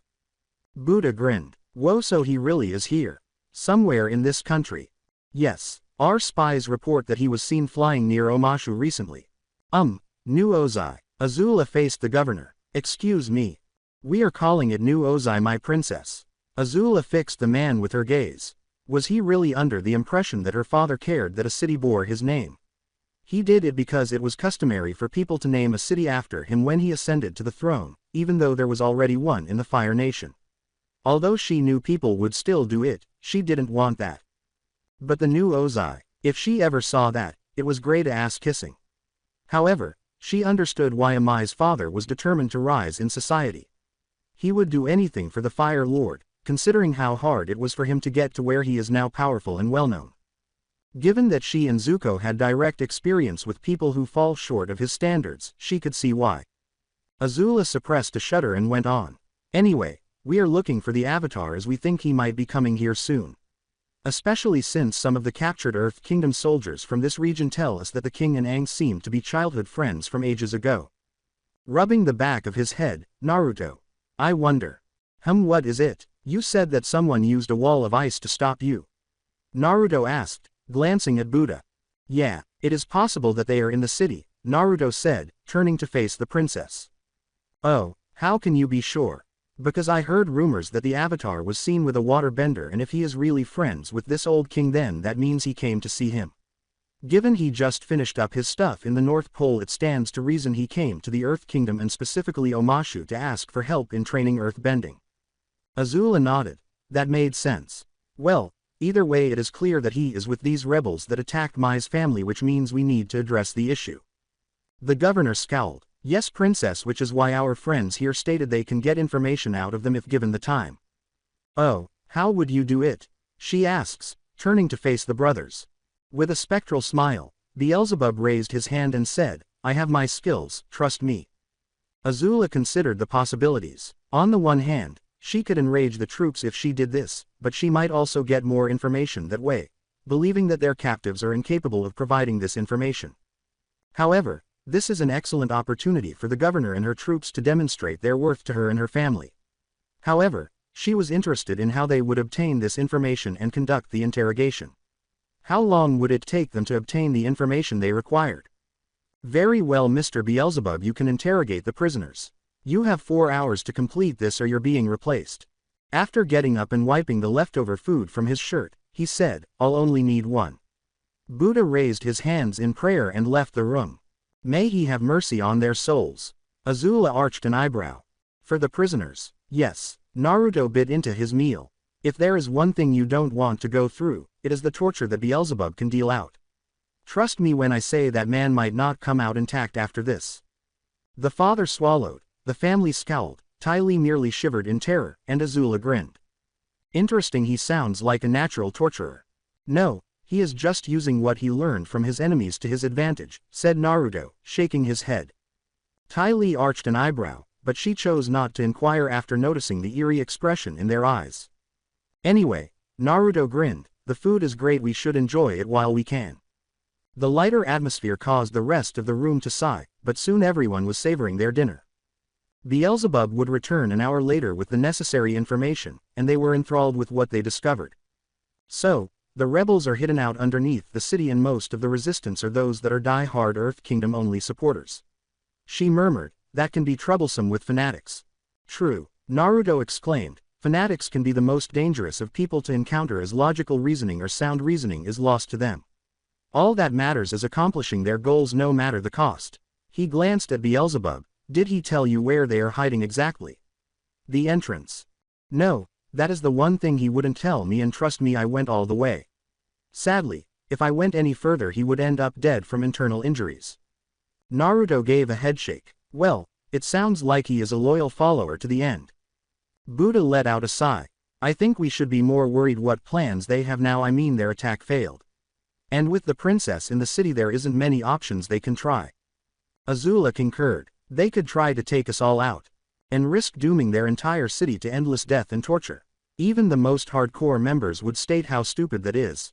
Naruto gave a nod. Buddha is right, whether the Fire Lord cares or not, killing the princess, her friends who are nobles, the governor and his wife and son along with their daughter. That is just asking for genocide. Azula let out a sigh. True, but you said it yourself, fanatics will do whatever they can to achieve their goals. While true, there is one other thing we have failed to account for. They might try to leave the city.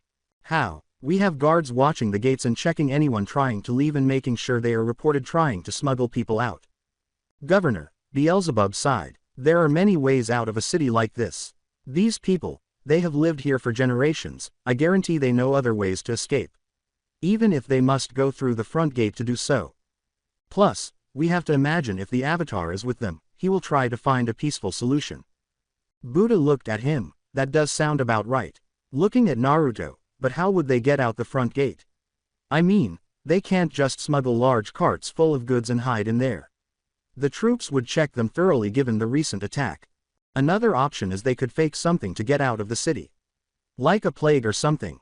Everyone in the room looked at Naruto as though he were a moron. Hey, you'd be surprised what people can do if they have the right means and right people acting the role. Although everyone was dubious, my side. Man, if they want to leave the city I say let them. It means they are out there and must come through the walls. Meaning we have a better defensible position and maybe even some citizens that we don't treat like shit can help deal with them. Her dad said with a sigh, we can't afford to do that. It would look bad politically, and if we have less citizens to work in the city it would mean more work for everyone else. Actually, Buddha said as he finished a lollipop that he had obtained from somewhere, that is, the room where he was receiving the food, minus the two brothers. She does have a point. I mean, if they leave the city then they are no longer an internal threat.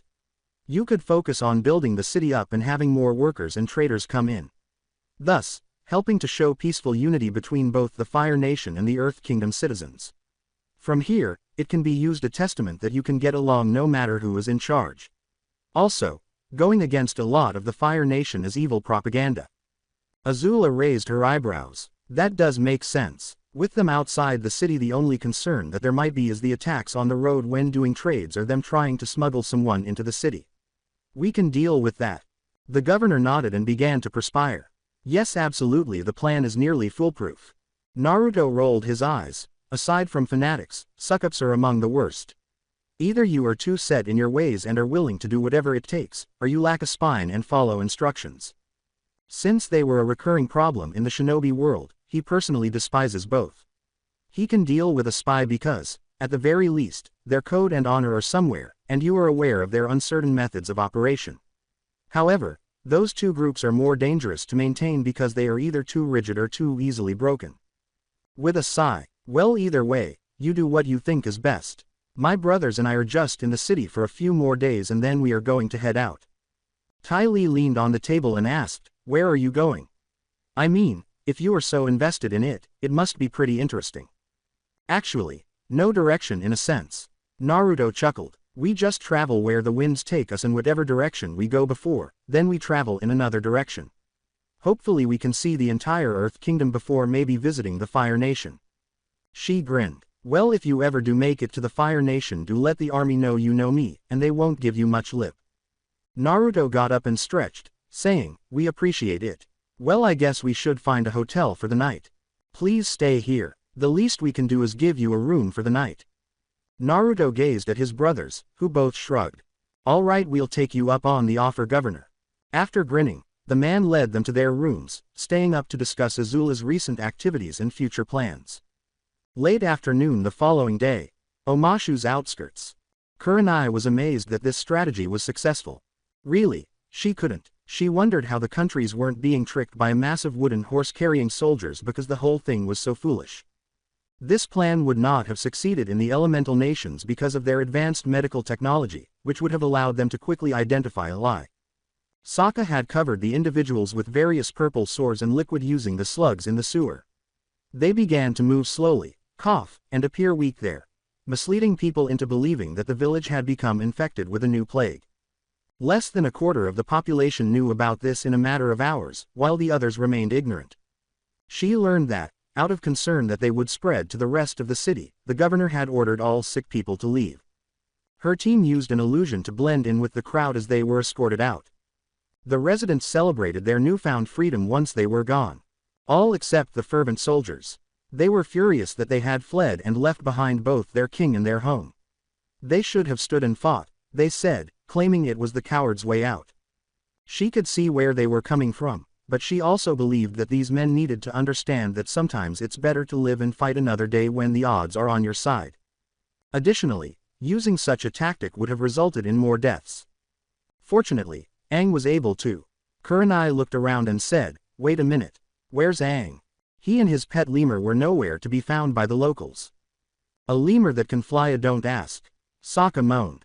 Please tell me that idiot didn't. Katara's hands were fidgeting. Yeah, he did. Sokka scowled. When did you know he was going to do this? She looked back at him. A few hours ago. Sokka, he is just worried about Bumi.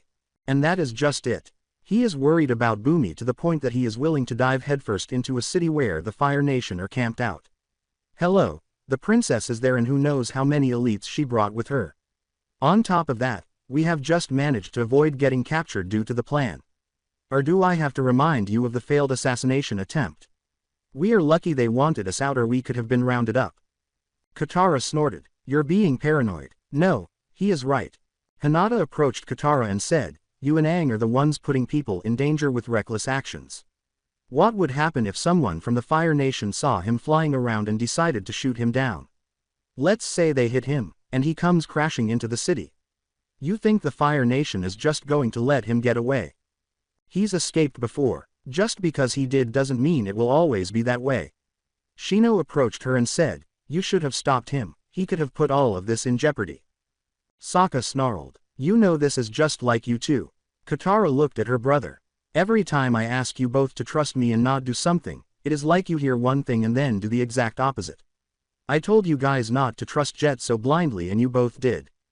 Well, we saw through it. Yeah, only after he blew the dam and almost wiped out a town that never did anything to him. Katara huffed, unable to deny. She pulled away from her brother, who slid his hand over his face and said, Aang will be back soon, give him the riot act. Damn it, I'm the one looking after these two, how can I do that when they never listen? A hand was placed on his shoulder by Kurenai. Leadership is a responsibility. In time they will come to see your advice was sound. I just don't want to lose either of them. He sighed, not after Mom. Kurenai gave a nod. Being the more responsible member of his group, Sokka protected his sister and Aang as though they were the only things that mattered. They didn't want to become involved in the ongoing politics, but they went into the city even though he didn't want to.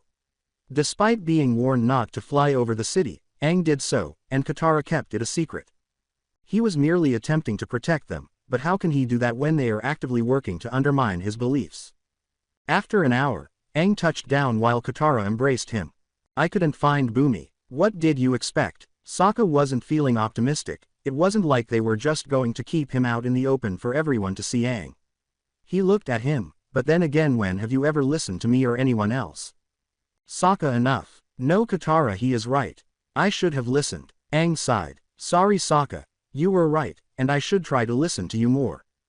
Aang, I get it, when we had the chance to find Dad I was excited and was willing to do whatever it took to see him.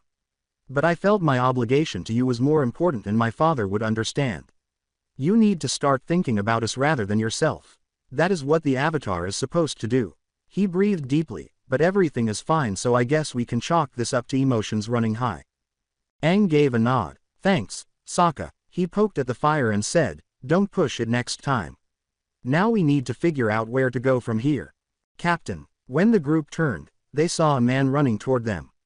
His body was severely bruised, he had a ragged cloak on, and blood was dripping from various parts of his body.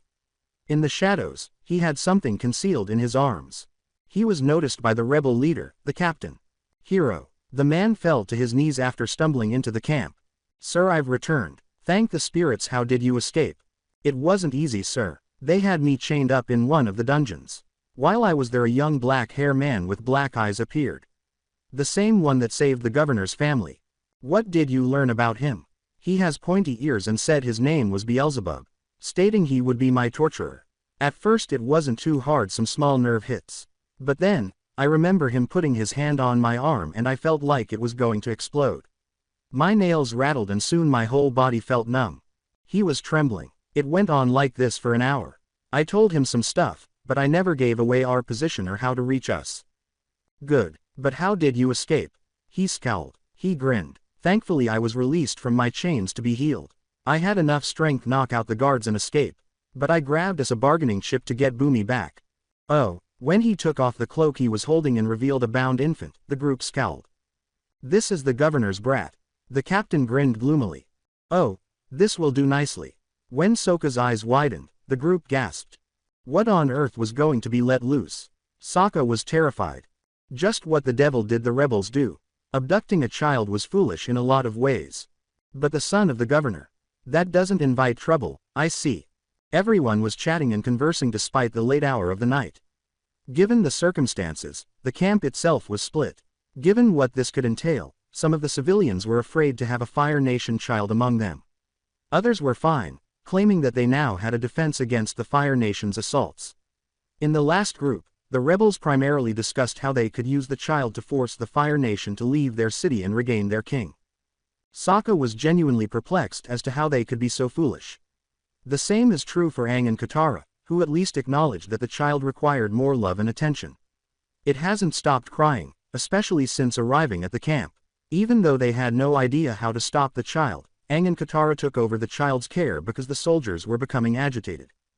Aang and Katara had argued that it would infuriate the soldiers when Sokka tried to discuss the situation with them and suggested that they simply return the child. He didn't give a damn if they were upset with his choice. Instead, he was considering the potential consequences. If the princess has any personal connection to the family and the governor was, as the rumors suggest, a close friend of the princess's family.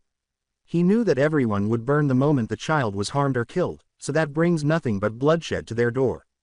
His thoughts were racing, and he had no idea what to do. Instead of being pulled into this, they ought to have simply continued flying, but they were forced to pause here in order to find Bumi. However, Sokka was realistic rather than callous. That was what he told himself, anyway. He was aware that Aang and Katara occasionally carry their feelings on their sleeves and act in ways they believe to be right but are unsure of. Even though he didn't care as much as Aang did, he still wanted to find Bumi. Despite being insane and nearly killing him and his sister during their first visit, the man did apologize for the trap, claiming that it was merely a way for him to play around and test Aang. As an old friend, he could see that he truly loved Aang. He had to admit that it was fascinating to watch, even though he didn't like the thought of turning into a crystal, to encourage Aang to think more creatively and concentrate rather than accepting everything at face value. The man was insane, but he had learned to appreciate the method. Furthermore, it introduced him to a new level of tactics and strategy that he had never thought of. He was aware, though, that if the man allowed himself to be captured, there was a reason, and they simply needed to believe in him. However, that was no longer the problem. He noticed Kurenai sitting off with her team as he was leaving the camp. He could guess why they were frowning at everything. "Kurenai, can I ask you something?" Hinata approached, Shino stared, and Kiba sat up from his dog partner as the woman nodded. "How is our situation?" Truthfully, he asked, nodding. "Pretty bad. Right now this could be the most delicate situation we face." She glanced over to the soldiers. "While I understand their thought process and reasoning for wanting things their way, I can't help but fear what they are planning." Replied, "Logically the child's disappearance and the soldiers' escape won't go unnoticed. More than likely, the city is on high alert and are out for blood, meaning anyone left behind might be in danger of the Fire Nation's wrath." Hinata could almost cry when she saw the baby and realized how confused it must be. Also, the child in question is a sensitive situation. If anything happens to him, then the Fire Nation will stop at nothing to murder everyone in the city and the people that escaped. I have had suspicions they knew we were faking the plague and just let us go, figuring we could do less damage outside the city than inside. Sokka gave a nod. "Yeah, I'm of the same opinion. I was surprised my plan worked. I came up with it on the fly, but I wasn't sure it would work." He observed the expressions of shock on their faces. "Well, I didn't think they would just incinerate us, but I knew that if we were lucky they would just boot us out of the city. That was still risky." Kiba raised his voice, "But given our current situation it might have been for best." The others looked at him. If we were still in the city and they did this, they would be tearing apart homes looking for anyone and everyone responsible or allied to this mess, leading to mass slaughter and butchering if they felt inclined. Sokka swallowed. Yes, he was aware after everything that had happened in the Water Tribe and some of what he had heard from people in the North Pole. He simply knew that Aang and Katara didn't understand. "Well," he said to the soldiers who were partying, "I'm not sure what to do at this point. But I'm thinking if we have the chance we should depart and take the child. That way we can at least get the baby back to the city and have him returned covertly. But if that isn't an option we might have to do something drastic." Kurenai arched an eyebrow. "Give up the soldiers." The team was examining him now. They showed no signs of emotion, but Sokka could tell they were thinking on their own. "Look, I don't want to think of this option, I really don't. But they are putting everyone in danger. Fanatical ideals and beliefs. unwilling to see the Fire Nation citizens as people and just wanting to slaughter all who dared to think differently. I can't stand it. I really can't. Which is why, if something can't be reached, I think that we must give the Fire Nation the soldiers in the hopes this will stem the rage they are feeling for the kidnapping. Kurenai concurred inwardly. There was no turning back now. The fighting was about to get out of hand and would only get worse if these guys tried anything else or something else happened. Explaining this to Aang and Katara, Sokka said, "It won't be easy, especially since we don't know what they are going to aim for in the child. Aang will think of a peaceful way to solve the issue, Katara will go with it to be supportive, and me, I'll be ignored." Hinata got up and said, "I could get the child and watch over him until tomorrow. That way if things get hairier or there is a greater risk of an attack by the Fire Nation troops, we can try to sneak the child back. But if we do that, logically the troops will see that as a betrayal and lash out. They might even try to kill us thinking we are siding with the Fire Nation or are spies." Shino looked to their instructor. Aang won't be willing to fight back and want to talk things through, and logically it is not going to work. Knowing firsthand that no killing instinct in the field was dangerous, Kiba yawned, "That and he won't aim for the kill. He is too passive for it. In essence, you were being prepared for slaughter. If you weren't cautious, it might even cause more problems later on because people would know you wouldn't kill, so they wouldn't think twice about using their own lethal blows carelessly." Kurenai touched her temple. "I'll talk to the two of them and try to get the baby. For now, we just rest up and see if the Fire Nation acts. Then we plan accordingly with or without Aang." Sokka was unwilling to accept that. In a way, they were his employees, but he was the Avatar. On this mission, they were supposed to defend him and report to him. However, Aang hasn't been considering the situation rationally, so it was time for someone to confront him with the truth. Additionally, he couldn't get rid of the thought that the Fire Nation, or at least the individuals who captured the Earthbender, had more to offer. Perhaps they resembled their guards more. Is there a chance that there are other individuals with similar special powers? "One issue at a time," he said, shaking his head. Ozai knew. Azula scowled. While they were at it, someone let the tortured Earthbender soldier get away and steal Tom Tom. She had the person in charge of this demoted and put on toilet duty because, of course, she was furious with them. But Mai and her family were her biggest issue.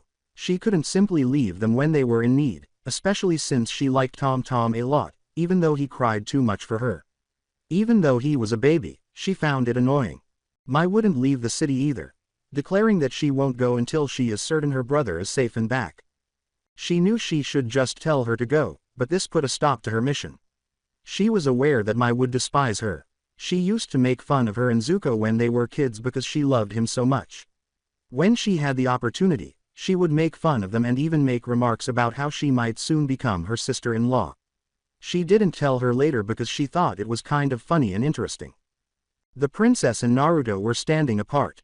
While Beelzebub was asking other inmates where they could have gone and his brothers and Ty Lee were assisting the family through the crisis, he offered to spend time with her, if more secrets were being concealed. He insisted that he would be more than sufficient for this endeavor, despite Azula's desire to torture a few. "So," Naruto said, crossing his arms as he gazed at her. "What is the plan of action?" Her body tensed and her eyes darkened as she turned and said, "Plan? Isn't it obvious? We are going to hunt them all down. They are going to be put to death for daring to take Tom Tom, and if he is hurt in any way, I'll make their deaths even slower." Naruto pushed off the wall and raised his arms above his head to stretch, saying, "Or you could put the child in greater danger with this or even get him killed. Think about it, it is obvious they took him for a reason. If you really stop to think." "I don't have time." Naruto looked at her intently and said, "Yes you do. Now think. Why would they bother stealing a baby that knows nothing and can do nothing?" Azula scowled and started to come up with ideas. It wasn't data. Tom Tom is incapable of speaking, let alone understanding military tactics or war-related information. Covert instruction. True enough, neither she nor Mai were aware that he was some sort of secret prodigy. A shield. Yes, it protects them somewhat from both her wrath and the Fire Nation's fury. However, her father would simply order her to murder everyone, including the child. He is a martyr as a result, an indication that their merciless destruction of the Earth Kingdom is inevitable. But she couldn't have that on her mind. Neither Mai nor her family would ever forgive her. She was tempted to defend it the way her father would, but a persistent voice in her head warned her against it. She had heard this faint voice since she was a young child. She recognized something, but she wasn't sure why. Was she conscious, perhaps? Or perhaps it had to do with her true feelings about something.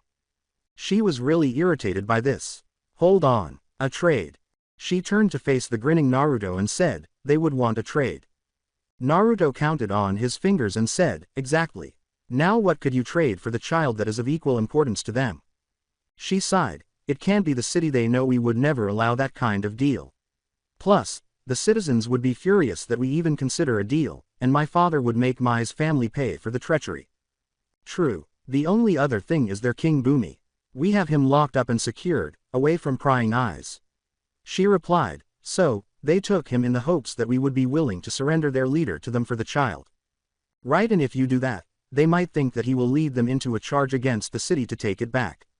Naruto laughed, but it is the worst thing they could have done. Huh, scowled Azula, how is getting their king back a bad thing? The man is known as the Mad King, someone that thinks outside the box and has unusual methods. In essence, doesn't it make sense that his surrender was a bit suspicious? She laughed, maybe he feared the wrath of the Fire Nation and knew he couldn't win. She laughed, we are quite the impressive fighting force made of elite soldiers and military might. Naruto scowled and said, you done being the Fire Lord. Now think as Azula. I could burn you at the stake for that comment. He sighed, empty threat, now think why would Bumi surrender his city without a fight and allow himself to be captured? I mean he could have just given up the city and fled with his troops or gone underground. Azula stopped and began to consider it. Bumi was renowned for his unconventional thinking and was referred to as the Mad King. Additionally, he has a reputation for hiding their true intentions behind actions that seem meaningless. He surrendered on purpose while giving up his life to keep his city in one piece and with no causalities. Exactly, Naruto chuckled, which means the minute we hand him over and he is freed he will be furious that his people did something so stupid. Thus, driving a wedge between them all and having the faction split down the middle. Thus, allowing us to focus on building our forces while they have internal conflict. She laughed, genius, thank you. She stepped back, I'm going to put this plan into motion, hopefully we can get this done and no one is the wiser. Hopefully. As the princess went to tell her friends about the plan, Naruto watched her leave him in the hallway. Was he certain that this would succeed? Actually, there's always a chance that the fanatics will attack and murder everyone in an attempt to save their king. However, he was confident that they could manage any challenge they faced and left Bumi to gather his people and depart. Naruto. The blonde turned to face Buddha as he emerged from the kitchen. What's up? I figured I should tell you this. I think there are chakra users among the Avatar's party. Naruto scowled. Are you sure? Yeah, I sensed it when they were in the city. While I was chasing them I could sense some chakra from the people there. At first I thought maybe it was my imagination, but then it happened again when the people left. I could sense an illusion in the crowd, as if someone was trying to hide themselves. Leaning back, Naruto swore, man, that fucking sucks. Just when I think I left shit behind, it comes rearing its ugly head. If they are from Konoha, he said, glancing down the hall. What are we going to do? I know, he exhaled, man, this fucking sucks. But then again, it isn't like they weren't going to come here eventually. I just didn't think so soon and in such a serious capacity. He glanced at Buddha, change of plans. You and Beelzebub will be with the princess and the governor's family, protecting them and fighting off anything that might come their way. Right, what about you? I'm going to head to their camp. Naruto turned and left. If I go there I might find the child. Because I doubt they are going to bring him to the table if they know fighting is going to break out. You got it. Leave everything to us, little brother, said Buddha with a smile. Oh, I plan to.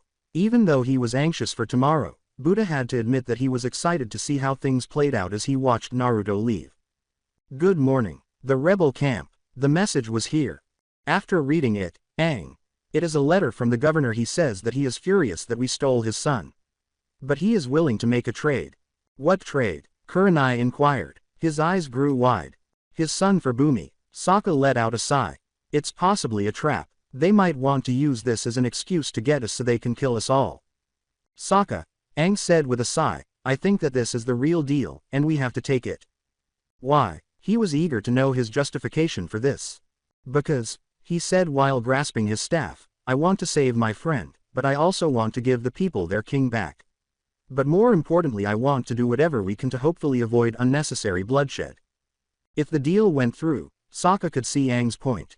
However, there was no assurance that the transaction would be successful. The likelihood that this deal would fail was high. I see your point, Kurenai replied, but we can't just risk the child without setting in motion a backup plan. Katara was afraid, but she also recalled how the country was when they visited the North and South Poles. You think the Fire Nation would risk it? She asked. Sokka added, they might. Which means we should be ready for anything. Actually, the troopers were to blame. Aang saw that the men were tense and appeared to be speaking in low tones after reading the letter. He felt uneasy just thinking about it. Our best bet is for me to create a likeness of the child. That way if something does happen and everything goes our way, we can deliver the baby to the family after we are sure things are safe. Hinata replied, after all we are specialized in tracking, but we can move as well as anyone in the shadows. Hinata gave a nod, Shino cocked his head, and Kiba grinned. Aang grinned. Okay then, so we are going through with the deal. Says here it will happen at noon. Aang left to discuss the plan and deal with the soldiers, while Katara glared and Sokka watched with concern. You think he is being naïve again? Maybe, but I do see reasoning in this one. If this works out then we can avoid needless death. Her brother turned slowly and asked, was there something else, Katara? He could only sigh as the girl snorted and turned to leave. He sincerely hoped that everything went according to Aang's plan. Skip in time. They were all standing in an open space close to the city. The governor and his wife, who appeared to be struggling to stay together, were surrounded by troops from the Fire Nation. Azula stood proudly in front of them, followed by Ty Lee, who was grinning, and Mai, who was blank. Buddha was chewing gum next to them, and Beelzebub was standing with his skull cane. He was chilling. Boomy. Hey everybody, how you're doing?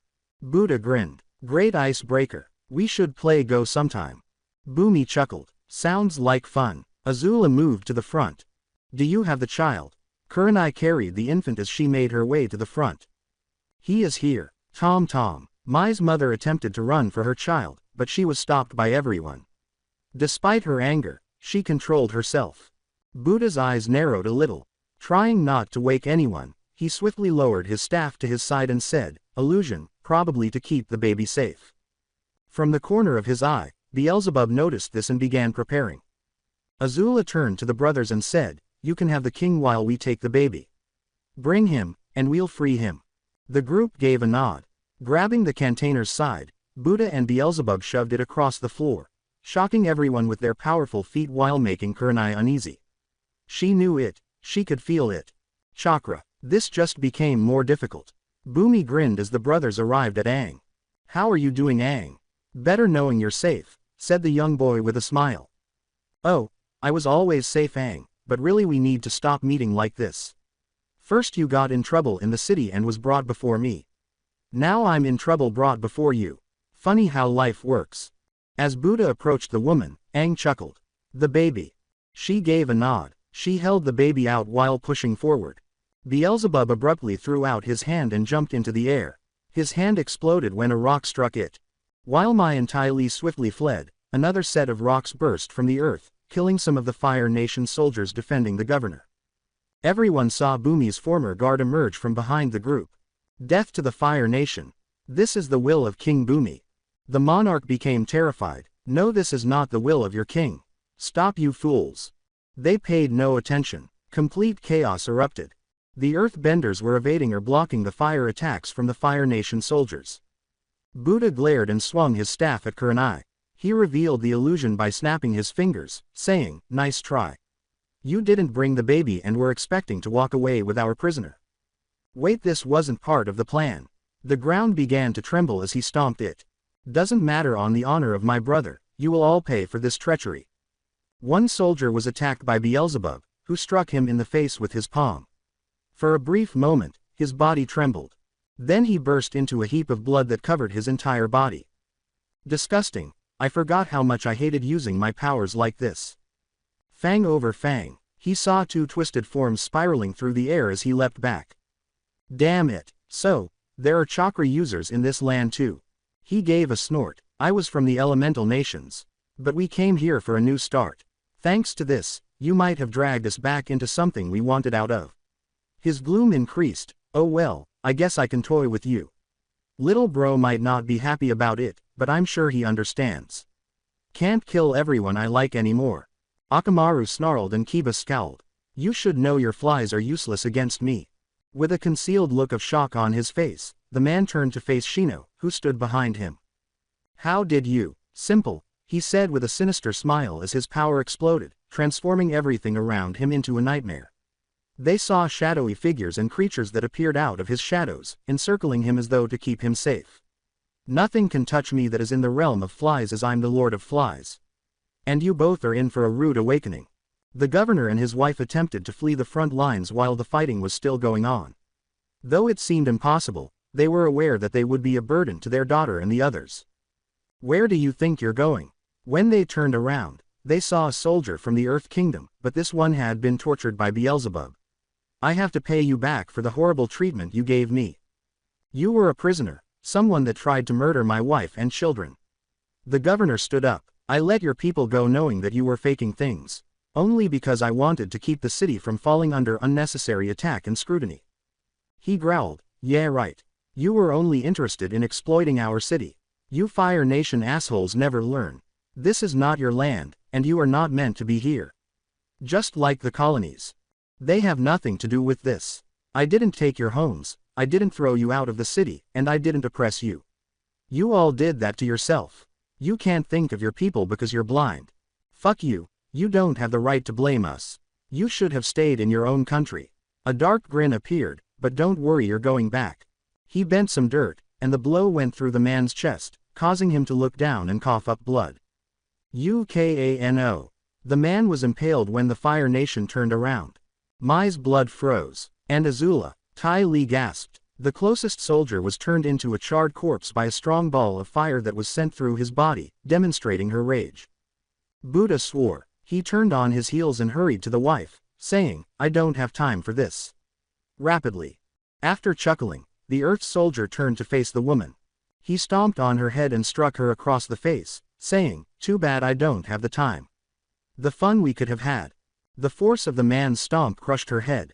However, by bending a small rock out of the ground and slamming it down, he made matters worse. A red mist exploded around her body. No, Mai's body collapsed. Kurenai and the rest of her team were shocked by the brutality.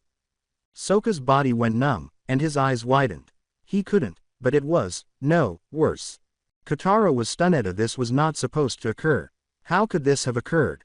They were reclaiming their monarch. Why did he have to do such a horrible thing? Like, Fire Nation. Bumi could hear it even though he couldn't see it. His mind was numb, his body went cold, and he knew it was over. Omashu is going to burn. Damn fool. Aang hurried over to the soldier.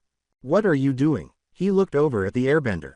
Killing the bastard that was controlling our city. Turning to the soldiers, quick rally and defeat the rest of them. If we take their princess we can take back our kingdom. This wasn't part of the deal. Fuck the deal, we have everything Everyone had to shield their eyes from the amount of dirt being kicked up when a tiny explosion occurred, sending Aang flying back. Buddha got to his feet. His body was rigid, his expression unreadable, his eyes blank. You really think this is going to help anyone? He exclaimed. Well, I guess it was my fault for letting you get close. We were supposed to protect them, but we failed. Shut up and die, the bender yelled, pushing his hand forward and impaling Buddha with some earth. He frowned as he passed the man's body and said, but I guess, even I can make mistakes. Even I, Buddha, have a limit to my patience, and you just passed it. The man was having trouble, his thoughts were racing and his mind was numb. Wait, is that my body? How come it's over there? Why am I over here, I wonder? This is completely nonsensical. What's happening? You know they say your life flashes before your eyes before you die. He raised his arm in the air. How is it? Did you accomplish everything you wanted? The man's eyes grew wide. He was looking into his cold, dark eyes while holding his head in the young man's hand. Well, is it? NNNN. The voice ceased. His eyes showed no signs of light. At last, his head fell and his body fell. Buddha turned to face the group and said, You Avatar, take your friend and leave. Now then, I think it is time to clean up the trash. This man was so terrifying that Aang was shivering. He was more terrifying than any monster he had ever seen, more terrifying than Zuko, and more terrifying than the spirits. He could tell that this was his only chance as the presence grew. He wanted to defend the populace from this mess and fight back. To assist the soldiers, Aang, he turned to face Bumi's coffin. Grab me and let's get out of here. His body moved independently. The group hurried to the metal coffin as he swiftly flew over to his friend. Quick, we need to. When the lid of the coffin exploded, Bumi leapt out. Move, people. But. No time, Katara, we need to go. There was no need to repeat it to the group. They were shushed out of the area after the group swiftly gathered, leaving only the soldiers behind. Without waiting, Mai stabbed a soldier in the throat with a dagger. You want your city back? Fine, I'll make sure you're all buried in it. Behind her, Ty Lee sprang into action and used some well-placed blows to attack any benders who came near. She usually didn't want to kill people, but in this case, she didn't think twice about aiming for their throats and hearts. When one of them attempted to flee, Azula struck him with lightning and blasted him with fire. Beelzebub, Buddha, and the troopers were being blasted by the Fire Nation troops. They were killing everyone by leaping into the middle of the troops. The whole area was reduced to red mist and corpses after an hour or so. Everyone had blood all over them. There was nothing left of the soldiers, and the ground was covered in guts. However, not everyone heard that noise. It was sobbing. Mai was sitting on the ground in front of her parents. She was crying uncontrollably, pleading, and begging. Not wanting to lose them, I'm requesting that they return. Ty Lee and Azula remained silent. I just gave her a hug and wept together. The soldiers didn't say anything. Buddha let out a sigh. Reckoning is upon them. Beelzebub scowled. You think he knew? I think he knew this was a possibility. But it won't matter, he'll make sure they understand and bring back the baby. And those shinobi, won't matter. We are here and nothing is going to hurt him again. The brothers bided their time, being aware that their youngest sibling would soon be back. Earth Camp. Bumi didn't say anything. He remained silent the entire journey. Nobody was brave enough to say a word. Katara and Aang were still processing what had happened, and Sokka was simply unsure of what to say. But Kurenai was frowning. There was a problem. The camp is quiet. Everyone cocked their heads and saw that everyone was on the ground in the distance. Fearing the worst, they hurried to the camp to see how everyone was doing, examining their pulses, searching for any marks, and attempting to determine what was wrong. They heard a voice say, "Don't worry. I didn't kill or maim anyone. They are all sound asleep." The shinobi were stunned as the group looked. Naruto was sitting on a log, holding a sleeping infant. Although he was dressed in a monastic robe and had changed since their last encounter, he still had the same appearance. Except for the tattoos around his neck and on his hands. He grinned. It has been quite some time, Konoha shinobi. Kurenai collected her thoughts. Naruto, is that really you? Bumi leaned in. Who? Whispered Hinata. He is a former shinobi we have been looking for from our land. We were trying to bring him home but never imagined we find him out here. Naruto rocked the infant in his arms and said, "Yeah, it is. I'm guessing you met my brothers today." "Great guys, right?" He laughed. "After all, they have my back better than anyone has before." Kiba was able to speak.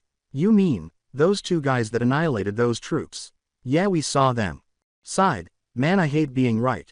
Let me guess. You guys tried to trade but the troopers started attacking and shouting about freeing their king and kingdom, right?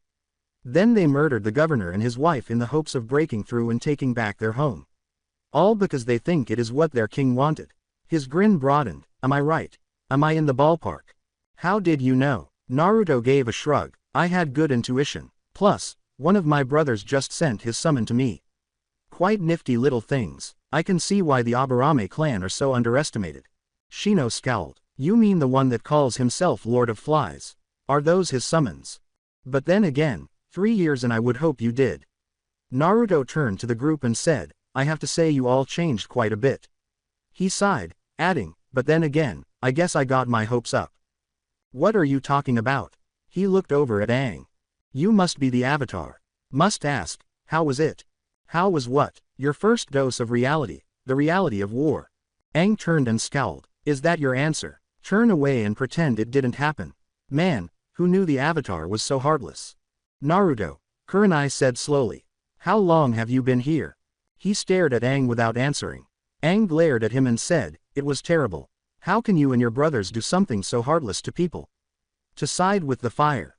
Who said I'm on the Fire Nation's side?" He rose from his seat. "I think you misunderstand something. I'm on only one side, my side. I help those in need and want my help. Unlike you, Avatar, I don't need an invitation to do that. I don't need someone I love to be that piece. He sighed, but most importantly, you should ask your friend, how is it abandoning those troops that were willing to murder an innocent man and his wife for doing their job? You can say what the troopers did was the same. Smiled, really, so, murdering two people who were assigned there and doing their best to not upset people, they were the bad guys. People that bothered to let them keep their homes and try to not interfere in their daily lives. He laughed, yes, they are real monsters. Who knew the Avatar was so cynical? He sighed, well, as much as I have enjoyed this reunion, I think it is time for me to get this little one back to his sister. You think you can just leave? With a smile, Naruto said to Kurenai, yeah, pretty much. You see, it is just that easy. She didn't know what he could do, but she also detested the fact that he was underestimating them. Shino looked at him and said, it would be more reasonable for the third to not want this Naruto. The region experienced depression, everyone was choking, and Bumi's heart was racing with fear. Naruto's red eyes and the growing marks on his face were observed by the group. Don't you dare use him. Let the dead rest. You ever use him as a tool for manipulation, he said, causing the fire in the fireplace to erupt. I'll fucking erase your bloodlines. He vanished in an instant. Kurenai sighed, this is terrible. We have to report this. Bumi said, raising his hand, can you assist us in reviving my citizens initially? When the group began reviving them, Kurenai's only question was, how did the blonde shinobi get away and what happened to him? Naruto joined his brothers in standing. They were keeping an eye on the events. They chose to perform a brief ceremony in the governor's and his wife's names after giving the infant back to Mai, lamenting the passing of two parents who were merely carrying out their duties for the benefit of their family, doing what they could as patriots and shielding their kids from the dangers that the war would bring. Although Naruto detested the Fire Lord, he was unable to despise its citizens for carrying out their duties. Unfortunately, that was the least of their worries, especially considering how furious and angry Mai was. So much so that everyone could see the fire in her eyes and the dark cloud over her head. Naruto chose to leave things alone after Ty Lee and Azula offered to speak with her. As the ceremony came to a close, everyone expressed their sympathies to Mai and her friends, with the people of the Earth Kingdom trying their best to avoid them. Naruto approached the trio. What are you going to do now? Seeing her friend tighten her hold on her brother, Azula turned and said, unfortunately, I still have my mission, so I'll have to head out soon. But we can wait a few days until Mai's aunt and uncle come and collect Tom Tom. I know you want to keep him in your sight, Mai, but we can't. He would be in constant danger and I can't on good conscience allow that. They'll be safer in the Fire Nation with your family. Tom Tom simply slept in her arms as Mai turned her head. She's right. Ty Lee laughed. Besides, I sent a letter back to my mother and father and they agreed to check in on your brother from time to time. I think one of my sisters even offered to be a babysitter for him when they are busy. Really? Why would they? Mai said, turning to face Lee. Ty Lee approached her and encircled Mai with her arms, asking, isn't it obvious, silly?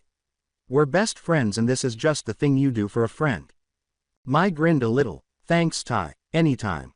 As touching as this has been, we will be off today. Naruto bowed to the princess and the two friends and said, I wish you three the best of luck in your duty. He then sighed. Azula smiled slightly and said, are you sure I can't convince you to stay with us? Your strength would be invaluable. Yeah, you and every bandit and mercenary crew that we encountered have said the same thing. But truth is, we are just traveling the land, we don't want to get involved in any conflict if we can avoid it. Buddha grinned and said, but I understand that feeling of having those with great strength with you. He took a golden necklace out of his coat pocket and gave it to Azula, saying, take this, it is the sign of good fortune, may it bring good fortune for you three. Nodded Beelzebub, yes, we wish you three the best of luck and who knows, we might see one another sooner than you think. He grinned, it would be nice. Azula gave a nod, yes, know that if you are ever in the Fire Nation let me know, I would love to give you guys the grand tour. With a smile, Naruto said, we'll take you up on that. The brothers soon left the city and set out on their journey. For the most part, Naruto remained quiet. He was discussing how things seemed so different after his recent run-in with his old pals. He believed, for starters, that they would become far more powerful than they were 3 years ago. However, this team only appeared marginally more powerful than the previous one for some reason. He was disappointed because he thought the so-called better fighters would be even better than him because he was the dead last. The encounter also revealed the Leaf's intention to use all of their resources to pursue him. He was safe for a long time because he knew the Toads had fulfilled their promise to him. However, he was now revealed to them, and he was certain that they would arrive in force. The worst part is that everyone will now know where he is, even the Akatsuki. The rest of the world was unaware that he had lost the 9 tails. He was certain that even if he told them the truth that he no longer had the fox, of those jerks would still be chasing him. Naruto squinted and said, "We must get ready. I must intensify my training." Buddha breathed a sigh of relief and wrapped his arm. "Look, little bro, it is admirable you want to be ready for the future, but there is no point in taking up your training when we still have a long trip in front of us. Best to enjoy the road, and we can train when we have settled somewhere for a few days." Nodded. He is right. At this point, if we did pick up training on the road, we would be exhausted and might be drained in case we run into some bandits. While I'm confident we can handle most bandits on our own, I'm fairly certain we would struggle against some of the more powerful foes that come our way. Reluctantly, Naruto accepted their arguments. "Look, when we get to the nearest town, we can take a few days to train and work up that fighting style of yours." Buddha laughed, "Because I think I know how to make it even more deadly." A question mark was added to Naruto. Aura, the Leaf Village. 3 years of vague information was unbelievable to Tsunade. After years of exploring the area, he was only able to locate a few locations he had visited in the past. At last, they located Hima, of all places, in the Bending Nations.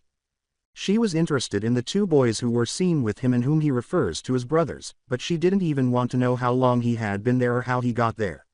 In the first place, she was glad he had found people he could rely on when he needed them. However, she was concerned about their reasons for becoming so intimate with Naruto. If history is any indication, no one approached him without some hidden agenda, and even then, he had to go through a lot to get their recognition.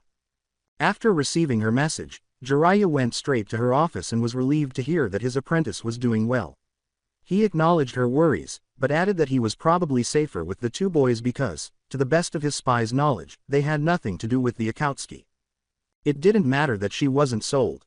The elders arrived in her office after Team 7, 9, and 10 arrived. "Glad you all could make it. This is about Team 8. The question, are they all right?" Asuma scowled. "Yes, your secret girlfriend is safe," causing the others to snicker, "but they just sent us a report. Apparently they made contact with the Avatar and are performing their duties as bodyguards. However, they might have accidentally gotten themselves in a bit of a mess with the Earth Kingdom and Fire Kingdom." "What kind of mess?" Homura scowled. Although he had no fear of their governments, he was aware that any negative reputation they might have with them could be used against them in negotiations if their war ended quickly. "From my understanding, the Avatar insisted on saving some friend of his in a kingdom that got overran by the Fire Nation.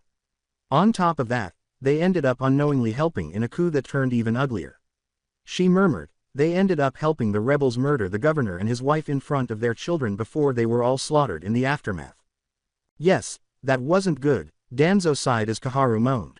She snapped her finger, and Jiraiya produced 2 images. "However, we did learn a new bit of information that has me concerned. One featured a man wearing glasses and sporting big white hair, while the other featured a sullen scowl and pointed ears. These 2 men were seen in the midst of the fighting. From what we can gather, they are chakra users, powerful ones no less. One had the power to touch people and somehow make them explode into a pile of gore." Danzo scowled more and rubbed his chin as the room fell silent. Tsunade scowled when she saw this action. "Something to share?" Danzo raised his eyebrows. "Yes, I think I heard about that one in particular. There were rumors from some of my spies this young man was seen with Orochimaru's forces around the same time that he formed the sound. Something you knew but never told Hiruzen. I didn't know where the village was and I never got a straight enough answer to know if Orochimaru controlled the place, so there was no point in reporting it other than a rumor. At the same time, that young man in question apparently left the region where sound was located and from my guess has just been roaming from place to place. The stories are the same though. He seems to create this powerful attack from his hands and with it people seemingly explode into piles of blood and guts. I have tried to find the young man so we can confirm his ability, as it might be a possible bloodline skill or unique form of manipulation of chakra. However, none of my spies have ever managed to find him." "I see. Well, him and this man were seen there and the other man seemed to be even more powerful. He was fast enough that he can move quicker than most of our best shinobi and even kill someone before they even register they are dead. He has physical strength powerful enough to cave in someone's chest, and chakra reserves on par with even an Uzumaki. The room was stunned by this. She took out a third photo and set it on the table, saying, Team 8 did report one more thing. On the way back to the rebel camp, they found someone waiting for them. Team 10 was just plain shocked as they looked at the picture. Sasuke was clutching his fist, Sakura gasped, Kakashi's eye widened, Lee and Guy gaped, Neji grunted, and Tenten raised an eyebrow. With his new appearance and expressionless face, it was Naruto. Naruto is in the Bending Nations. Ino found it hard to believe that he was the resident idiot at school, but she surmised that he was superior to everyone when it came to staying under the radar. Anyone who can conceal their identity while donning an abhorrent orange jumpsuit is a ninja unlike anyone else. Yes, Tsunade murmured, however our worst fears have been realized. Naruto has great distrust to the leaf, but he doesn't seem to hate the leaf. Sakura questioned optimistically, does this mean he will come back? Quite the opposite, he states he has no interest in returning. From Team 8's interaction with him he holds the village with no love, but he finds the idea of hating us too much trouble. He is happy with his current lifestyle and seems to be moving on with everything and everyone. It is clear that the two boys, promoting their pictures, are related to Naruto in some manner. In fact, we got a report that Naruto and this black-haired teen were seen in the gambling city when a tycoon owner was killed. Then they quickly disappeared and they reappeared in the hot spring village, same time as this other boy. Finally, they vanished and now are in the Bending Nations 3 years later. Danzo gave a nod. Naruto must have befriended those boys and after becoming his family, they are now traveling wherever they want. But after seeing Team 8 he will most likely be on edge and ready for a fight. Jiraiya gave a nod. He shuddered at the thought of Naruto eradicating their bloodlines. Yeah, but the child's love for the leaf still remains with one thing. Hiruzen, apparently Naruto won't allow anyone to speak ill or use his name in any manner. He stated that the dead should be left alone. Regardless, Koharu said with a sigh, the boy must return to the village. We need him now. Homura exhaled. While true Koharu think about our given position, the world knows what we did. We barely have any alliances left and the few that we do have, they are strained quite heavily. Even the current Kazekage Gaara is reluctant to speak to us. The room gasped when Jiraiya raised his hands and said, what if we let Naruto move to Suna instead? Now hear me out, obviously him coming back to the leaf is very thin and we already have people watching our every move. But wouldn't it make more sense that we allow him to go to an ally in which they are protected and we can still call on them if needed? But Suna might not see it that way. True, but due to the fact that most of the nations are coming together they might want to keep with the alliance and possibly be on better terms with Kumo and Iwa. Grumbled Tsunade. Political matters aside, there has been a slight change in plans. First, Teams 9 and 10U will be going to the Bending Nations to help Team 8. Your primary mission is to help protect the Avatar and secure peace for the lands. While the secondary job is to find Naruto and figure out how we can get him to come back. Ino was more perplexed by this. He had two powerful individuals with him, but their combined strength should have been sufficient to pull him back to the leaf. Why not use force, Lady Tsunade? Ino asked. What a drag, Ino. Naruto obviously has grown much stronger if he has survived this long. Plus we don't know what exactly happened in the prison. For all we know he could have taken the power of the box for himself. If that is the case, then we are talking about someone having the power to bring entire nations to their knees. Ino went pale. Lady Tsunade, why is Team 7 not going? Sasuke asked, nodding. Other than your suspension and the fact that the Lord demanded we keep you on a close leash. I know for a fact that due to the guilt your team has, you would be the first to abandon the kid and search for Naruto. While Kakashi sighed, Sasuke scowled and said, fair enough, Lady Tsunade. He couldn't deny the statement's veracity, even if they wanted to argue. Naruto has never been able to forgive himself since going missing and discovering everything that had happened to him. He did think about taking his own life as a way to atone for his mistakes and the people he let down. Guy intervened and stopped him just as he was ready to drive the weapon through his stomach, stating that his father would not want him to take the simple route and that his teacher would not want him to do this. He would want him to take responsibility for his errors and do whatever he can to make things right, regardless of the cost. After learning this, he changed his strategy and began training more intensely than he had in years, occasionally even training Sasuke. He was somewhat relieved to have 2/3 of the team back when he was officially permitted to train and join them, but he understood that the team wouldn't be complete without Naruto. However, he doubled his training for the two of them, and they even became apprentices to him and Tsunade.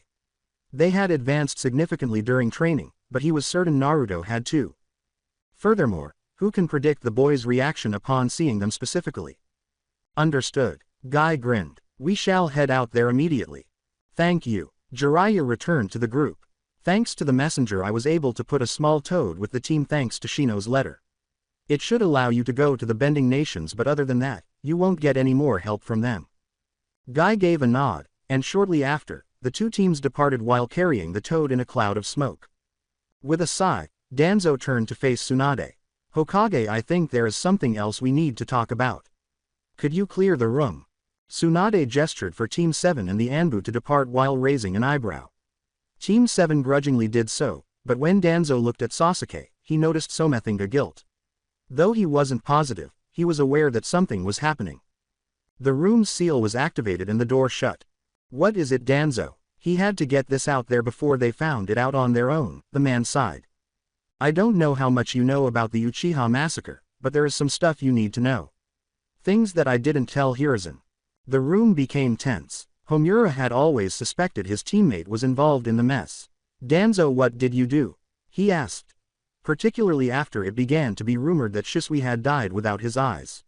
They initially believed Itachi had killed him, but the more he considered the situation, the more he saw that it didn't make sense. To be honest, I did something I'm not proud of on many ends. He sat down in a chair. Please understand what I did. It was for the good of the village, or at least that is how I justified it. He looked at Tsunade and Jiraiya. Years ago, Hiruzen and I were told by our teacher Tobirama never to trust a Uchiha. Claiming they were just as evil and cruel as Madara Nad, just waiting for a chance to strike back. At first I blindly believed this ideal, and so did Hiruzen, but over the years after our master passed and we grew older, we started to notice that it wasn't entirely true. In fact, we started to feel bad for the clan as everything seemed to be stacked against them thanks to our teacher and Madara. So, Hiruzen did everything he could to try and ease the burden, and I secretly was doing everything I could to protect them while they were out on missions. It is the reason that Root was created. That was until I went too far with my experiments and that some even mistook my orders as more literal than they really were. He sighed, but in the end, things grew. We heard rumors. Fugaku and many of the clan leaders were talking to some unknown figure. Who? The room was quite intrigued, and Homura had never heard this tale before. I don't know, we never got close enough to learn. Itachi didn't know either. Hell, even Shisui failed to get this information for us. He exhaled, but we did confirm there was someone that was stirring the clan to rebel against the village. At first I was all for slaughtering the clan and leaving no one, but Hiruzen quickly fixed this and said we needed to find another way. At first I thought he was being too ideal, but then I heard about Shisui and his powerful eyes. I knew right then and there, we could win this and no one had to die in the crossfire. But what the fuck happened? I mean, it sounds like something happened between the two of you. Danzo replied, that is accurate. When I went to meet Shisui to ask if the plan was in motion, we were attacked. At first I thought my Root had gone out of their minds and were just acting on their old programming, but then I learned from a survivor that they were confronted by someone with a Sharingan. A masked man, and he warped their minds to do his bidding. Luckily he broke free of their control due to him being somewhat mentally stronger than the others.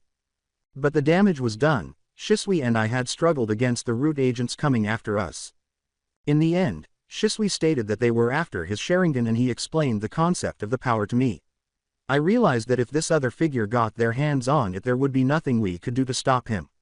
He could control anyone in the village and do what he likes to everyone that got in his way. He reached to his bandages and UDID them, revealing his eye of Sharingan, which is why I took one of his eyes for myself. Tsunade looked at him. So after all this time you finally confessed to murdering Shisui? No, I didn't kill him. He was dying after the battle. He gave me one eye and gave the other to Itachi for safekeeping, stating that in time the power of this eye would be needed to protect the village. At first I was reluctant, but I did perform the removal and he fled to find Itachi. Afterwards Itachi had slaughtered the higher-ups in his clan and was about to return, but discovered that the masked man had killed the rest of the clan. Sasuke was quickly closing in and Itachi had to do something to stop them from meeting. so he pretended to slaughter his clan and mentally torture his brother in the hopes that he would focus on him and not the masked man. Afterwards he asked me to look after him from the shadows and make sure he was raised right. On that, I admit I failed, but in the end, we had no choice but to handle the fallout from the massacre. Nobody could follow the story because the room was silent. On the one hand, it sounded plausible, and although Homura and Kaharu had their own thoughts about their teammate, they were aware of Tobarama's unreasonable animosity toward the Uchiha. Thus, it all made sense to them and gave the story more credibility. However, they were concerned about what would happen to the boy if word spread and Sasuke learned the truth. As she reclined in her chair, Tsunade said, "Cover up your eye. Report to my personal hospital room and we will discuss more what needs to be done." Not realizing that a dark creature was hiding outside the window, with a yellow eye that glowed before vanishing into the darkness, Danzo nodded and quickly covered his eye again. "The Kyuubi container is in the Bending Nations, got to report this."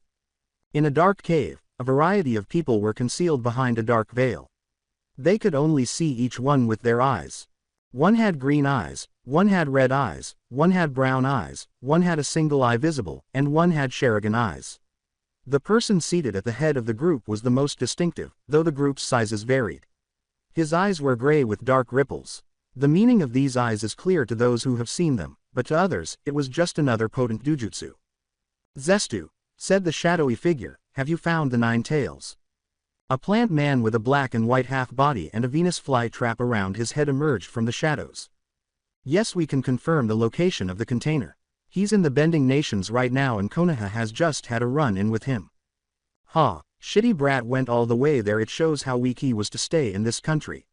The man with pink eyes chuckled, "But it is interesting, maybe I can sacrifice all those heathens out there to Jashin." "No one cares about your stupid god, just shut up Hidan." "Fuck you Kakazu. I'll send you straight to hell now. Hell runs on money, I will be fine there." "Enough," a woman's voice interrupted, "pay attention to the meeting." "Are you certain about this information, Zetsu?" "Yes, we even have an updated look," he said, passing them the drawing he had taken from the Hokage's office. One of the group's gray-eyed members grinned as he turned to face the Sharingan eyes, but the majority of them didn't bat an eye. "Well, I'll be damned, the kid grew some balls. Where's he been all this time? I mean, he had to be somewhere else." "Interesting fact," said Zetsu. "We can confirm that he was in the blood prison. Some sick fucks on the Konoha Council sent him there and he was tortured for quite some time in that place." The majority of the group was unfazed by this revelation. "How did he escape?" "Brad managed to escape after burning the place down and murdering everyone inside, but the kicker is this. He broke the box of eternal bliss." Everyone was paying attention now. The Sharingan user scowled and pondered what had transpired. He was aware that some of Naruto's problems were caused by his actions, but he had no idea they would get this bad. He might have to track down some of them if they were still alive. Kid destroyed the place with a bang.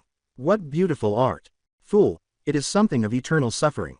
All those who bear witness to this place will forever know the carnage that unfolded. Truly, it is something that will last a lifetime. He grinned. "However, I'm more curious about the box itself. If he broke it, does that mean whatever was powering it is now his?" The man with the rippled eyes turned his head and said, "Irrelevant. Our priority is to find the 9 tails and bring him back.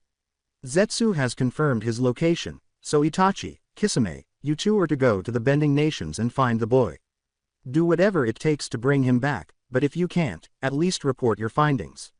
The boy obviously is not the same as before, and we must be cautious with anything that we learn." Itachi, the Sharingan man, nodded and left the room with Kisame shortly after. "Understood.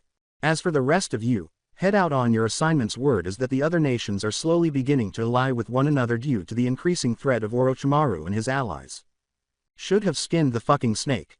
Hidan sighed. "Next time I see him I'll kill him." "Please," the previous voice said, "you're too inept to even hope of defeating someone of Orochimaru's caliber without dying a million times. Fuck you Sasori, I want you two to go out and start collecting more bounties. Bring back any that might prove useful for research of bloodlines." The ripple eyes were fixed on Kakazu and Hidan. "Enough. Fine, I can use some more people to kill. At least leave their heads intact so I can collect on their bounties, fool." One of the two departed, giving the rest of the group the finger. "Sasori, you and Deidara are to hunt down Orochimaru. We need to get our ring back from him." The smaller shadow, Sasori, grinned and said, "Finally, I can skin that snake for what he is worth. If we don't find the ring, do you want us to bring him back?" "No, the man is too much trouble and there is no point in keeping him around. Not after everything he has done." The man's eyes sparkled. "Eliminate him. Make sure that the snake is gone for good." Sasori turned to his partner and bowed, saying, "Yes, sir. Let's go, the less time we waste the better." Only Zetsu, the man with the ring eyes, and a female shadow remained in the room after the two disappeared. "So, it begins. Soon the world will know pain. Yes, Pain-sama, our troubling times are coming to an end." With a sly smile, Zetsu gazed at the group with one red eye before disappearing silently. Once more, the Akatsuki was in motion. Changing countries. The brothers had reached a town close by. The majority of the city's residents couldn't possibly pass them on their way out because they were so far from Omashu.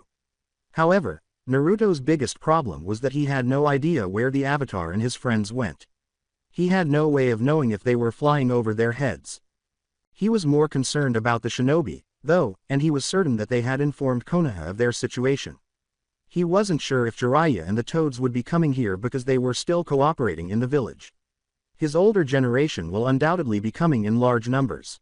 Despite not being the most combat-focused team, Team 8 had a tracking advantage, so all they needed to do was follow him and his brothers in. A hand gave him a shoulder slap. Buddha grinned at Naruto and said, "Hey, stop overthinking things. No matter what happens, you're not alone." He was correct. He still had his brothers by his side, and he believed they could defeat the majority of his adversaries. But he had to be careful of other enemies besides the shinobi, especially the Akatsuki. Buddha appeared intrigued but unconcerned by what he had told his brothers about them and the threat they posed. But Beelzebub's smile was twisted as he said, "I wonder if I can see how much I can get out of them." "Anyway," Buddha said, sucking on his lollipop as he passed him. "Time to get back to training." He was beaming, "And I think I have something pretty good for your new taijutsu style."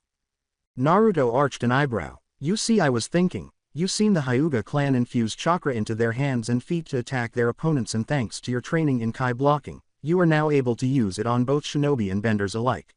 So, here is a thought. What if you used your chakra and struck someone in those places, causing them to overload like before?" "Already doing that," Buddha grinned more. "Ah, but have you infused elemental releases into your strikes?" "Huh." Beside Buddha, a clone emerged from a puff of smoke. He turned to face the clone and gestured with his middle and index fingers. He began to gather chakra into his fingertips, aiming for a spot in his shoulder. Naruto observed him there as he began to shape the chakra into a fire chakra. One could see the reddish tint. He rushed forward and slammed the two fingers into his clone. His fingers dug into his clone's shoulders before he swiftly withdrew them. The space was silent, and the clone stood there looking even more perplexed. Then it grunted and grabbed its shoulder. "What the?" Beelzebub gazed bewildered. Naruto's gaze expanded. The clone's body began to convulse, turn red, and swell as the chakra spread. Then it blew up. Buddha moaned while holding his head. "Well, that was unpleasant experience." "What was that, Buddha?" He grinned as he turned to face his brother. "This is what I'm thinking is the next step. You see, you can shut down benders and chakra users all day long, but it is more non-lethal attacks that you're aiming for. You know how to use it in a lethal practice. One day that won't be enough, or someone might not be susceptible to this. So, how do you compensate for it while also ensuring that if all else fails, they are not getting away easily?" So, if Naruto were to infuse elemental release into his fingers and hands when he is about to strike an opponent, he could cause this to happen. Buddha gave himself a head rub. "I guess, I only know how fire works. There is no telling what is going to happen with the other elements, but we are in a secluded place. So that means we have time to experiment and see, no?" He cracked a smirk. "Plus, this gives us even more time to work on individual projects before we continue on our journey." Naruto gave a nod. "I agree, I would like time to master this style, and plus I haven't used clones in so long for training other than elemental releases, it would be nice to work with them again." When Naruto made a cross with his fingers, 5 clones materialized. "The fuck?" he asked, raising an eyebrow. "What's up? I was trying to put in as much chakra as I would for the army of clones. But for some reason, it only made 5 of them." The 3 brothers stared bewildered at the clone. On Naruto's cheek, a mouth opened. "That would be because of your dark chakra." He raised an eyebrow while glancing down at the mouth. What are you talking about? You see, your clones were infused with light chakra originally, and while potent and in large quantity, the clones as thin as paper. Meaning they were only good for numbers and being glass cannons. But now that they have dark chakra, although they are fewer in number, they are far more resilient than the other clones because they can withstand anything less than fatal blows to their vital organs and still fight on. I think they can even lose limbs or sustain severe injuries during a battle and still fight on, and their reserves are thicker, so they won't just pop when used up. I see. Naruto didn't like the idea that his clones were now limited, but he realized that the trade-off wasn't all that horrible. In a fight, where you might not be able to tell who is real and who isn't, they are far more useful due to their increased durability and dependability.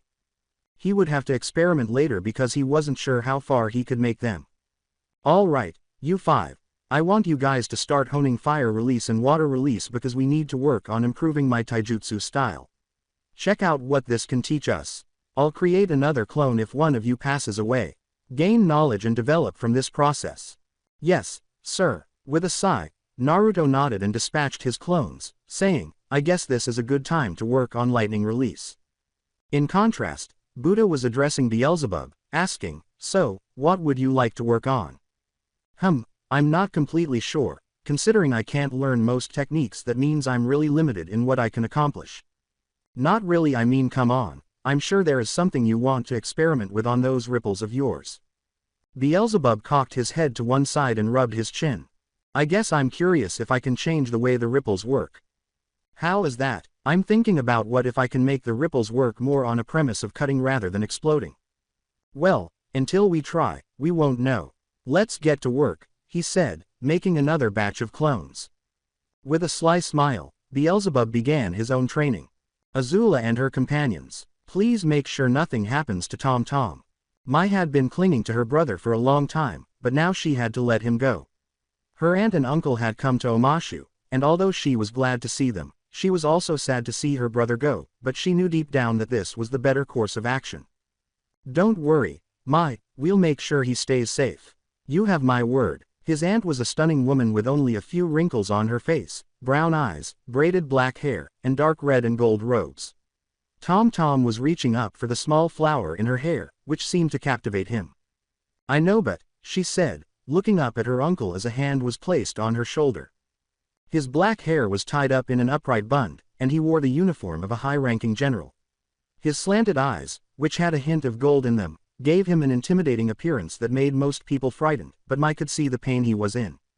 He may not have agreed with her husband, but he respected her choice and grew to love his nephew and niece to the point where his own children joked that they were also his children. His mother was everything to him. While he was the military man, she was the housewife, and all she ever wanted was a loving and caring family. When he learned of his sister's and her husband's passing, he became so enraged that the room began to heat up, his papers began to burn, his desk began to catch fire, and his chair vanished with a single toss. He broke against the wall with a thunderous explosion, and all of his men and women heard his roars, terrifying tame as someone had enraged the wild tiger of the Fire Nation. The wild tiger was not regarded as the most dangerous man in the Fire Nation, but because of his achievements and the brutality with which he killed their adversaries, he was highly respected. He had the highest survival rates of any division and was regarded as a man of the people, always making sure that he could bring back as many men and women from battles as possible, ensuring that they never feared not being able to return home to their families and that they wouldn't have to bury them. Mai, he said, drawing her into an embrace. She wasn't particularly startled because she was accustomed to it. Even though his body was hardly trembling, she could sense that he was suppressing all of his emotions. Please don't do anything hasty for my sake, stay safe, and don't be afraid to write to me. Your parents only have your best interests in mind, and I'm sure they want you to be there when the world is at last at peace. Tears began to trickle down as she slowly wrapped her arms around her uncle and buried her face in his armor. I promise, I will be careful. Mai felt the warmth and affection of her aunt's embrace as another set of arms encircled her. Please write to me as soon as you can. We will both be praying for your safety. I'll keep you informed if anything occurs. After sobbing for a short while, Mai pulled away from their hug and grinned. Even though this is a lot of trouble, I have two wonderful friends.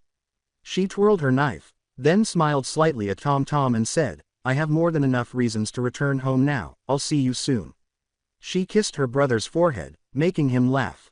So, I'm not worried about the future, but my enemies should worry about me.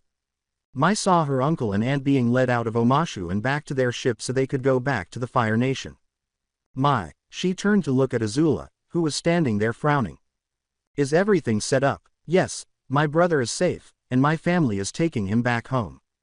Well, I made sure the troopers understood the significance of this and didn't make any mistakes. I would have their heads otherwise. Mai rolled her eyes. Sure, you did. The two girls gazed at one another. Then they both started laughing. Azula, the girl said, turning to face her friend, why did you really ask for Ty Lee and me? Don't misunderstand, I am grateful. It keeps me away from home, and I'm not sure I'm ready to return just yet. But why did you actually come for Ty Lee and me out of all the people in the world? Mai hurried to join Azula as she scowled and sat down on the ground. To tell the truth, I'm scared.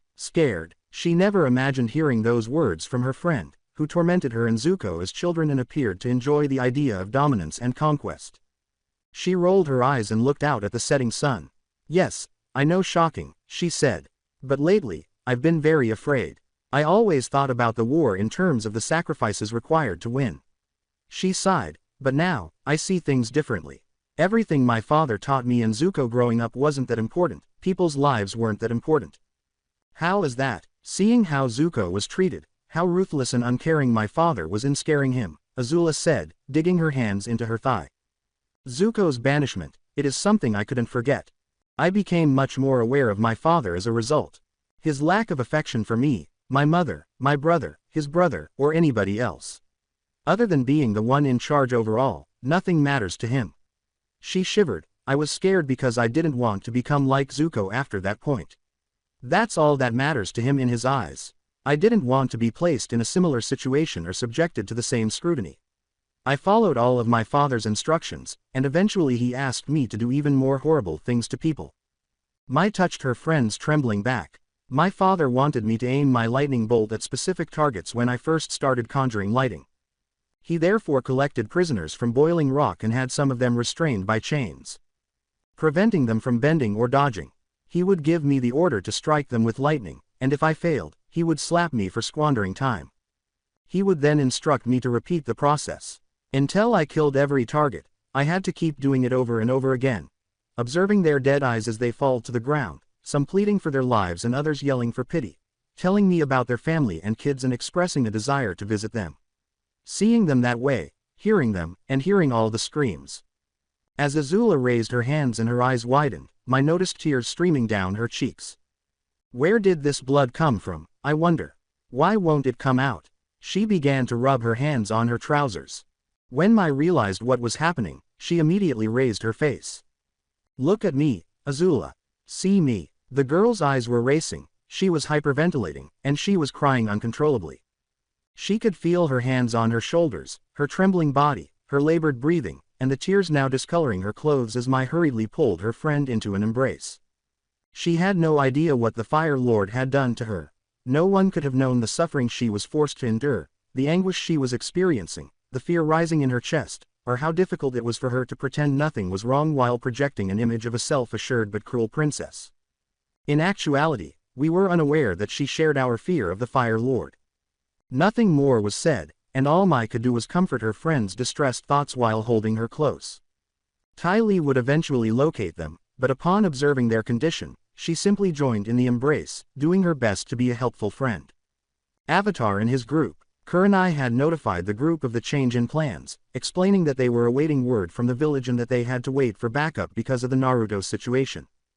Aang wasn't overly excited about that, but he wasn't trying to exert too much influence because of what had transpired in Omashu. They had attempted to play peacemakers in this mess, but neither group wanted to budge, and since Aang had witnessed the effects of the war and confronted Naruto, he seemed distant from Sokka.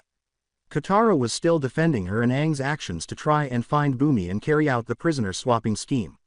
Sokka was against some of the decisions that were initially made and even entering the city, but the fact that he was thinking logically while they were thinking emotionally put him at odds. Kurenai quickly took out a scroll that Jiraiya had given her when they first arrived in the land after sensing something. When she unfolded the scroll, everyone heard a pop and saw smoke. "How are you doing, Kurenai?" "I'm fine, Asuma," the woman said, rolling her eyes. "What youthful energy. Guy laughed as the man sighed. Don't forget to share it with the group. Yes, Guy-sensei, they have to tell us about it. Neji sighed and said, please don't.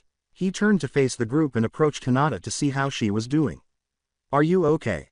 Hinata turned to the group and said, I'm fine, Ni-san, though I would say that things are quite tense. I can see that. Neji turned to face the group and saw a boy with a boomerang and ponytail, a monk child with arrow tattoos, a dark-skinned girl in a blue battle dress, and a strange creature that resembled a lemur and a giant fur beast with arrow tattoos. With a bow, Neji said, hello, this is my sensei Maeda Guy, my teammates Tenten and Rock Lee. My name is Neji Hyuga, I'm Hinata's cousin and I'm a member of Team 9. Yosh, it's wonderful to see you. Lee posed like a good guy. She turned her head and said, sorry about them, they get easier to deal with over time, hopefully. The three noticed that the group was, to put it mildly, unusual. Neji, who resembled Hinata but had brown hair and a long-sleeved robe, had a headband covering his forehead, and, in contrast to everyone else in the room aside from the one with his hair tied up to resemble a Pinioplea, had a very relaxed posture. The woman had a big scroll on her back, brown eyes, a bright smile, and was dressed in a white top, brown pants, and slipper shoes. Her hair was tied up to resemble two panda ears. Lastly, Guy and Lee wore bowl haircuts, big eyebrows, and green tracksuits with long orange socks. Suka waved at them and said, nice to meet you all. Katara was cautious as Aang nodded. He took out a cigarette and said, I guess we are next. My name is Asuma Sarutobi, I'm the team leader of Team 10. He was tan, had brown eyes and black hair, and was dressed similarly to his counterpart, minus the more ostentatious choices. These three are my students, Shikamaru Nara. Troublesome. You're a real fool. Want some chips, anyone? After years of training together, they still behave in this manner, Asuma sighed. Next is Ino Yamanaka and Choji Akamichi. While Choji was dressed in what appeared to be red samurai armor with swirls on his face, Ino was wearing a tight-fitting top, skirt, and leggings, and she had more sexual appeal than some of her female counterparts. The group noticed that this team had the pineapple guy dressed similarly to Asuma. Well, once more, it's good to meet you all, but why were you all here? The group had been tense ever since that Naruto guy showed up, and it appeared that they were acting suspiciously. Sokka was still figuring this out, but he was certain he knew the true cause. Well, in two parts, replied Asuma. We are tasked with helping the Avatar in his quest to master the elements and ensure the ending of the war. Fantastic. The future will be bright thanks to this. What's the other component? This is about that Naruto guy, right? Sokka scowled at the group. Sokka is assisting us, so there's no use in acting so impolitely. You heard them, Katara, they are here for a second objective.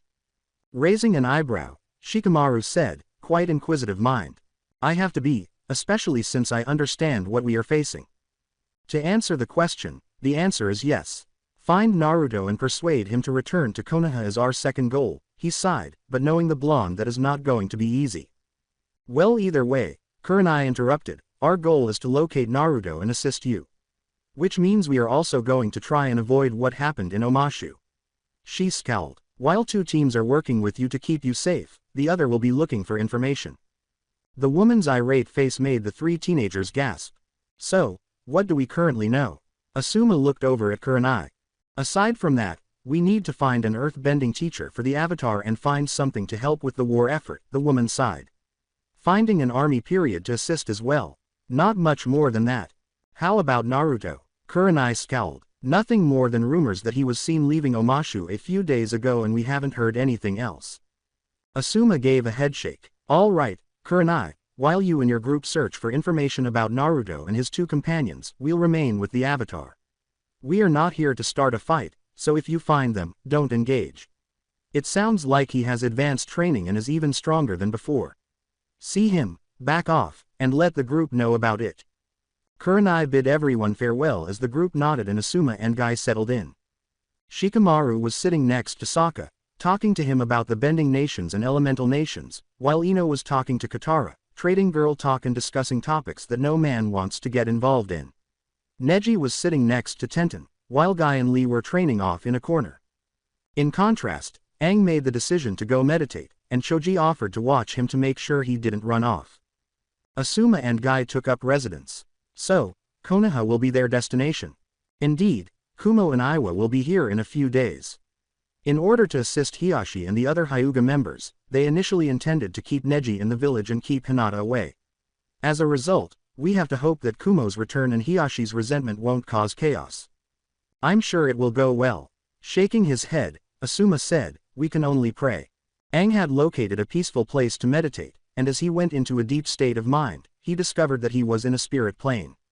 Roku, he's not here. He turned around and saw the man in the hood from earlier, standing there floating in midair with his arm crossed. You, yes, I am. Do you recall my name? Yes, you mentioned Yami. Yami floated on the ground and shaped a tiny blue-white orb in his hand, saying, good memory, kid, but then again, I didn't have that high of expectations. Has it truly set in yet? What, has the Avatar's role truly become ingrained in your mind? Aang scowled. Yes, it did, Naruto, you're exactly like that. I witnessed the wickedness that the Fire Nation produced. Fire Nation evils, is that all you see? Yami asked, tilting his head before raising it to the right. What else am I supposed to see? Yami turned, and Aang felt a chill run down his spine. Watch it, brat, I'm not Roku, and I'm definitely not a spirit you can intimidate or worship. Aang began to pale and slowly retreated, saying, push your luck and well. Let's get right to the point. The war didn't start because of the evils of the Fire Nation, as you believe. A thin line linked the Fire Nation symbol to the Earth Kingdom. The evils of the war can be traced back to the Earth Kingdom from the earliest dynasty. He threw the orb into the air, transforming it into the symbols of the four elements. How dare you say that the Fire Nation and the colonies are attacking them? They were a clear slight against the peace. Aang was unable to comprehend what was happening when Yami suddenly materialized in front of him, grabbed him by the throat, and lifted him off the ground. Aang clawed at the man's hand but was only able to grasp wisps of air. This is the reason I detest kids. Because someone with a beard and wisdom tells you something is true, you assume you know everything. After that, you simply accept it and say, oh well, it must be the fact. Unwilling to seek out additional information and ask more questions in order to reach a conclusion based on a complete picture. Aang was thrown to the ground by Yami. Maybe next time we can have a proper conversation. Sweat trickled down Aang's face as he collapsed, gasping for air. Hey, how are you? When Aang looked up, Choji was looking down worriedly. He slowly stood up and approached Appa, saying, why yeah, I just need to get some sleep. Choji scowled. He wasn't sure what had happened, but did those hands leave marks on his neck? Naruto had completed his training day with his brothers. To be honest, Naruto did a decent job with his new style of taijutsu. Fortunately, his brother's presence allowed him to progress more than anticipated. His blows were strong enough to injure the body and set them off. However, that only occurs when specific body parts are struck.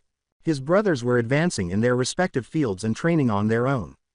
They heard screams and shouting as they got to the village. With his brother right behind him, Naruto narrowed his eyes and charged forward. As they approached, they noticed that the town center was where the residents were congregated. 10 men in armor, mounted on riding lizards, were seated there. This village is the property of our lizard division. Surrender all your provisions and we will let you live. Naruto let out a sigh. A mouth formed on his cheek and said, great, another Fire Nation division that is more focused on asserting their dominance. It is to be expected. People will always take advantage of wartime struggles. He laughed. However, this is a fantastic opportunity. You can use them to test out your new look. Naruto turned to face his brothers after nodding and the mouth vanished. Buddha, Beelzebub, I need you both to deal with the citizens and make sure they don't get caught in the crossfire. Buddha cracked his neck and said, you got it, little brother. Beelzebub will take care of the stragglers, and I will deal with the citizens. Naruto landed in front of the soldiers after the dark-haired brother nodded. The soldiers turned and said, this is pretty sad, harassing innocent people who are going about their lives carelessly. It makes me wonder if we are of the same race, Naruto sighed. Now you're planning on stealing everything they have for your own greed. You trying to be a hero, brat? The leader said, snarling and pointing at Naruto. Kill him now, I said, turning to face the men. 3 of his men leapt into action, hurling torrents of flame and fireballs. Naruto waited for the flames to get close before dashing around the attacks and appearing in front of the attackers, whose eyes widened in shock as they attempted to react. However, Naruto moved faster, striking one man in the head with 2 fingers, digging them between his eyes, then ducking under another attacker who was aiming for his head, feeling a palm on his arm and then a strike to his leg, pushing off from the momentum and slammed his elbow into the final attacker's face. Leaping back, he gazed at the bewildered men. "What exactly did you do?" One of the men grinned as he surveyed his body, saying, "That was pitiful if it was meant to frighten us." As he watched, Naruto noticed that the other attackers were also laughing at the ridiculousness of the situation, and Beelzebub watched from a distance and shook his head as Buddha moved the citizens away from the attackers in secret, using his chakra to conceal his movement and focusing their attention on a single direction because Naruto was the main aggressor. Naruto let out a sigh. 3, 2, 1, the quiet town square echoed with a snap. Abruptly, the man he poked stopped laughing. "Wait, what's going on?" After a few seconds of twitching, Naruto saw his body begin to twist at strange angles and gradually swell, his veins becoming more noticeable. Then he screamed, and then he exploded, leaving the ground covered in gore and some of the men around him staring in horror. While the 2 hit men stared in terror, the other men watched in disbelief, and Naruto grinned at them. "Did you fulfill all of your dreams? Did you achieve all of your goals, and did you live life to the fullest?" His smile grew dark. "No. Unfortunately, this is the end for you." He snapped his fingers, and the 2 men soon began to convulse and explode as well, turning into piles of gore on the ground. The other soldiers became terrified, their brains shut down, and they realized how much they had underestimated the breath. Some of their prior experiences with the Avatar and his group had given them false confidence, and they could never have predicted such an event. With a sigh, Buddha took out a bag of chips and began to eat them. He snatched up a handful of chips and ate them, saying, "A little rough around the edges, but I would give this a B in the first attempt of using this style. All he needs is more practice and control of his energy, then he should be able to use this more effortlessly." As the rider's leader mounted his horse, the other soldiers swiftly assumed combat positions. "Give me a chance to get away, men. It will allow me ample time Toa." Behind him, he discovered a figure riding his lizard. "No, you won't do anything other than dying here." The commander turned around and opened his mouth to see a hand touching his face, followed by some trembling, and then nothing. In contrast, the troops saw a young man with black hair touch their commander, causing him to vibrate for a few seconds before exploding violently, much like the young man did. When Naruto saw that the troopers were preoccupied, he quickly used his wind release to create invisible wind blades, which he then launched at them. The troopers didn't even notice that he was making a single-handed sign and then waving his hand. Before they knew it, the men's heads were falling off their bodies and their lives were flashing before their eyes. Buddha approached his younger brothers and grinned, saying, "Well, that was easier than I thought. Good job both of you. I am extremely proud to be the oldest." Beelzebub simply snorted, while Naruto rolled his eyes.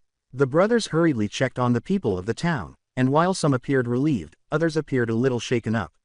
Ultimately, the town was just grateful to them. "There are no words to adequately describe what you have done for us as the village chief."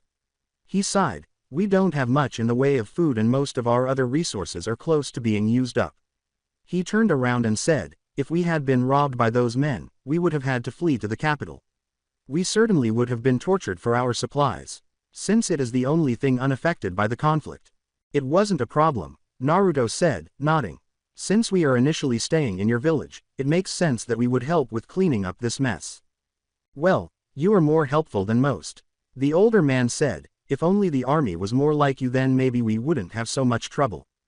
I assume the Earth Kingdom army doesn't make it this far. It is even lower than it was prior to the Omashu incident. There are benders in the village who can sometimes deal with the bandit group that shows up. Since the majority of them aren't benders, and if they are, they're at best beginners. But when the real troops arrive," the elderly man pounded his fist against the desk and said, "just because we are a small village with no military value, resources, or wealthy residents, we are viewed as disposable." Some would call Naruto and his brother cruel for not caring about this situation, but they didn't have a horse in the race, so to speak. Naruto reasoned that this was the case because the Earth Kingdom side of the war seemed to be focused on protecting the primary assets, leaving those that are too small or not valuable on their own. "Personally, I thought this was a terrible practice, but in times of war, it's sometimes necessary for the survival of the whole. Furthermore, it would be best to omit the fact that we participated in the battle in Omashu to help the Fire Nation prevail." Honestly, the man said, getting to his feet and gazing out his window. This wouldn't be that much of an issue if we could be as independent as Uzu. Uzu. Naruto, who had studied a lot of history over the past few years and was aware that Uzu was the name of the territory ruled by the Uzumaki, stared at the elderly man in disbelief, not understanding what the man was discussing. Uzu. The elderly man faced Naruto. Yes, the territory off the coast that is governed by a sizable clan made up of members of the same ancestry. I've heard that they come from a distant continent. Evidently, a war that sought to wipe them all out drove them out. Naruto realized now that he was referring to his people. How long has the organization been operating in the area? He needed to be aware of every detail. Oh, are you interested? Well, you're better off forgetting them, the elderly man sighed. But why? Because other than the occasional mercenary that comes out or someone that is banished due to personal reasons, they don't interact with outsiders much. So they are still isolationists, huh? Buddha said, swallowing the last of his chips. That is what they were like back in the previous continent, he said, rolling his neck before taking out a lollipop. Yes, I think that's pretty accurate, but they have good reasons to feel that way. They weren't exactly welcomed by the Bending Nations, and even the Avatar attempted to drive them out. However, they swiftly retaliated against anyone who dared to enter their territory. Furthermore, they are the reason why even Avatar Roku dared not cross them. It is amusing to hear how that one man from their land managed to fend off both kingdoms when they came for their land's resources, the elderly man chuckled, especially if the rumors are true that they possess powers greater than bending. Naruto was intrigued. So, you can attest to the fact that this incident occurred. Everyone in the Bending Nations is aware of it, of course. I estimate that it occurred roughly 10 years ago. The Earth Kingdom invaded Uzu after the Fire Nation refused to support them in the war effort. They wanted their supplies and used the land as a staging area for the colonies. However, one individual emerged from Uzu and destroyed the Earth Kingdom's fleet of ships and armies before they could approach. Without a single soldier escaping, they were all destroyed by lightning that rained down from the sky. The remains of the war-killed soldiers and even the destruction caused by the Uzu warrior can still be seen from the outskirts of their kingdom. Since then, every country has reconsidered obstructing them, especially in light of the potential harm that one of them could cause. What if they deployed their whole force and all of their resources to the Bending Nations? Naruto was proud. How could he not be? His clan was thriving and appeared to be just as strong as before. They were fending off enemies from neighboring lands, a feat that required more than 4 nations to accomplish. However, he was intrigued by the news that mercenaries were on the loose and that they had left the island, indicating that they had ventured out into the world but most likely did not exchange intelligence with other countries. The only people that have connections to those people are the colonies, as they seem to be the only one that they trade with. Like rare metals or something? Inquired Beelzebub. Yes, along with additional supplies. To be honest, I have no idea how big their operations are. However, I am aware that the colonies have benefited from this. How long would it take to get to Uzu, then? Naruto already knew where he was going next. He would go through the colonies if he was refused entry or couldn't get to them easily, even though it would be interesting to explore them again and perhaps meet some Uzans to speak with. Maybe 4 or 5 days on foot, I would say. Which terrain you visit will determine that. It would be the fastest, though, if you went to the Udao colony, because the Uzu land is not too far away. While his brother stayed behind to discuss supplies and information in the surrounding area, Naruto was more interested in the possibilities and thanked the elderly man before leaving the building.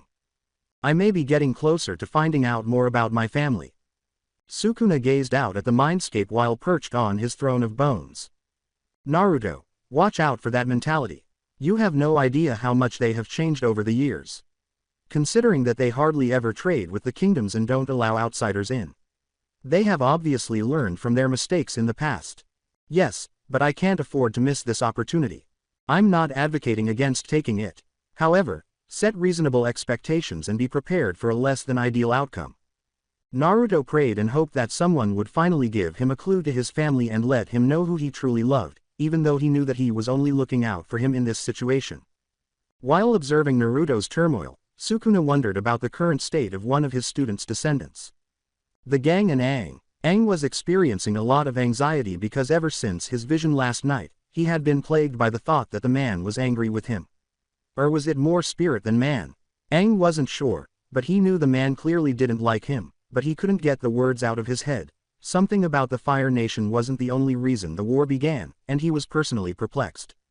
He put that out of his mind for the time being, though, because they needed to keep searching for a bending teacher for earthbending, as well as for potential assistance in dealing with the Fire Nation and insight into the Avatar state, which seemed to be the trick he needed to learn in order to defeat the Fire Lord in the future. He was extremely frustrated by this, but nothing he has seen in his visions or his training in the spirit realm has helped. Aang didn't understand what Guy was saying, but in the end, he just gave up. He would take time during the day to do other things and hopefully find answers later. Guy, the teacher for one of the groups guarding him, told him that sometimes you just have to wait until something comes. While pushing against the tide of frustration is good for training, sometimes it can be more disastrous than waiting. He became acquainted with the group while traveling, and he acknowledged that although Guy and Lee appeared humorous, he liked their company because they were so upbeat and perceptive that he couldn't help but laugh and smile with them. Sokka appeared to be drawn to Shikamaru, Asuma, and Neji. They exchanged details and information about the state of the world and what had to be done to prevail. Ino was understanding and, with some medical research and studies, she was able to help in times of crisis. She acknowledged that a friend of hers was the better healer, but she couldn't come along for certain reasons. When Katara asked, Ino simply smiled sadly, but Katara was enjoying having other girls in the group because there were things she couldn't say to her brother or Aang or discuss given the circumstances they were in. It is something tied to Naruto. She knew better than to press the issue and only offered that. Katara could respect a girl going out to finish a job without a man's help, but Tenten was a breath of fresh air, curious about weapons and engaging in some girl talk. She was more of a male character than most girls, but she had her own charm. Sokka could tell the teams were nervous because they had never flown on a bison and had not been in this area for a long time, so they were just gathering as much information as they could. However, so far, the group was enjoying the trip, with the majority enjoying the ride with Appa. Sokka, you made the right decisions, which is troublesome. Making plans and not having them heard is depressing. I know, and it's annoying because all I'm trying to do is protect my sister and Aang. He was staring down, especially since they are the only family I have left. Asuma murmured, yeah, protecting those you love, it can sometimes be an unthankful task. Yes, although I'm happy that we were ultimately able to save Bumi, I'm concerned about the consequences. In particular, to the Omashu people. That many people were uprooted in such a short period of time, and word of what they did was getting out. They will have a difficult time. Fortunately, their king is powerful, so I don't think they will have much trouble. However, it will be difficult to feed everyone and ensure their comfort. Yes, Sai, when you try to think long-term while others only see the short-term, it can be painful. It felt good to talk to someone who agreed with him for once, so Sokka grinned. However, he soon noticed a sudden dip in the air, which made him frown. He turned to see Aang leading the bison down, and he could see that they were going toward a swamp forest. Aang, did you see something? Sokka yelled. Huh, did I lead us down? Aang scowled as he emerged from his reverie. Yes, is there a problem? No, I just felt something pulling me to the forest. Neji asked Aang, is it something spirit-like? If so, maybe it's trying to say something important to you. Maybe. Neji felt the hair on the back of his neck stand on end. Aang, raise us up. Appa was struck in the underside by a massive water tornado that emerged from the forest before he could crack the reins. The strike caused the group to move, but Appa was soon struck by another sprout of water, which sent them plummeting to the forest below. As soon as possible, the ninja evaluated the situation and switched places with the closest object in the forest. In the middle of the storm, Aang lost sight of everyone, but he was able to use some wind to guide himself back to the floor below. With a shout, Sokka was dragged away after being caught by a vine of some sort in the trees. The two animals were equally confused when they were separated from their companions, and Katara was also pulled away by a vine of some sort in the forest. A figure with a slight smile on his face was sitting in the middle of the water in the forest. He raised his head, revealing black arrow tattoos all over his body in the dim light of the forest. You've finally come, Avatar, how delightful. Come and let us rejoice in the end of this cruel era. In a different area of the Aerith Kingdom, a young man with gold eyes and short black hair was sitting in the center of the town, staring at the person in front of him while sitting next to an elderly man. Azula, why are you here?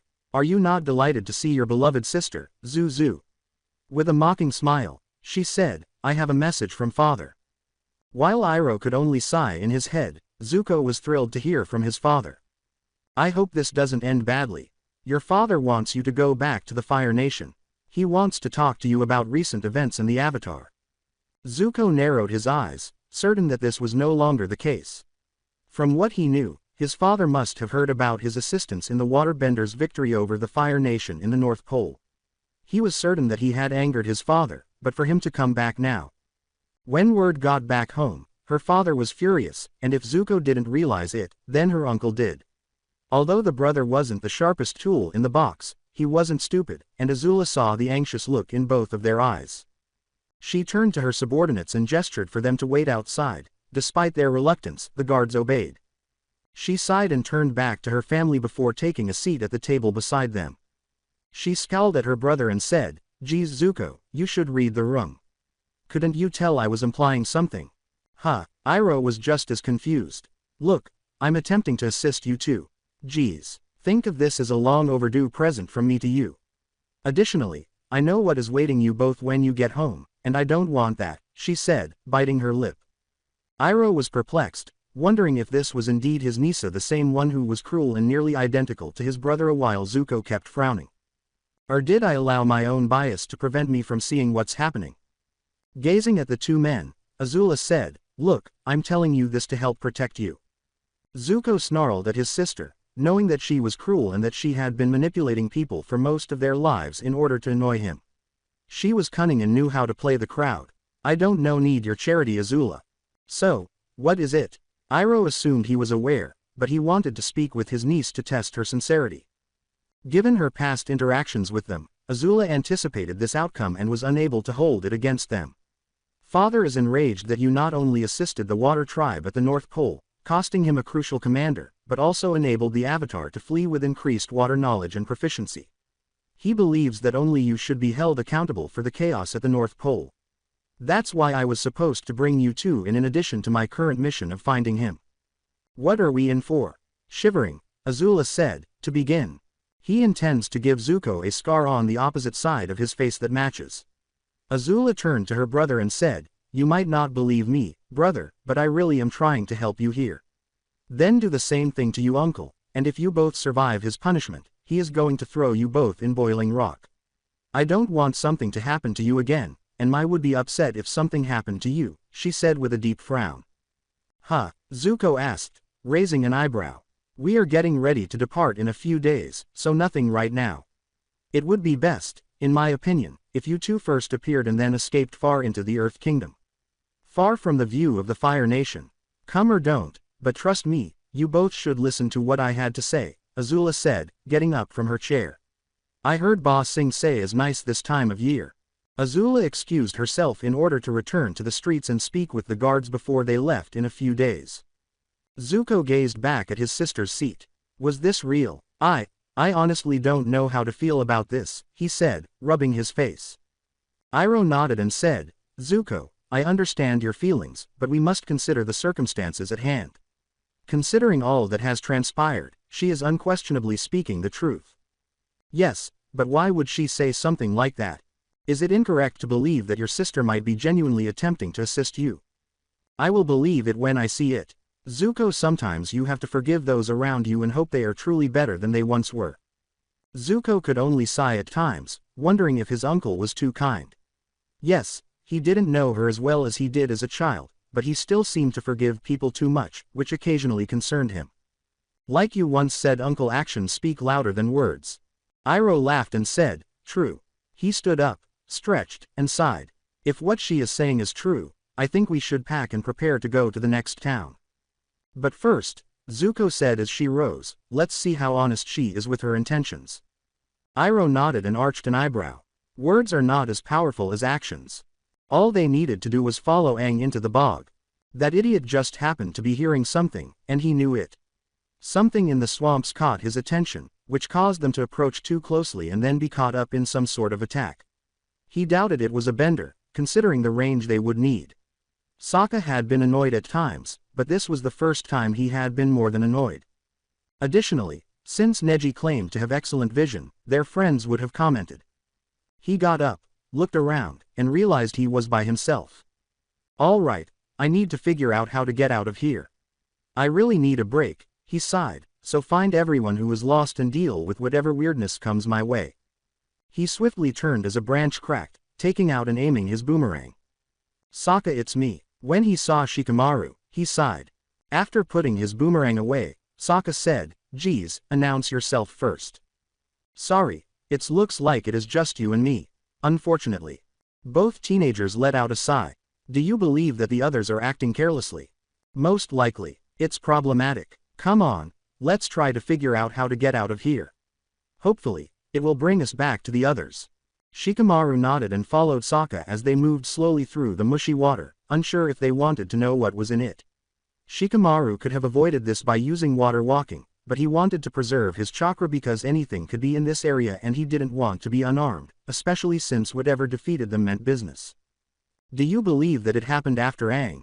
Sokka kept walking and said, I feel like this is all about him. The oddest thing, I suppose, is that we didn't see or feel anything. Neji didn't yell until he sensed a problem. However, he saw nothing in the attack's direction. So, most likely spirits. They appear to enjoy attracting his attention. He must have seen something, though, if the spirits were luring him here. I just can't get a break, which means another freaking detour, he sighed. Knowing that Katara will whine and gripe about it before forgiving Aang for putting us in this situation.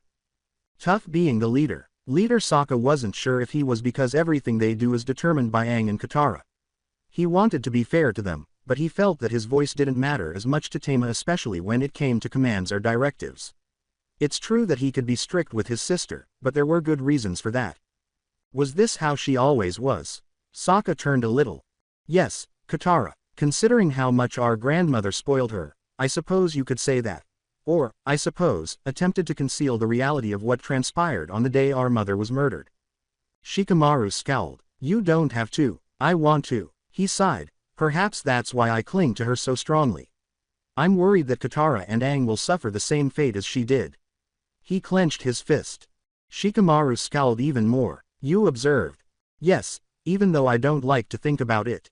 The others are unaware. Shikamaru gave a nod. Water benders were the reason the man came to our village. The North was now renowned for its benders and for being the Fire Nation's impenetrable stronghold. They therefore planned to invade them later.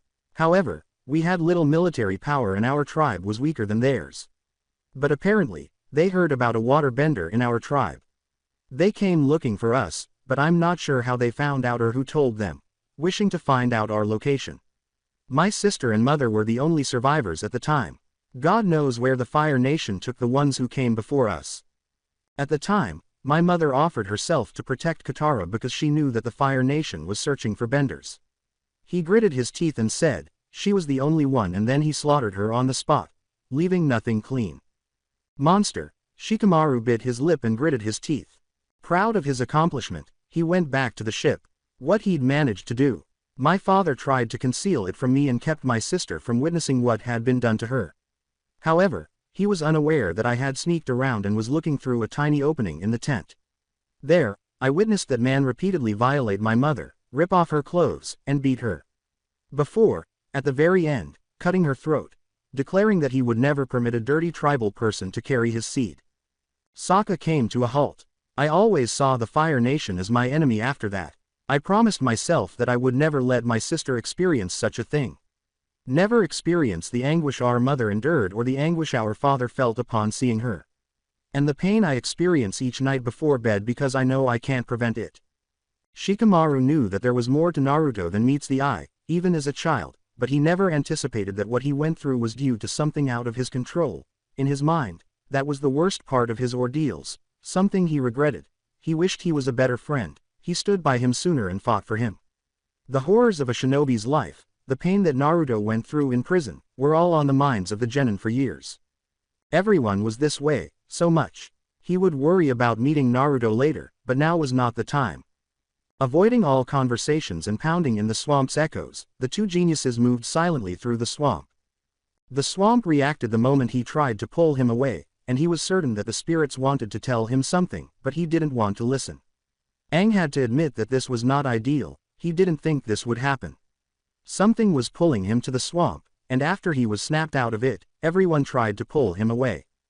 He got up, saw that everyone had left, and realized he needed to locate them.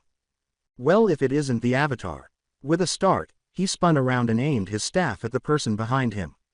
He had black arrow tattoos all over his body, with one large arrow passing through his hairline and between his eyes. His hair was dark gray with black highlights, and he was sitting on a swamp tree root with a smile on his face.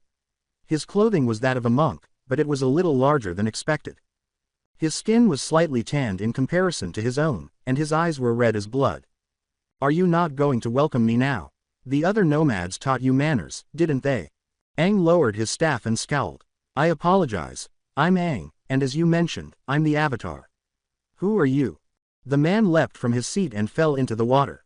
"My name is Gadatsu, Liberation. It is an honor to meet you." He crossed the water and said, "It has been so long since I have seen a fellow airbender." "Cease lying. I'm the only one left. All the airbenders have left." "It's true." Holding his hand in front of him, he sent a gust of air with a simple flick of his wrist, forcing Aang to press his feet to the ground because the wind was so strong it nearly knocked him off his feet. "Now trust me." With a smile spreading across his face, Aang regained his equilibrium. "It's unbelievable." He rushed over the water and wrapped the teen in a big hug, spinning around him using the air in his feet to make himself move.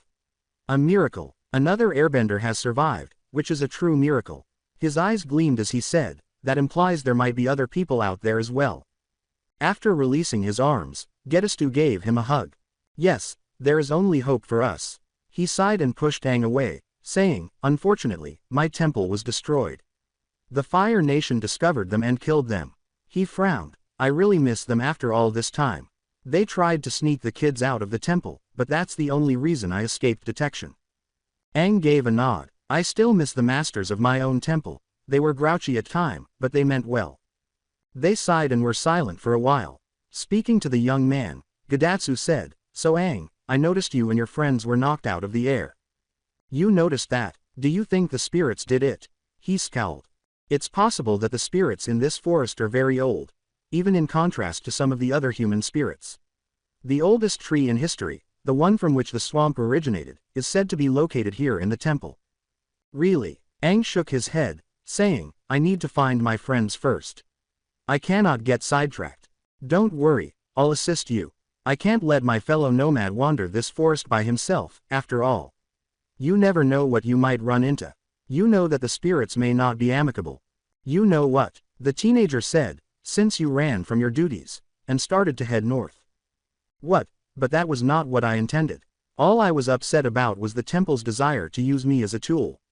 I have no free will and something to train." "But that is how all avatars were raised," Gadatsu said, turning. "But you didn't do that, neglecting that duty for more than 100 years. He grinned. "They were raised for one single purpose, to work with the spirits and control this world's balance." Aang snarled. "In a storm, I was frozen. Even if I wanted to come out, I couldn't. I apologize. Instead of turning away and fleeing, you could have confronted the temple's occupants and expressed your desires." He glanced at the murky water and said, "Easy for you to say. You weren't the one whose life was destined for this."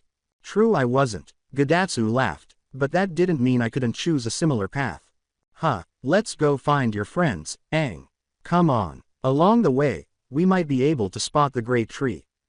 Following the air user, Aang began scanning the forest for any indications that his friends might have missed the sound of cracking bones. For a while, Katara and the others wandered around the swamp. Fortunately, they were all close to one another, so it wasn't too hard to find each other, but they had no idea where Aang, Sokka, Shikamaru, or even Appa and Momo were. Since landing, everyone who had entered the forest had been on edge. Asuma, one of the highest-ranking individuals there, had assumed command, and Guy had given him the order, stating that it would be best.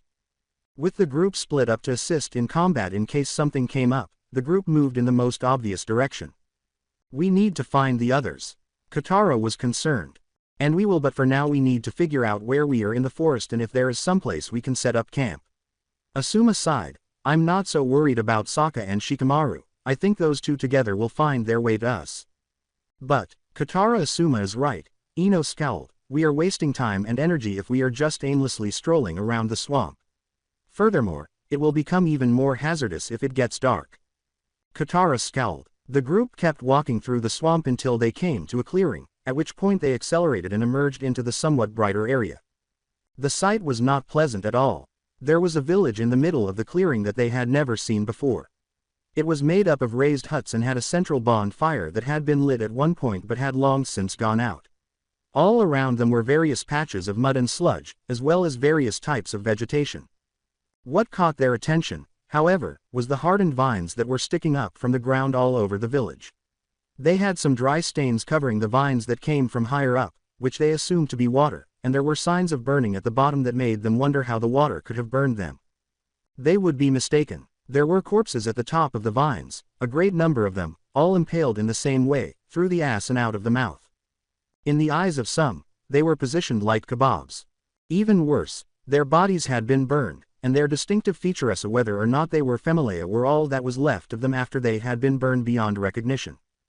The group was unsure of how to respond to this horrific and unprecedented event. Katara had quickly spilled her stomach all over the floor and covered her head, and her body was trembling violently. She was unable to understand anything. How could someone or something do this? Why would they go through this method? Even traveling through the various lands and witnessing the various Fire Nation masters and attacks, there was nothing that could duplicate such cruelty. The teams weren't doing much better. Choji's stomach was getting sick, and the thought of eating made him want to throw up. He imagined the smell of their burning flesh, which made him green. What was the rationale behind this? What kind of person would commit such a heinous act? What kind of people were these that deserved such brutality? Ino wondered. Neji continued to stare. His uncle had told him stories about people who did this. The clan talked about people who killed and brutalized people who stood in their way, people who did what they wanted without a care in the world, people who did this for their own amusement, or even people who were sending a message, though he wasn't sure if that was the case and, if so, for whom. Lee only offered them a silent prayer, hoping to meet the person who did it one day so he could put an end to their unearthly spirit and make peace for everyone who died, but he had nothing more to say at the moment because his mind had already made up his mind. The slowness of dying, followed by being burned alive in the process. Asuma couldn't and didn't want to imagine their suffering. Guy and Asuma had a stronger stomach than the others, but even they had to acknowledge that this was new. Tenten was drawn away from the horrors when she heard a shuffling sound. She raised her finger and moved slowly toward the noise, which came from one of the nearby huts. She pulled out a kunai and approached the door slowly, turning back to Neji, who turned on his eyes and held up a single finger. She nodded and gestured for everyone to approach. Neji raised his fingers to indicate that they were entering the room as she slowly reached for the door and grasped the handle. 3, 2, 1. The door shatters. Neji hurried in and assumed a defensive position as Tenten aimed her kunai into the room. With his weapon drawn, Asuma looked into the doorway and scowled upon seeing the individual. A scrawny man with wide eyes sat in a corner, his back to the wall, wearing little more than a loincloth, and his eyes were fearful as he stared at them, likely shirtless from the humidity of the air. When Tenten saw this, she pulled out her weapon and walked slowly toward him. "Hey, how are you? You're safe." Demon, demon, demon. Screaming in terror and attempting to retreat even more, the man crawled deeper into the wall. Tenten stepped back. She turned to the team and said, "We're not going to get anything out of him. He's traumatized." Asuma let out a sigh. "Ino." He turned to face his female pupil and asked, "Can you pull off your trick?" She scowled. "I can try, but it could be risky if what happened here broke his mind. Therefore, if I think I can't handle it, I'll pull out." As the group nodded, Katara looked on in perplexity. After aiming for the man with her hands in a single hand sign, Ino sagged over. The man fell to the ground. What on earth just took place? Asuma smoked a cigarette and said, Ino entered his mind. "The guy is obviously broken from what just happened to these people," Asuma said. "Therefore, Ino should try to shine what he saw. In this manner, we can get ready if there is something here for which we need to be ready or that is returning." What on earth? Katara recognized the muffled voice she heard outside. She bolted from the house as fast as she could, and Asuma assumed that was because she was so concerned about her brother and not that he wasn't concerned about Shikamaru, but he knew those two boys would be alright. As he went outside, he noticed Sokka and his student there, Katara clinging to her brother while he rubbed her back and whispered something in her ear. But Shikamaru turned to glare at him. "Are you thinking the same thing that I am?" Asuma gave a nod. "You mean that this was done just for sick pleasure?" "Yes, it is the conclusion that some of us are reaching," Asuma sighed. "Fortunately, I suppose, there is a survivor, but he is mentally ill. He seems to believe that whatever attack is coming back and is barely able to take in what is happening around him. We must be prepared if that is the case. Damn it, we also need to locate Aang and the two animals, Shikamaru sighed. This drag is really bad. Asuma gave a nod. Choji stepped out of the hut. Hey, Ino's done with the memory search. How awful is Choji? He winced. You're gonna wanna hear this. The group scowled, and Shikamaru turned to Sokka, who was comforting his sister, feeling his eyes and nodding them. Katara didn't need to hear this. Shikamaru could agree with the man. Things weren't going well already, but it sounds like Ino discovered something. Whatever it is undoubtedly worse than they can comprehend. As they entered the hut, they all gawked at Ino, who was heaving up vomit in a corner while Tenten soothed her by massaging her back. Guy looked at the man Neji was sitting next to in the corner. He was not responding, and Neji shook his head, indicating that he had knocked him out. Considering what he saw, probably for the best. Ino. The Chunin scowled as she turned to face her teacher. Asuma, it was awful. She shuddered and collapsed to the ground, saying, I can see it, I can feel it. What that monster did, Orochimaru would never be this cruel, in my opinion. Asuma approached his pupil and used Tenten to give her a back rub. She jumped into Shikamaru's arms as he approached her and placed his hand on her shoulder before turning to smile gently. The majority of the room gasped, but Choji grinned. Normally, he would say, troublesome, but since it was Ino, he wouldn't dare. Shikamaru kissed her forehead and rubbed her back. Ino. The girl raised her head. Tell us what you observed. You shouldn't handle this alone. He was right. She shouldn't bear this alone. The girl sniffed and pressed her face back into his chest. Her pain was severe, the sensation lasted. No one understood what she had gone through in those memories of what she could feel, what she saw, what she smelled, and the horror that was let loose. She took a few moments, smiled, and pushed away. Thanks. No monster did this to the tribe, a frown said quickly. One man was involved.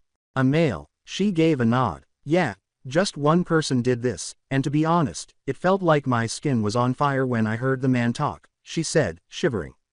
I was unable to sense his presence. However, my instincts were screaming and yelling for me to run as quickly as I could. Do not allow this monster to see me. Rewind. She didn't want to eat the bug, but the man took a big bite of what appeared to be a roach, and the sickening crunch was terrible to her ears. Everyone was sitting around the fire, and the man was enjoying the conversation while holding up various bugs. Everyone was having a good time and chatting. She couldn't make out what he was shouting, though, because the memory seemed to be listening to someone or something else. Then someone pointed at something. At that moment, a man who was a little overweight emerged from the clearing's entrance and approached them slowly, but something seemed off. The bearded man's body was stumbling with each step, and blood was streaming down his eyes. R. Who? What's wrong? His eyes were racing and his voice was trembling as he said, R, as though he was trying to say something but something was stopping him. A young man appeared behind who and said, Isn't that right, my dear friend? A singing voice echoed, He's trying to say, run. I mean, you didn't even want to lead me here, he said, rubbing his chin. Unfortunately, though, you had to. Correct. Before removing some of his hair from his face, he gave his chin a more vigorous rub. Tell me, did you feel that? What did you do to who, and who the hell are you? He wanted to keep me from seeing this enormous ass tree, you know. It was enormous. I wanted to see it for myself after hearing about it. But he said, I was unworthy, he said, puffing out his chest and speaking in a deep tone before exhaling. His smile came back, but I told him then maybe we can get a second opinion. That's when he decided to attack me, he sniffed. I was only searching for this large tree, and it was awful. What went wrong? But then we talked it out and he agreed to take me to his village, he said with a smile. That's correct, old friend. With a smile, he put his arm around him and said, See, we're all friends. As Hu opened his mouth, a smile quickly appeared on his face and he said, Why yes we are FFF friends. The slender man scowled. Stop whatever you're doing to him. He quickly aims the water at the teenager after bending some of it. That trick, huh? The teenager sighed and said, I was hoping you guys could show me how you control those vines and led me to the tree. He waved his hand and the water around his arm, saying, See, it isn't that fancy. His smile returned, and he said, But then again, I think I get the principle of it. He squeezed Hu's neck and said, "If it's all water bending, then I don't really need you anymore, do I?" His head began to shake, his body began to convulse, and the screams coming from his body shook the area. He fell to his knees, and more blood spurted out of his body, covering the ground. Quiet. There was a thud as his body fell to the floor. In a matter of seconds, every other bender began to move the vines and navigate the swamp water. The teenager massaged his chin. "Interesting. You move the vines with the water inside," he said, grinning. "How instructive." He moved his hand slowly, causing the vines to stiffen and spread as far as they could, all of them pointing skyward. His eyes glistened as he said, "Nice. How intriguing. I wonder what else I can do with this." He grinned and said, "Will you all join me in my experiment?" The slender bender threw a jagged water spear. With a single downward palm strike, he batted it away. "Superfluous motion. What a waste," he said, twisting his hand before pointing it skyward. The skinny man hung there, choking and gauging on the blood that was released from his ruined insides, as a vine exploded beneath him, impaling him from the ass and coming out of his mouth. All of the villagers gradually withdrew as they dripped down the hardened vine. "Oh, it was successful." He jumped around in joy. "I heard stories of people doing things like this, but I didn't know if it was possible." He ceased to bounce around. "If I were to move them very slightly while passing through your body, would that have the same effect?" "What the heck? I hardened them while they were inside you, but I softened them when they were entering." "Let's find out," he said, turning to face them. The villagers attempted to attack, but he swiftly thwarted their attempts by merely swatting them down, up, or away from himself. In the process, he impaled more people on the vines, some of whom slithered through him and others of whom went in as hard as wood, hardening once they were out of his mouth. "How hilarious that some of you passed away so soon. I understand, so that's how it functions when it grows inside the body." He smiled and rubbed his chin, saying, "But some of you are still alive. I wonder what it would be like if fire struck you guys." For some reason, the man ignored him when he got up and fled into one of the huts in terror, disregarding the cries of the people who were impaled. His smile turned insane, and the person collapsed to the ground. He tucked himself in a corner and huddled against the wall, his heart pounding out of his chest, his mind racing as the unfamiliar smell of cooked skin filled the air, and he could hear the screams fading into silence. Fearful, he waited in the corner, knowing that the man had entered the hut and was approaching him. He was afraid that the moment he moved, he would sense him and kill him, but he also considered burning him alive inside the house. His eyes were clenched shut, his mind was racing, wondering how he could survive, what he had to do, but nothing was responding, no ideas were emerging. No, he would want to drag him outside and experiment on him too. He waited for any sound that would indicate he was nearby or that he was waiting outside, but nothing. He opened his eyes slowly. There was a smile on his face as dark eyes stared into his. His heart burst. The sensation overtook him, and the fear intensified. How on earth did he enter the hut? As though peering into his very soul, the man just sat there and stared into his eyes. "Hey," he leaned closer to his ear and whispered, "I just wanted you to know that everyone is dead. There is no reason to be afraid." He puts his head down and says, "I just wanted to say thank you for helping me. I'm going to let you go. I hope we can get together once more soon." He sighed and stood up, raising his hands above his head. What a day, oh right. The big tree. He slammed his fist into his palm. He turned and began to dance a little as he left, humming a tune as he went. He relieved his body as the man's body fell apart. Rewind. There were no words to describe what this man had gone through, what he had witnessed, or what his people had endured, and the group gaped in horror. "Ino, don't be concerned. I used the memory locking technique I learned from my father to prevent him from recalling the events. I can't blame him," she said, looking down. "But the thoughts are seared into my own mind." With a sigh, Asuma turned to face the group. "There are some zealots circling the swamp. Finding Aang and the animals and leaving this place is even more crucial, particularly if he's still here." Guy gave a nod. "Indeed, the last thing we need is to put the others in danger with this fight." "Hold on," Tenten said, raising her hand. "Ino, you mentioned that the man saw him control water before he set his people on fire." "Yes." She placed a finger to her chin and said, "But that shouldn't be possible. Only the Avatar should be able to manipulate multiple elements." "Well, obviously this guy did," sighed Shikamaru. "Because I don't think he could have started a fire in the water." "Fair. The group made the decision to put this conversation on hold and go outside. There, they observed Katara attempting to lower the individuals from the spikes and rehydrate the vines to increase their pliability. As he carried some bodies to the village center, Sokka kept an eye on her and did his best to handle their bodies with care. He scowled as he looked up. "Hey everyone," he turned and said, "we're just trying to at least give these people some peace." Guy approached him, grinned, and gave him a shoulder pat. "Sokka, that is a good thing. Nobody, not even adversaries, should be shown in this manner. Yeah, too bad Katara is the only water bender here, otherwise we would get this done a whole lot faster." Staring at the teenager who nodded his head, Shikamaru said, "Sokka, there is something we need to tell you." He went on to describe the entire village's history, the enigmatic attacker, his motivations, what he did to each of them, and the reason the survivor was silent. He can't comprehend someone like that, Sokka thought, gritting his teeth. This guy, how could someone do something so terrible? It was like the monster that. He bit his lip and clenched his fist. Shikamaru let out a sigh. "We did have a question, Sokka, but I realize this is a lot to process.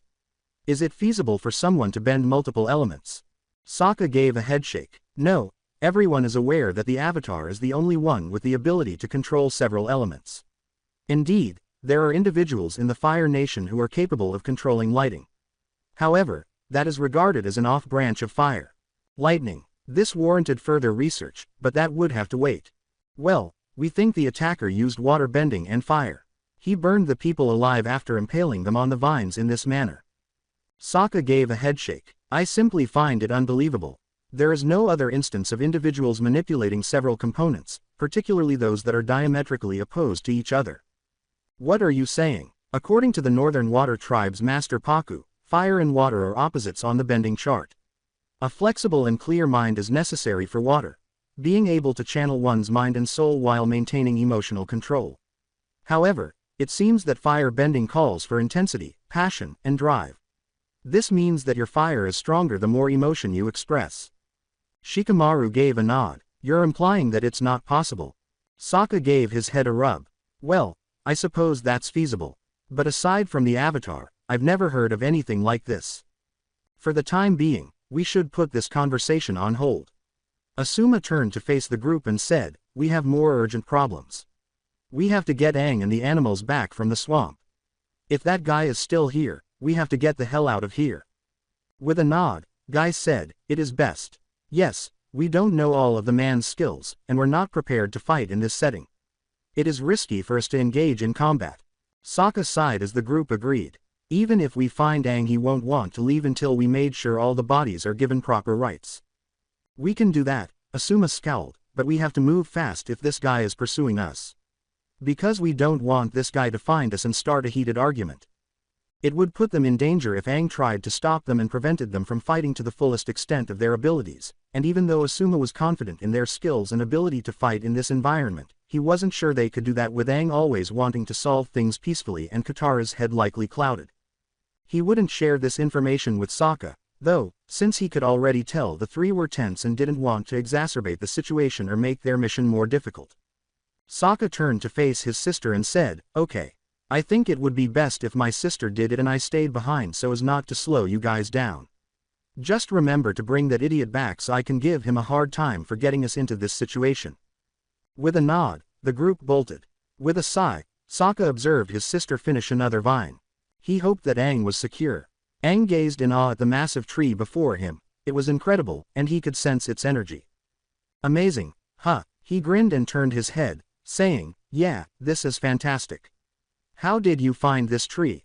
He chuckled and said, "Oh, I met some people who knew where it was, and they were very eager to help me find this tree. Don't worry about that, Aang. Do you feel anything from this tree?" He scowled and said, "Yeah, I can feel the life in the tree, it is intense. And frantic. Oh, yeah, as if screaming at me, trying to tell me something. It's not fair." Lying on his back, Gadatsu kicked his feet in the air and said, "I tried communicating with this tree for ages, but it didn't bother to respond." His cheeks puffed. "But it just listened to you. I even threatened to burn it if it didn't respond to me. Unfair. This tree cannot be burned. The rest of the world is connected to it." "Yes, I am aware of that, but it really irritated me. It only wanted to talk to you, not to me. I guess I shouldn't be surprised that seems to be the case for everyone, he snarled. Huh, everyone wants to talk about you, everyone wants to be there for you, and everyone wants to follow the example of you, said Gadatsu, grinning as he sat up. But I didn't do anything. The avatar, not you. Everyone wants to be like them, he sighed, all the avatars who came before you. It irritates me a lot. Don't eat meat, all life is sacred, don't use your bending for your own whims, stop sneaking out in the middle of the night, he said, raising his hand and moving it as though it were a mouth. The temple was like that too.